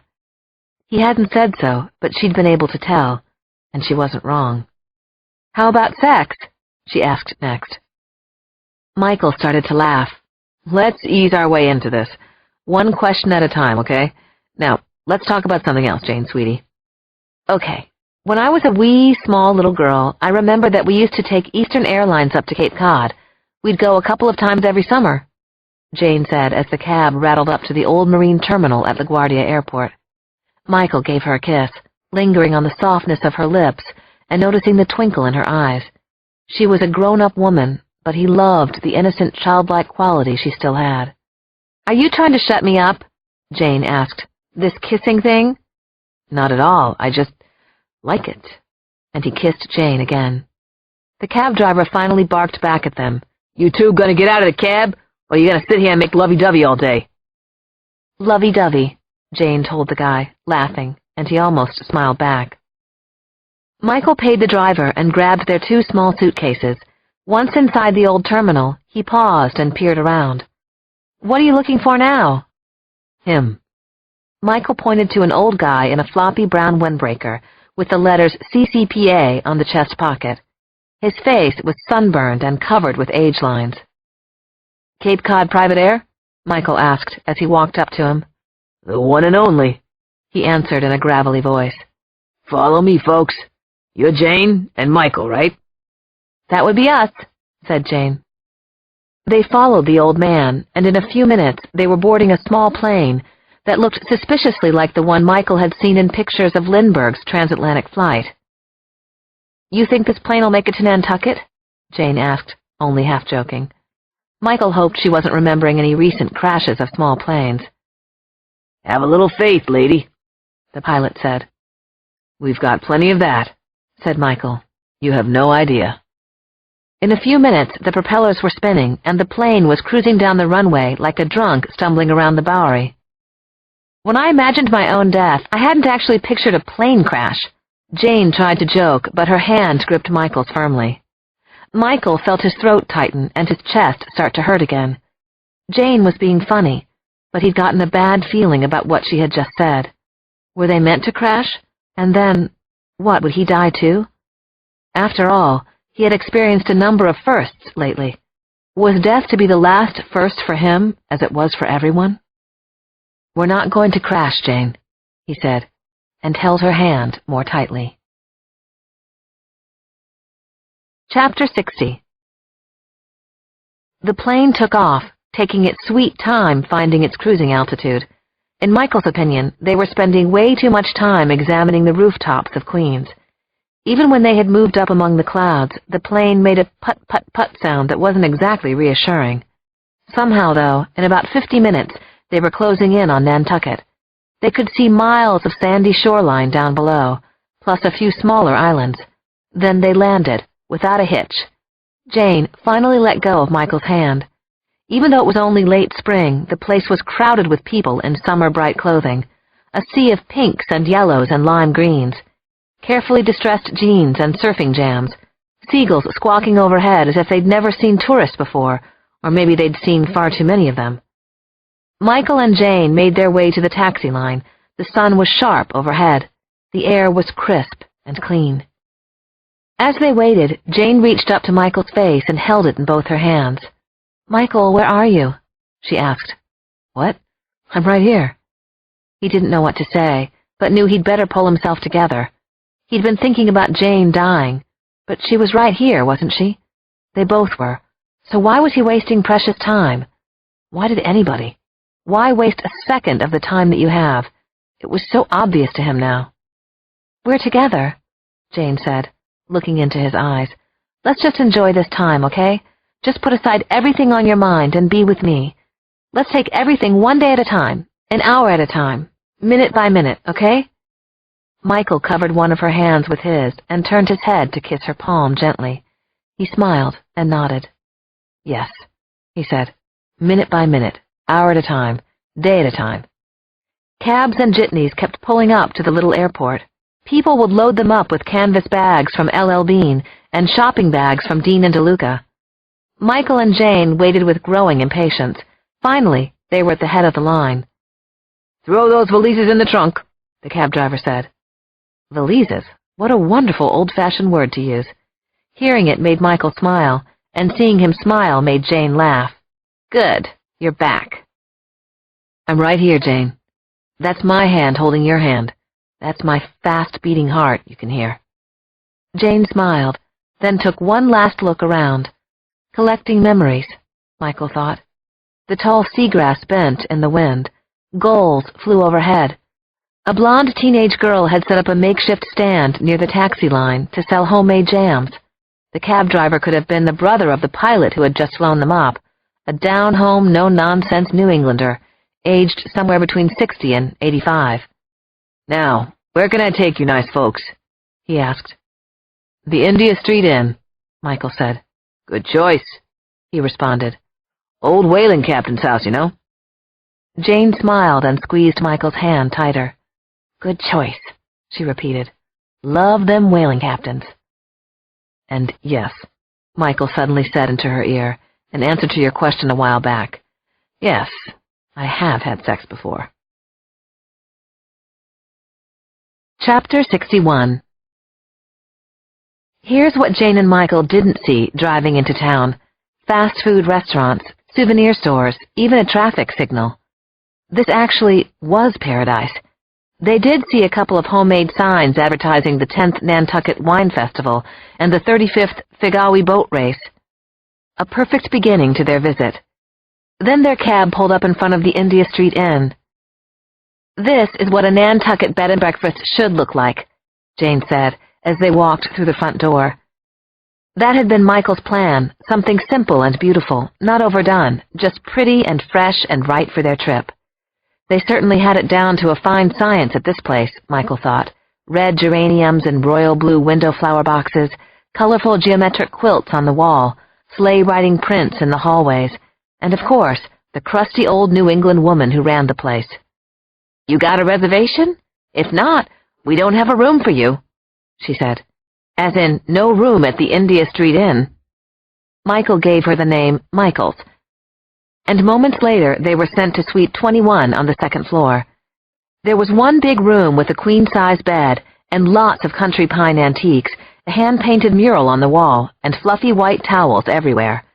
A door from the bathroom led to another smaller bedroom, connecting bedrooms, what Michael had asked for when he called. "This is great," was all Jane said as she checked everything out. She walked to the window in the larger bedroom and opened it wide. A cool breeze blew her hair back, and Michael thought she had never looked more beautiful. Could anything be more special than being here with Jane? He didn't think so. Certainly no one had ever made his heart beat fast like this. He would remember it if it had happened before, wouldn't he? Jane picked up a brochure from the desk, and she began reading. Coffee in the front parlor starting at 6 in the morning, windsurfing lessons on the far bay every Monday and Thursday. You can rent bikes. Also, visitors can go up in the tower of the Old North Church. Can we? I want to do everything, okay? Michael could almost feel Jane's happiness in the way she spoke. She wasn't acting like a little girl, but she had the same wonderful qualities: enthusiasm, curiosity, innocence. I love her, he thought, and said, "Okay, anything you want." And he decided to leave it at that very good place for the moment. Chapter 62. The innkeeper gave them 2 old Schwinn bikes, nothing fancy, thick tires, rusted paint, pedal brakes, many creaking parts. She pointed them in the general direction of Sconset, saying, "Many tourists think Sconset's real pretty and special, because it is real pretty and special." Jane took off first, and Michael followed along on the milestone road. There wasn't much traffic: an occasional jeep, a motorbike, a fish delivery truck, a big, vulgar, taxi yellow Hummer, then a bunch of kids on racing bikes moving faster than some of the cars. Have a great honeymoon, one of the kids shouted at them. Michael and Jane looked at each other and smiled. After 4 or 5 miles, they came upon a split-rail fence and a vista that looked amazingly like the Serengeti in Africa. Next, they passed Tom Never's Road and a grand view across cranberry bogs. Then came the Nantucket Golf Club, acres of rolling manicured fairways and greens that actually made golf look like it might be fun. Another hill came, higher than the rest. A wooden sign in the shape of an arrow said Sconset. They crested down, and there it was, a white beach that stretched out to the ocean. Michael wondered if Jane had known that a deep red afternoon sun would just be moving overhead, ready to set, ready to cast beautiful light down on them. "Tell me you've ever seen anything this sweet before," she said, as they settled on the sand. "Actually, I have." He was looking into her eyes. "Stop," she said, laughing and blushing. "You're going to lose all credibility on our first day here." "Okay." "No, don't stop." So he put his arm around her, and he watched her from the corner of his eye and lived in the moment. "I just love Jane. That's all there is for now." Chapter 63. About that sex thing. It didn't happen on our first night on Nantucket, and I tried not to overthink it, and failed, or to let it bother me at all, and failed a second time, pretty miserably. Early the next morning, we headed off to what was supposedly the highest point on the island, called Folger Hill. We even had the good sense to slather ourselves with sunblock and wear long-sleeved shirts. I was loving this, every minute of it, every second. Despite not knowing what would come next, despite all the questions I still had, I was taking my own advice and just relishing everything, day by day, hour by hour, minute by minute. The ride on Pulpus Road seemed long. Maybe I was just tired. Plus, it was overcast, the kind of foggy day that delayed the ferries and kept the supply boats from coming in on time. Eventually, we made it to a small harbor town called Madaket. There was a bait store, a hardware store, and a gathering spot called Smith's Point. At about 11:30, we ate fish and chips at a broken-down shack that we first thought had been abandoned. "How did you know about this place?" I asked. "I'm not sure. I just knew, Jane." Maybe to shut me up, Michael kissed me, which I never seemed to tire of, and then we ate the crispiest, most delicious deep-fried pieces of fish. The cook had wrapped them in pages of the Enquirer and Mirror newspaper.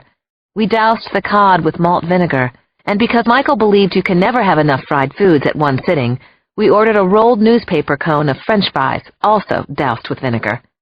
Meanwhile, old Bob Dylan songs were playing from the open-air kitchen, and everything seemed so perfect and magical that I felt like crying. Sometimes I would catch Michael looking off toward the roiling sea. When he did, he seemed to be drifting away again.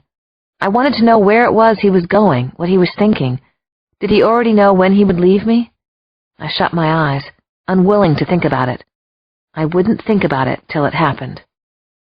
And it had to happen, right? That was how this had to end. Michael would leave to take care of a child somewhere, maybe not even in New York. It was inevitable. So I put the sad thought right out of my mind and stayed on vacation, stayed in love with him. "What do you remember about me as a little girl?" I asked, and sat back and listened to Michael's memories for an hour or so. Interestingly, he seemed to remember everything now, even the coffee ice cream with rivers of hot fudge. Chapter 64. "I never thought I would say the words I'm about to say," I said. And those words are, "I'm too full to eat dinner. Jane, we haven't eaten anything since lunch." "You eat. I'll just watch," I said, and Michael looked at me, concerned. Back at the India Street Inn, we showered and changed into jeans and t-shirts and windbreakers. Then we walked. That was us, walking and talking. We went away from the town center, away from the shops, away from worries, responsibilities, anything that had to do with the so-called real world, my job, Vivian. We walked past 300-year-old houses where sailors and whalers once lived, where patient, faithful wives waited for their husbands to come home from the sea, houses that had stood here long before the media celebrities, pop singers, actors, and authors had descended on the island. We passed a windmill, lots of little ponds, walking tracks, and more trophy houses than you could throw a seashell at. "Sure you're not hungry?" Michael asked as we made our way back to the inn. "There are only two things I'm sure of," I said. "One, I'm not hungry, and two," I paused, not for a fact, but because I wanted to be sure about what I was about to say. "Go on," he said. "Two things you're sure of, and the second is—" "Two. I love you, Michael. I think I've loved you my entire life." I needed to say that out loud, not just inside my head. We stopped walking, and Michael held me by the hips and then moved his hands up my back, exciting me in a way that made me, well, up for just about anything. We kissed again, and he did that bear hug lifting thing that I loved, and then we walked the short distance back to the inn. I felt as if there were a neon sign glaring in the front window. Now what?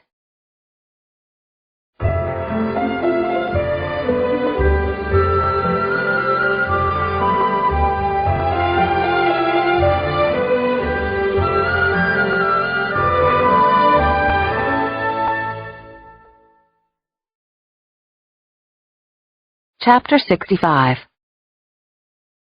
"Almost didn't recognize you two without a bike between your legs," the lady innkeeper said as we walked through the front door. I glanced at her, startled. I don't think she meant it to sound the way it did because she clammed right up. Michael and I laughed, then walked up to our room, holding hands, but quietly, not a word spoken between us for a change. I didn't even have a question I wanted to ask him right now. Inside the bedroom, we started kissing again. The kisses were hard, and then soft, soft, and then hard, soft, brushing our lips against each other's, listening to each other breathe. How far will this go? I wondered. How far can it go? "Your place or mine?" I finally managed a few words. I, Michael muttered, and he had a concerned look on his face. "I'll take that as an aye, I said, and grinned. He looked solemnly into my eyes. "Michael, come on," I said, as I gently stroked the back of his neck and pressed myself against him. "This is good. This will be good. I swear. I promise. I hope. I think so." He smiled then and took my hand, leading me into the smaller bedroom. "This will be good," he muttered softly. "Has to be. It's all been leading here, to this moment. And here we are. Are you okay?" I smiled again. "You had me at aye. Chapter 66. I was both eager and nervous. Mostly eager, but "This is always the worst part," I said, sitting down on the edge of his bed. "What is?" "Taking my clothes off." "Maybe for you," Michael said teasingly. "For me, seeing you take your clothes off will definitely be the highlight of the last several years." I started fiddling with the buttons on my blouse, and I suddenly had one of those weird, inconsequential concerns that always seemed to strike when I desperately needed to be focusing on something else. But here was a question for any ministers, priests, or rabbis out there. Is it all right to make love with your imaginary friend? Surely something filled with this much love couldn't be a sin, but if it inexplicably was a sin, was it major or minor, mortal or venial? What if your friend is an angel, or might be, but doesn't know for sure himself? Whatever it was, Michael saw my hesitation and took matters, and my blouse, into his own hands. He was pretty skillful at unhooking my bra, one-handed, and in less than 5 seconds. "You're good," I said, feeling nerves fluttering in my stomach. I felt a blush rising on my neck and face. "You haven't seen anything yet," he said, giving me a warm look. "Oh, I hope so." "Me too." We started to kiss again, and then Michael cupped my breasts in his hands, making me whimper in a way that would be totally embarrassing under any other circumstances. In this case, I have to say, it sounded kind of hot.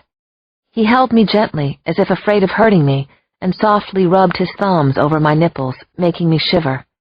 Gentle, sweet, as nice as could be. Next, he traced my stomach with his fingertips.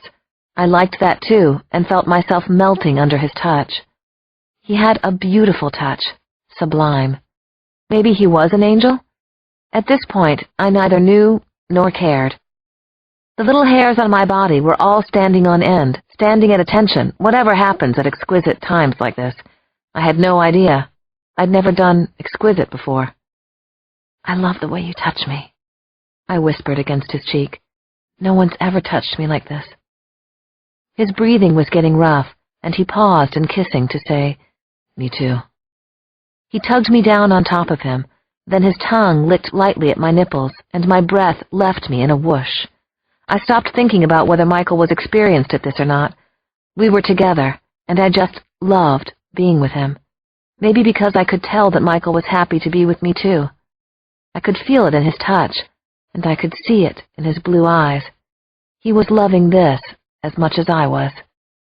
I kissed him again, tasted the sweetness of his mouth, then pulled my face away. I looked into his eyes and whispered, "Okay, yes, please." "Okay, Jane. Yes, thank you," Michael said, and smiled like the sun rising. Then he rolled me onto my back, and I was opening up for him and feeling his delicious weight on me, the heat of his skin. Then he was inside me, and this had to be the right thing to do. It just had to be, because Michael said, "I love you so much, Jane. I always have, and I always will." And that was exactly what I was thinking, too, almost word for word. Chapter 67. They were together for a long time that night, and Jane slept like a baby afterward, but Michael couldn't. He lay in bed with his face inches from hers, and stroked her hair for what must have been an hour or more. Looking at her lying there so peacefully made him want to break all the windows in the room. Life was unfair. He understood that for the first time, really. Was that why he was here? So that he could learn to be more compassionate? If so, this sucked big time, because he was already pretty damn compassionate. Anyone who was an imaginary friend to a child would have to be. So now who was he supposed to be in this little melodrama? An angel? An ordinary person? An imaginary friend? He had as many questions as Jane did, and no one was giving answers to either of them. He quietly swung around, sitting up on the side of the bed. He walked into the bathroom and looked into the mirror. You've got to tell Jane what's going on, what's going to happen to her. But he wasn't sure if that was the right thing to do. It could be the wrong thing. He turned on the shower, as hot as he could stand it. The shower shelf was filled with Jane's things: almond soap, Kiehl's conditioner, shampoo. How sick was she? Was it cancer? Something to do with her heart? Yesterday, after the fish and chips, Jane had said she was so full that she wished she could call a cab and not have to bike back to the inn. Then she was tired on the walk through the village, and she wasn't eating much, not by normal Jane standards. "Hey, there's so much steam in here I thought the bathroom was on fire." He heard her in the room, and he started to smile. "Michael, are you in here?" she called out. "No, he's not here. I'm just a guy with his voice." Jane laughed as she pushed aside the shower curtain. "Oh, and here's something else of Michael's. My God, it's large, and it's growing. Somebody step on it. Hit it with a stick. Or, Okay, I guess you could do that with it. Chapter 68. And here's what happened next. They made love again, then slept again. In the morning they woke up with smiles on their faces and a new-found joyous sense of wonder and contentment. After breakfast they went on a chartered whale-watching trip. Michael loved Jane's excited amazement when they actually saw a humpback breach impossibly close to the boat. After lunch they went to the Brant Point Lighthouse. That was followed by a long walk on the beach, hand in hand, talking and not talking. Michael told Jane how long he'd been a friend, and he told her as much as he could remember. He could recall only the past few assignments. He had a sense that there had been others, but the memories had faded, like dreams. Seeing Jane now as a grown-up, his memory of their earlier years came back. He honestly didn't know if every kid had an invisible friend, but he hoped so.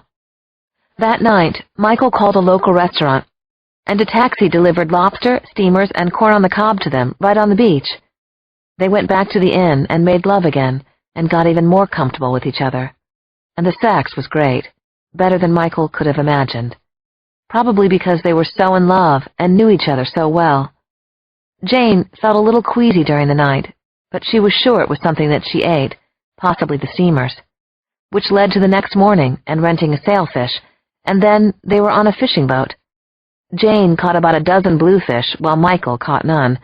He tried to memorize the way she looked, so delighted and triumphant, pulling in yet another flashing, wiggling bluefish. Her hair shone in the sun, her smile lit the sky. He couldn't wait to go back to the inn with her. Before dinner, they made love again, with a fierceness that took them both by surprise. Afterward, they didn't talk about it, but got on the old bikes and pedaled back to picturesque Siasconset. On the way back to the inn, they stopped and picked armfuls of spicy-scented wild roses, which they put in their wicker bicycle baskets. They had dinner at Ozzie and Ed's restaurant in town, where Ozzie and Ed practically adopted the two of them and kept calling them adorable. On the way back from dinner, Michael said, "Have I ever told you about Kevin Uxbridge?" "No. Was he one of your children? Your friends?" "No. Kevin Uxbridge was part of the Dowd race on Star Trek." "The original or Next Generation?" "Next Generation. He met a woman named Rishon and fell in love with her so deeply that he decided to put aside his extraordinary powers to marry her and live a mortal life." "I hope it worked out for them," Jane said. "I see a parallel here." "Well, actually, it didn't work out that well," Michael admitted. "Husnox came and attacked their colony. Rishon was killed. Kevin Uxbridge was so furious and devastated that he destroyed the Husnock race completely, all 50 billion of them." "Gosh," said Jane. "That seems a little excessive, but wait, are you Kevin or am I Kevin?" "Neither of us is Kevin," Michael said, sounding almost testy. "Okay," said Jane, taking his hand again.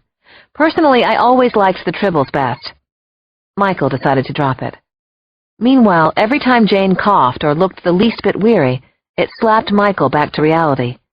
Every time she mentioned a leg cramp or her loss of appetite, he felt a shudder, but he couldn't tell her, because what would it accomplish other than to make these special moments into something terrible, too sad for words? Chapter 69. When night comes to Nantucket, it can get much more pitch black than it ever gets in New York City, especially if there's a cloud cover. No moon, no streetlights, no noisy tourists navigating the brick roadways. Jane slept, and Michael stared out the window of their room. In the darkness, he could barely see the nearby buildings. How incredible meeting up with Jane again had been, getting to know her as a woman, and then the feelings growing between them, the dinners and talks, the laughter that could be convulsive at times, the nervous, tentative kisses that were almost like teases, then the passionate ones, where they joined together, heart and soul. And finally, lovemaking, holding Jane for hours, trying to imagine a future for the two of them that went beyond Nantucket. At about 4 that morning, Michael sat at the edge of the bed, watching Jane sleep again, trying to come up with a plan, anything at all. Something must have told her he was up. "What's the matter, Michael?" she asked, in a soft, sleepy voice. "What's happening? Is something the matter? Are you sick?" "Nothing, Jane. I don't get sick, remember? Go back to sleep. It's 4 o'clock. "Come lie down with me. It's 4 o'clock. So Michael lay down with Jane, snuggling with her, until she slept again. He watched over her until his eyes stung. He would do anything in his power to save her, even if it meant the unthinkable. Maybe that was it. He had a thought, an idea, a nugget of one anyway. He found the logic of it hopeful. He was there to lead Jane out of this world, correct? That was his mission. But what if he wasn't there anymore? Pain stabbed through his heart as he pictured his grim, black-and-white, Janeless existence. But it would be worth it, if she could live. If he wasn't here to help her leave the world, wouldn't she necessarily stay in it? Maybe. He didn't know, but at this moment it was all he had. Still trying to think his idea through, maybe grasping at straws, he began to throw things into his canvas bag, and then he shut the window so Jane wouldn't catch a chill. He stared at her again. Am I doing the right thing leaving her now? Will this work? It might. It has to. Jane can't die. He wanted to kiss her goodbye, to hold her one more time, to talk to her, hear her voice, but he didn't dare wake her. How could he leave her again? Maybe because he had no other idea, and therefore no choice. I love you, Jane, he whispered. I'll love you forever. Carefully, he closed the door behind him, hurried along the hallway and down the stairs. There was a 5:30 a.m. ferry to Boston. He made a stop at the front desk and spoke to the night clerk. My friend is up in Suite 21. Can someone check on her in the morning? Tell her I had to leave suddenly. A friend is sick. Make sure to tell her it's a friend. A child. Michael walked through the dark Nantucket streets, which were completely empty. He felt alone, isolated, and adrift.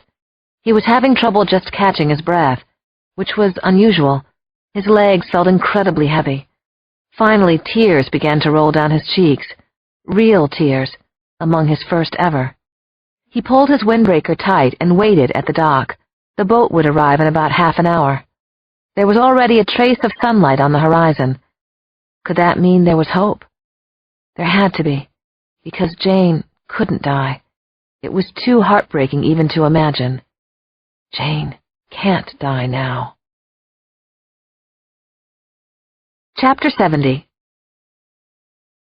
I woke the next morning already smiling, stretching luxuriously, feeling intensely sated in that happy, secure, slightly drag-through-a-hedge backward kind of way that comes from making lots of love, making actual love as opposed to having sex. I felt wonderful. Sunlight was pouring into the room as if the sun were trying to shine brighter just for us. Turning, I was disappointed not to see Michael right beside me. That stupid little travel clock on the wobbly nightstand said 8:55. No way was it that late, though. What had Michael and I planned to do this morning, anyway? Let's see. We talked about going back to an antique store that had some kind of whale tooth carving Michael liked. But first, breakfast at the coffee shop in town that specialized in blueberry pancakes, although I still wasn't hungry. Maybe because I was shedding some weight and liking the feeling of my body, or more likely, because I was in love. Well, whatever. We were going to be late, weren't we? Any day we spent together wasn't long enough. We had to seize every minute. Plus, Michael loved to eat, probably because he never put on an ounce, the creep. I was just about to jump out of bed when I had a flashback to the night before.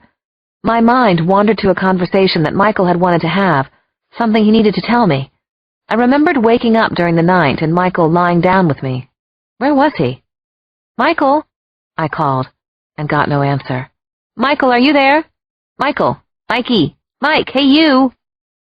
I got out of bed, pushed the hair out of my eyes, and looked around. No Michael. Michael wasn't anywhere. I was stunned. I couldn't believe it. I glanced around for a note, but saw none. Dumbstruck, I put my hand to my mouth. He just couldn't have. Somehow I stumbled back to my room, where the wrecked bedsheets seemed to mock me. The idea that Michael would literally love me and leave me had never occurred to me. I didn't know whether to feel worried or furious or just painfully, heartbreakingly agonized. Michael, I whispered in the empty room. Michael, how could you? Didn't you love me? You were the one person who did. Oh my God. That was it, wasn't it? What he had wanted to tell me. Why he hadn't been able to sleep. He'd left me again for another child, right? He was back being somebody else's imaginary friend. I ran around the 2 bedrooms like a crazy person in search of a lost shred of sanity. All of his stuff was gone. His duffel bag, gone. I pulled out bureau drawers, threw open closet doors. Nothing of Michael's was anywhere, no signs that he'd even been here. I looked out the window at a day as bright and pretty as any we'd had so far in Nantucket. A perfect day for bike riding and antiques shopping, supper at Ozzie and Ed's, being with someone you loved more than life itself. Oh, Michael, I said, how could you leave me all alone? Again. This time, I wouldn't forget him, because I couldn't ever forgive him for breaking my heart twice. Chapter 71. Men suck, even imaginary ones. I arrived in New York that day, and I felt like a stranger in my own home. Everything in every room looked as though it belonged to someone else, someone who wasn't me. Was this my furniture? Had I selected the paintings on the wall? Who had picked out the drapes? Oh, wait, there was a reason it felt like someone else's apartment. Like Vivian's apartment, for example. And who was that in the hallway mirror? It wasn't just the dark smudges under my eyes that threw me. I was so thin. I lugged my valise into the bedroom and sat on the bed. My bleary eyes focused on the nightstand. The gardenias Michael had given me were gone. My housekeeper must have tossed the dead blossoms. Fresh tears welled in my eyes, and I'd thought I was all cried out. Not even close, Jane, sweetie. Suddenly, a horrible wave of nausea overwhelmed me. It invaded my stomach and chest, a burning, awful feeling. I barely made it to the bathroom, then knelt at the toilet, throwing up Nantucket's finest shellfish and clutching my stomach. Finally, the wave subsided, and I washed my face in the sink. My hands were still shaking, and I looked pale and faintly green in the mirror. Food poisoning, just what I needed.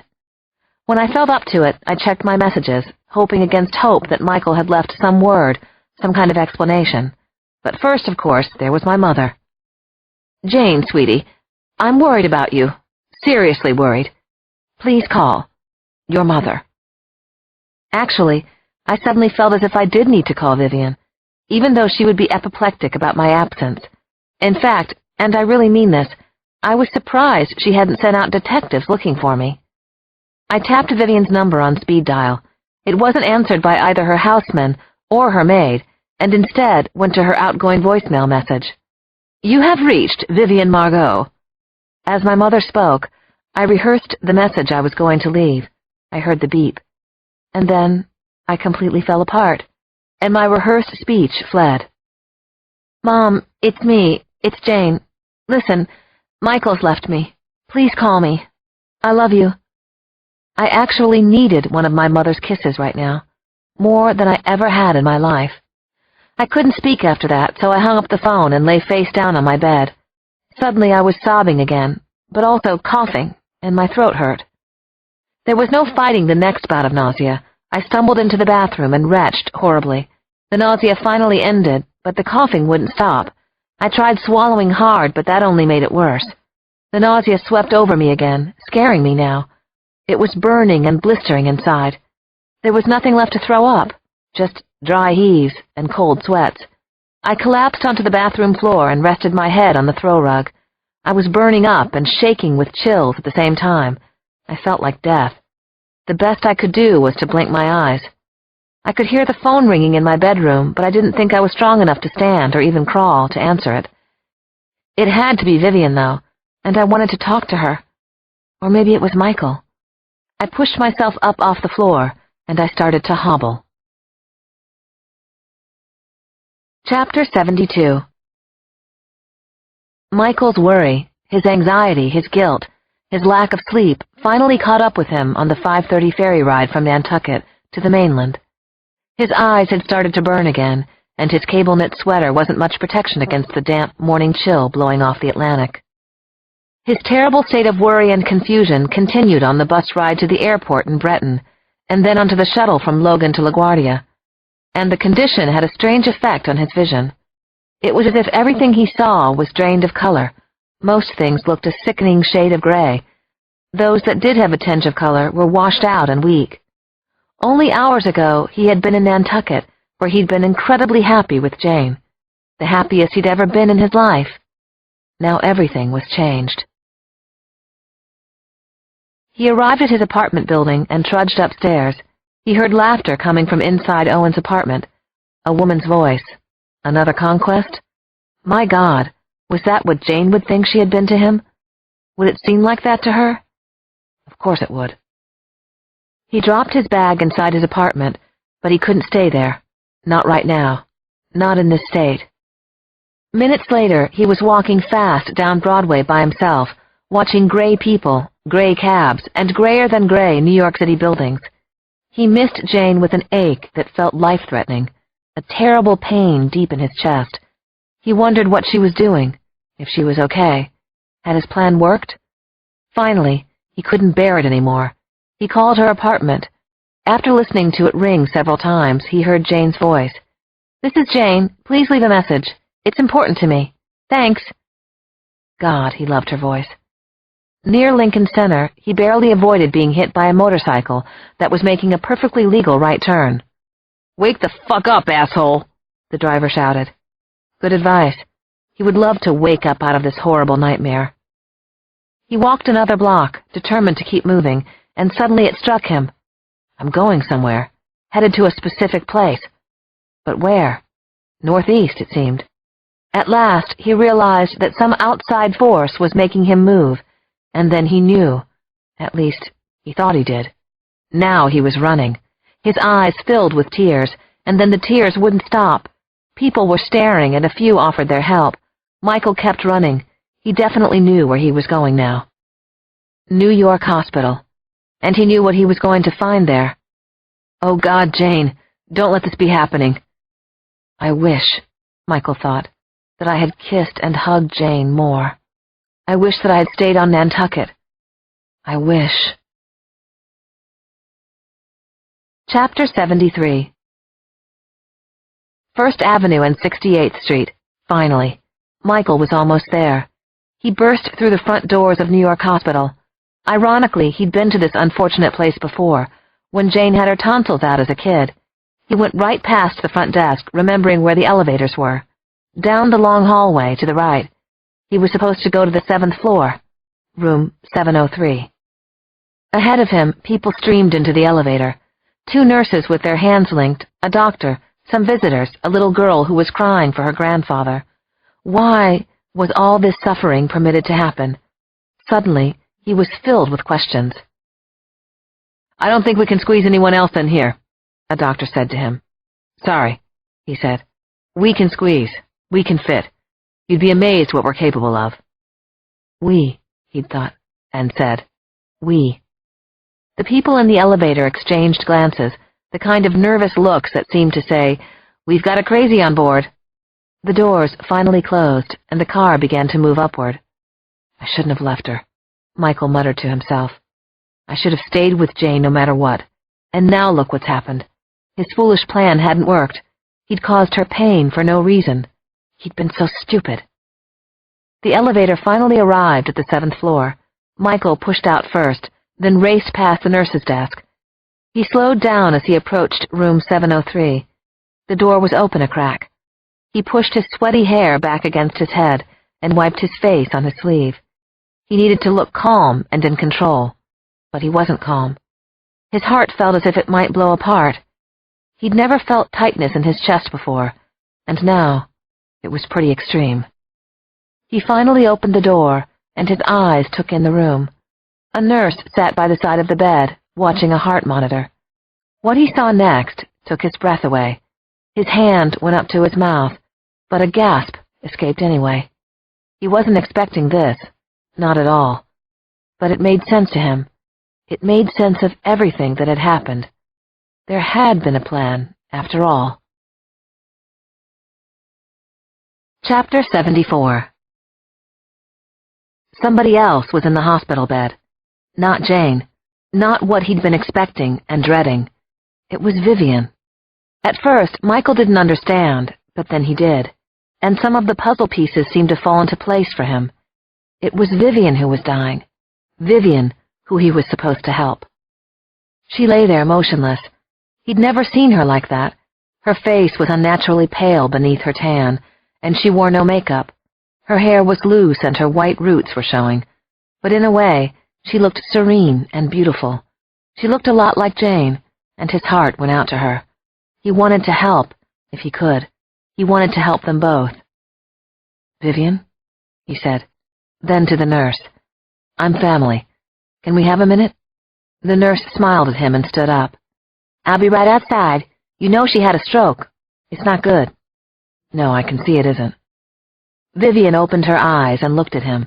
Then her eyes closed again for a second or two, as if she were trying to figure something out. He spoke gently. "Vivian, I'm here to help you. I'm Michael."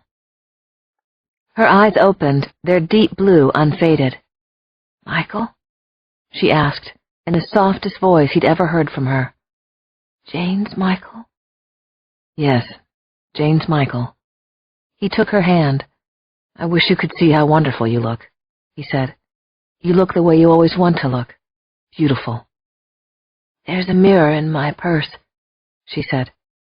Michael went and got it and showed Vivian how she looked. He'd never seen her like this, so vulnerable, the child in her allowed to show. "I've been better, and worse, I suppose. Doesn't really matter now, does it?" "Of course it does," said Michael. "Looking well is the best revenge." She smiled then and put a hand on top of his. "Where is my daughter? Is Jane here?" she asked. "I can't go until I see my Jane, sweetie." Chapter 75. What if I hadn't managed to answer the phone finally and heard a sobbing, nearly incoherent Mary Louise tell me to get over to New York Hospital as fast as I could? After I hung up, it was almost as if I were outside my own body. I still felt awful, but I was less nauseated, only a bit shaky and weak. I put on fresh clothes, and then it was as if I were watching someone who looked like me hurry to the lobby of her building and tell Martin the doorman to please get me a cab. But it was me who bolted from the cab in front of New York Hospital and who ran to the information desk and was told that Vivian Margot was in room 703. Mary Louise was waiting by the closed door. She kissed my cheek and shook her head back and forth. Carl Friedkin was down the hall. His head was bowed, but I could see that his eyes were full of pain. "Carl was with her when it happened," said Mary Louise. The door to my mother's room opened just then, and a woman in a white coat asked me if I was Jane. She introduced herself as my mother's neurologist. "Your mother had a stroke," she explained gently. "It happened last night at the theater. She's been asking for you." I nodded and tried not to cry, tried to be brave, the way Vivian would want me to be. But as I walked into the hospital room, I was suddenly shaking all over. There was Mother, looking very pale and very small, and not anything like herself. And next to her, holding her hand, was Michael. Chapter 76. Michael looked at me and gave the slightest nod and then an understanding half-smile. "Hi," he whispered. "Trade places with me." He stood, and I took over the bedside chair beside Vivian. "Hi, Mother. It's Jane. I'm here." My mother's head turned, and her eyes met mine. She was breathing heavily. I thought she was trying to talk, but couldn't, which had never happened to her before. She had no makeup on, no perfect hairstyle. She wore a regular hospital gown, and that was when I knew how bad it was. If she'd been even a fraction of her usual self, she would have fought them over wearing that gown. Also, she seemed glad to see me. I moved closer. "What, Mother? What is it?" She spoke finally, and her voice was soft and gentle. "I was tough on you, Jane, sweetie. I know that," she said. Then my mother started to cry. "I'm sorry. I'm so sorry." "It's okay. It's all okay," I told her. "But I did it so you'd be strong. I did it so you wouldn't have to be like me, so cold and hard and conniving, So Vivian, Margot. What a terrible thing that would have been. Please don't talk. Just hold my hand, Mom. She smiled. I like it when you call me Mom. She'd always told me that she hated it. She took my hand, squeezed it. Thank God, Jane, sweetie, you're not the least bit like me. You're just as smart, so you'll be even more successful. But you'll always be kind.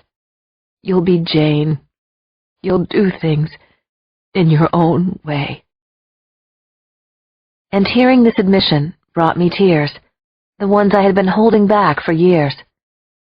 I thought I was such a disappointment because I wasn't like you. Oh, Jane, sweetie, no, never. You want to know something? What? You're the only person I ever loved. The only one. You're the love of my life. The love of her life. My eyes hurt from the tears. My throat and chest ached, but my mother looked the picture of peace. And then I thought, so this is it? After so many years of yelling at stagehands, screaming at secretaries, fighting with investors, after the decades of ordering around maids and chauffeurs and caterers and decorators, after the acres of designer dresses and $1,000 shoes, after all the trips to Paris and London and Bangkok and Cairo, this is how it ends? A frail woman on a hospital bed. My mother and me, together at last. Come closer, Jane, sweetie, she said. I won't bite. Probably not, she added with a weak grin. I moved so close that our faces were almost touching. I have a favor to ask. Of course, Mom. What do you want? For God's sake, make sure they bury me in that new Galliano brocade dress. Nothing black. I look terrible in black. I couldn't help smiling. She was Vivian to the end, so true to herself. The Galliano, I said. Check. And one more thing, Jane. Yes? Don't you wear black to the funeral either.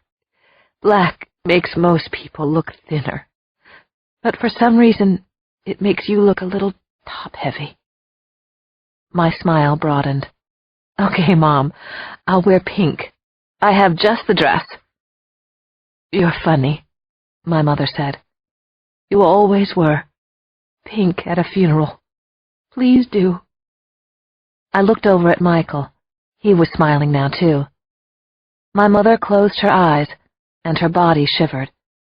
I hated the idea of losing her. My mom. Finally, she was my mom.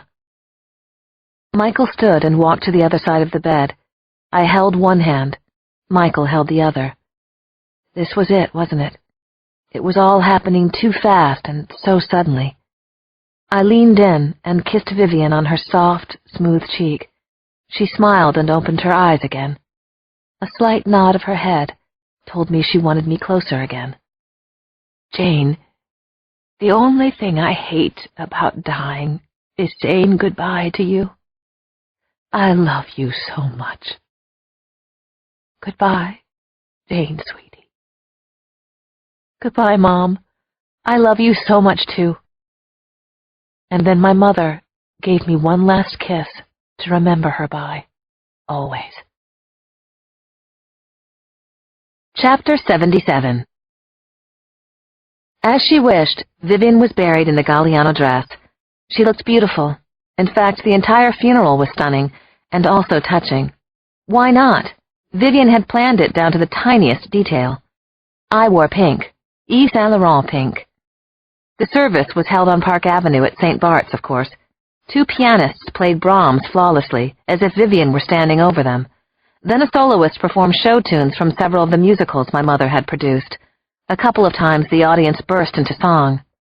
Finally, as the service ended, on a very warm spring day, we all stood and sang my mother's favorite song, Jingle Bells, which was so incredibly not Vivian that it was perfect, too. Just as she knew it would be. And I was happy for her. My mother had produced one last hit. As we walked out of St. Bart's to the waiting limos, Michael said to me, "If they had served cocktails, this could have been a Vivian Margot reunion party, as it should be." "I loved it," I said, and hugged him, because she would have. Everyone who was anybody, or pretended to be, was there, not just Elsie and Mary Louise and the people from the office, but very famous actors, directors, stagehands, and choreographers, prop men, and makeup artists, all there to honor my mother and her accomplishments, which were many, including raising me to be me. My father was there with his wife, Ellie, and at age 48, Ellie was finally beginning to look older than 30, or maybe she just dressed down in honor of Vivian. Howard, my stepfather, was there, sober, too. He told me that he'd never stopped loving Vivian. "Me too, Howard. Me too," I said, and gave him a hug. My mother's old hairdresser, one named Jason, was on hand. Like Vivian, Jason was a testimony to perfect plastic surgery, and he had done my mother one final favor. He'd flown to New York from Palm Springs just to do her hair. Even Hugh McGrath showed up. He shook my hand, hugged me as if I were an ex-wife, told me he was sorry for everything.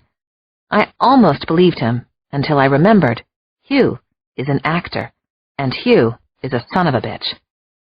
The graveside service at a cemetery in Westchester County was touching and brief, also according to Vivian's explicit direction. The minister reminded us that life was much too short, that we were destined for another world beyond this one, and that no doubt Vivian would be producing shows in heaven. Well said, but enough said. I placed a single rose on my mother's coffin, my style. I prayed that my mom was at peace, and if she were looking down now, that everything had gone as she wanted. "I wore pink, Mom." Then Michael took my hand, and we began to walk. "We have to talk," he said, and a chill went through me. Chapter 78. The sun was warm and bright, and it lit the cemetery as though it were a stage set. The greens of the trees, the vibrant colors of the flowers, everything seemed so crisp and light and right. So why was I shivering? "Gorgeous day," I said. "Even God wouldn't mess with Vivian," Michael smiled. He had loosened his tie and removed his jacket. The jacket was hooked on his index finger and slung over his shoulder. Very Michael, who was always true to himself. "So, we know why I was sent back to New York," he said, "and why I had those feelings about New York Hospital, and all the rest of it." I nodded but didn't say anything. "I was here to help your mother. I'm almost sure of it, Jane." I stopped walking and looked at him. "But you're still here." He smiled. "Yes, I seem to be. Unless I really am your imaginary friend. It's possible." I poked him in the stomach. "Did you feel that?" "Oof, yes, I did. And I cut myself shaving. Quite regularly now." There was a pause. Michael's blue eyes squinted against the bright sun. "I think I'm here because I want to be. And I'm here because you're the only person I've ever loved, too. I'm here because I couldn't stand to leave you, Jane." I turned to him again, my heart full, and we came together and kissed gently. It was perfect. "I have questions," I said when we separated, "that must be answered." "I don't know if I have answers, but I'll try, Jane." "Alrighty then, let me begin with the toughie. Have you ever talked to, God?" Michael nodded. "Yes, of course I have. Many, many times. Unfortunately, he's never talked back. He, she, whatever. Next question." "So, you believe in—" Michael looked around. "Well, how else to explain all of this? Or me, of course. Or us. Snow cones, Pokemon, The Simpsons, the justice system in America, iPods." "I get it. So, are you an angel?" "Sometimes, but occasionally I'm kind of devil-may-care." He grinned, and his eyes twinkled at me. "I'm just trying to be honest." I stomped my foot. I needed to know about this. "Are you an angel, Michael?" He looked deeply into my eyes. "I honestly don't know, Jane. Guess I'm like everybody else. I don't have a clue." He took me in his arms again. "See me, feel me," he whispered. "We've made it this far." We continued to walk. Michael, I have to ask you something else. This has been really bothering me. Are you always going to look the way you look right now? Exceptionally handsome, wildly debonair, unkempt. Pretty much, yeah. You mean, am I ever going to grow old, Jane? Yes. I honestly don't know. Well, you have to promise me that we're not just going to grow old together. I want us to actually look like we're growing old together. That would mean a lot to me. I'll do my best to get wrinkled and stooped, and I'll drive a big black Buick. Thanks, I said. I'll do the same. And how about money? I asked. How do you get money? That's an easy one. Michael snapped his fingers. Nothing happened. He snapped again, frowning. That's weird, he muttered. He snapped again, and again, nothing happened. That's scary, actually. That's usually how I get spending cash. And cabs when it's raining. He tried one more time. Nothing, he said. Cutting myself shaving is one thing. Oh well, I'll have to find work. Maybe I could be a boxer. I poked his stomach again. Maybe not. Finally, I asked the toughest question, and the one that scared me the most. Are you going to stay with me, Michael? Or will you leave me again? Just tell me. Let me know once and for all. Is that what's going to happen? Chapter 79. Michael rolled his eyes, which made me feel slightly, only slightly, better. Then a grimace crossed his face, and he put his hand to his chest. Jane, he said, sounding confused. Jane? And then he crumpled onto the stone pathway where we had been walking. Michael! I dropped to my knees beside him. Michael, what's happening? What is it? Michael! Pain. My chest, he managed.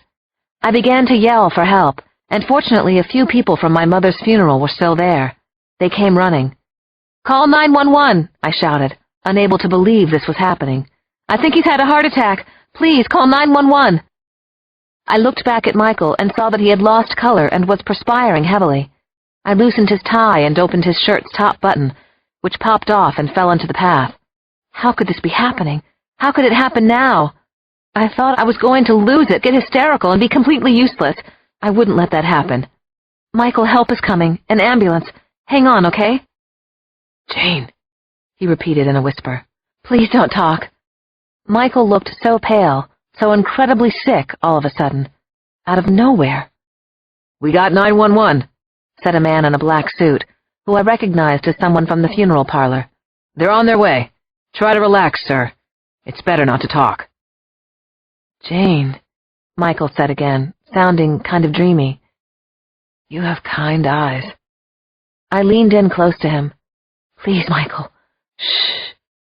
Michael shook his head, and I thought he was going to try to push himself up, but he didn't. Don't tell me that. I have to talk now. There are things you need to know. I took Michael's hand and leaned in even closer.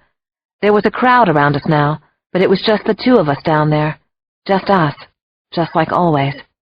Michael said in a raspy whisper, For years, I prayed that I would see you again, as a grown-up. I prayed for this to happen, Jane. I thought about it a lot. I wished it would happen. And then it did. Somebody was listening. That's amazing, isn't it? Shh, I whispered, feeling hot tears start in my eyes, but Michael wouldn't hush. You are so special, Jane. Do you understand that? Do you? I have to know you do. Yes, I nodded and said what he wanted to hear. I hear you. I'm special. Michael smiled then, and for a second he looked like himself again. He had the most incredible smile, warm and gentle and loving. It was a smile that touched my heart, had touched it when I was a child. I had no idea how much I was going to love you, and how good it would be, he said. He squeezed my hand tightly. I love you, Jane. I love you. I know I said that, but I wanted to say it again. I love you. Then tears came into his eyes. This isn't so bad, he said with an odd little smile. Then Michael's eyes closed. Chapter 80. Now I have to tell you that what happened next couldn't have happened, which I know must seem crazy given what has happened already. But here goes. An ambulance brought Michael to Northern Westchester Hospital. I followed close behind in a police car. A very kind doctor named John Rodman told me that Michael had blockage in all 4 arteries to his heart and that he would be going in for an immediate angioplasty. Heart surgery was also a possibility. The doctor wanted to know things about Michael that I simply didn't know, like how old he was and whether he had had trouble with his heart before. Then the doctor was gone, and I was alone in the waiting room. Soon other people started to drift in, looking as nervous and uncomfortable as I was sure I did. Now here's where it gets really strange. One of the other women in the room, sandy blonde hair, mid-30s, very likable, even at a glance, got up for a drink of water from the fountain and then came over to me. "May I sit?" she asked. I nodded numbly, and she took the chair next to me. "I'm a friend of Michael's," she said, which made my head jerk up. I looked into her kind, open face. "We all are." She gestured to the other people in the waiting room, who looked over at me and nodded warmly. "We're that kind of friend. Imaginary?" Oh. I was speechless for a moment, looking around at all of them and then back at the woman. "I'm Jane." "Yes, I know. Well, Jane, we all love Michael. How is he? Do you know what's going on?" "There's blockage to his heart," I said. 4 arteries. The woman shook her head. "That's too strange. I'm Blythe, by the way." "It's not strange considering what he eats," I said wryly. She gave a little smile. "But, Jane, we don't get sick. None of us, ever. So, yes, it is strange. Something totally unexpected, totally bizarre is happening here." I thought about our doomed love affair and shook my head. "You have no idea." Blythe took my hand in hers. She was so sweet, a perfect friend already. "Actually, I do. Michael has been talking about you. He never shuts up about you. We all approve. Not that you need our approval, but we do. We've never seen Michael so happy. We like you, Jane." So we sat together, Blythe and I, my new imaginary friend, and we waited, fretted, and were scared. Finally, Dr. Rodman appeared and headed my way. There was no way to read his face, but he definitely wasn't smiling. I felt my own heart contract painfully, and my throat went dry. Desperate, I turned to Blythe, and she shook her head. "The doctor can't see us." "Oh, okay, of course not. I'm the only crazy person here with imaginary friends, at 32 years old." "Jane," said Dr. Rodman, "can you come with me? This is a little strange. Please come." Chapter 81. Michael watched Jane as she walked into the recovery room with his doctor. Now, this was another new one. His doctor. Michael had never been sick a day in his life, had never been examined by a physician, certainly had never had a heart procedure, and oh, one more thing, he'd never been frightened out of his mind like this before. Not about dying. He was all right with that, more or less. Cautiously optimistic, anyway. But he had just found Jane again, and he didn't want to lose her for any reason. He couldn't lose Jane.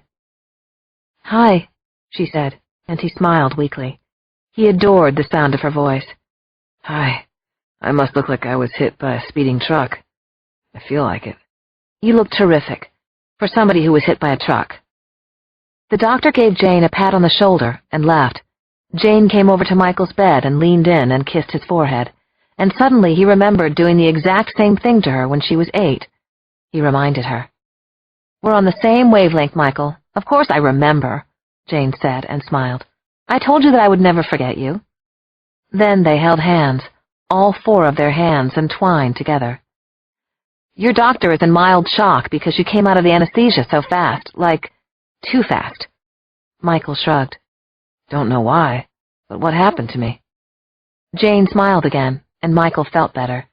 "What happened to you is too much rich food, too much junk food, for God only knows how long, and I mean that quite literally. But here's the good news." "I'm listening." "You have a heart, Michael. You could have died. You're human, Michael. You are human." Her face was lit with an inner joy. "So, let me see if I have this right," said Michael. The big whoop about being human is that you get to die?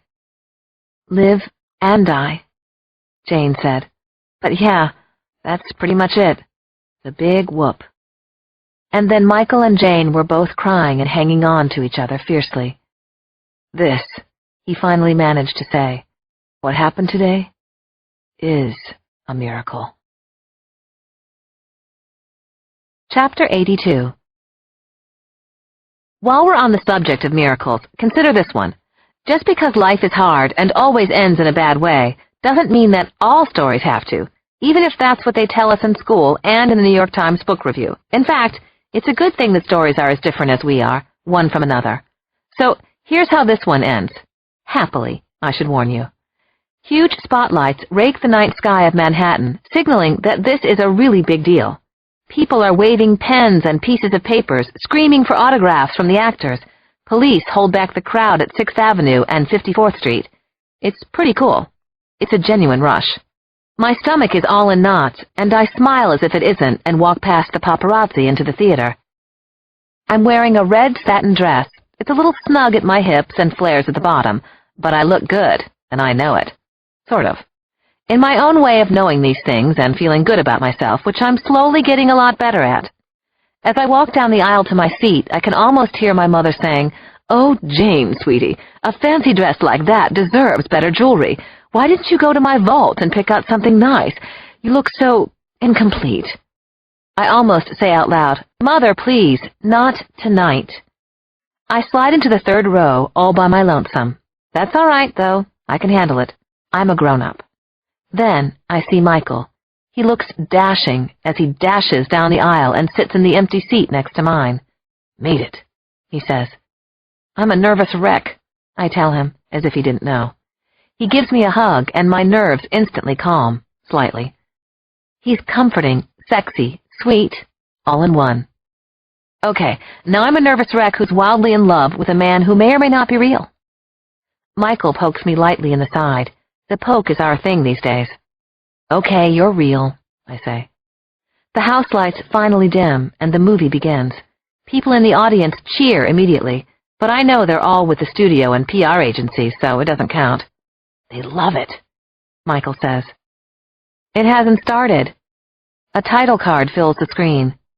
Jane Margot, in association with Weimar Productions, presents Thank Heaven. More cheering. Much appreciated. I lean toward Michael and say, "The music sounds fabulous anyway." Violins and a little soft brass. Just right to introduce the first scene of this nice, light comedy. A camera moves through a crowd, then in tight on a table at the Astor Court of the St. Regis Hotel. The scene was really shot at the St. Regis. An adorable little girl sits at the table. The camera lingers on her for a moment, lets us get to know her. Apple-red cheeks, an irresistible smile. Then the camera continues across and catches her companion, a handsome man, maybe 30 years old. Hard to tell for sure, but he's definitely a star. "So, what'll it be?" he asks. "You know," the girl says. "I know. Coffee ice cream with hot fudge sauce." The actor playing the part is perfect for the role. He's an unknown whom I just happened to discover. Plus, he needed the work. It's Michael, playing Michael. Who else could it possibly be? I watch him up on the screen as I hold his hand in the audience, and I think that everything in life is kind of unreal, isn't it? And then I'm thinking, is it so impossible to imagine or believe that a man and a woman can find happiness together for a little while, which, after all, is all that we have, all anyone has? I think it can happen. It happened to me, to Jane, sweetie, so it can probably happen to anybody. By the way, the movie audience loved Thank Heaven. Epilogue. Strawberries with Whipped Cream. Chapter 83. Michael was seated at a table in the Astor Court at the St. Regis with an absolutely adorable 4-year-old girl named Agatha, who preferred to be called Aggie. Aggie was Michael's latest mission, and although he always tried to do something fresh and new with every one of his kids, he couldn't resist the St. Regis on a Sunday afternoon. This place was all about good memories, right? The waiter placed a bowl of melon balls and lemon sherbet in front of him. "Thanks so much," said Michael, as if the waiter had done him a great favor, which Michael believed he had, since he did his job so well. The waiter had already given Aggie her sundae, strawberries with whipped cream over strawberry ice cream with a dab of strawberry jam. "You're such a girl," Michael kidded her. I am a girl, silly, said Aggie, who had the most amazing smile to go with her beautiful blue eyes. Michael was tempted to teach her something that he would call the Aggie and Michael game, but he resisted this urge. He needed something even better for Aggie, and here it came now. "Aggie, look!" Jane had taken their 1-year-old son Jack to the restroom, and the two of them had just re-entered the Astor Court and were now hurrying across the restaurant. Jack was pointing at the ceiling and exclaiming, "Yite, yite," which was his word for light, or anything else that he liked a lot. "Here come Mommy and Jack," Michael exclaimed, and he felt his heart spike with excitement, as it always did. He felt so lucky, so fortunate, so blessed to have Jane and to have this family. "Now we can play monkey in the middle," said Aggie, laughing. "And you're the monkey daddy, okay?" "Okay," said Michael, "except that we need a ball for that game. But of course, I'm the monkey. I'm the hairy, homely one, aren't I?" Then he turned to Jane, smiled, and whispered, just for her, "I missed you. I always miss you." "I missed you too. But now I'm here," said Jane. "We're all here, the 4 of us, and there's nothing in the world that's better than that, nothing I could imagine in my wildest dreams." Jane sat down at her place and dipped a spoon into her sundae, hot fudge over coffee ice cream, and gave Jack the first taste of this delicious confection. "Yike!" the little boy exclaimed.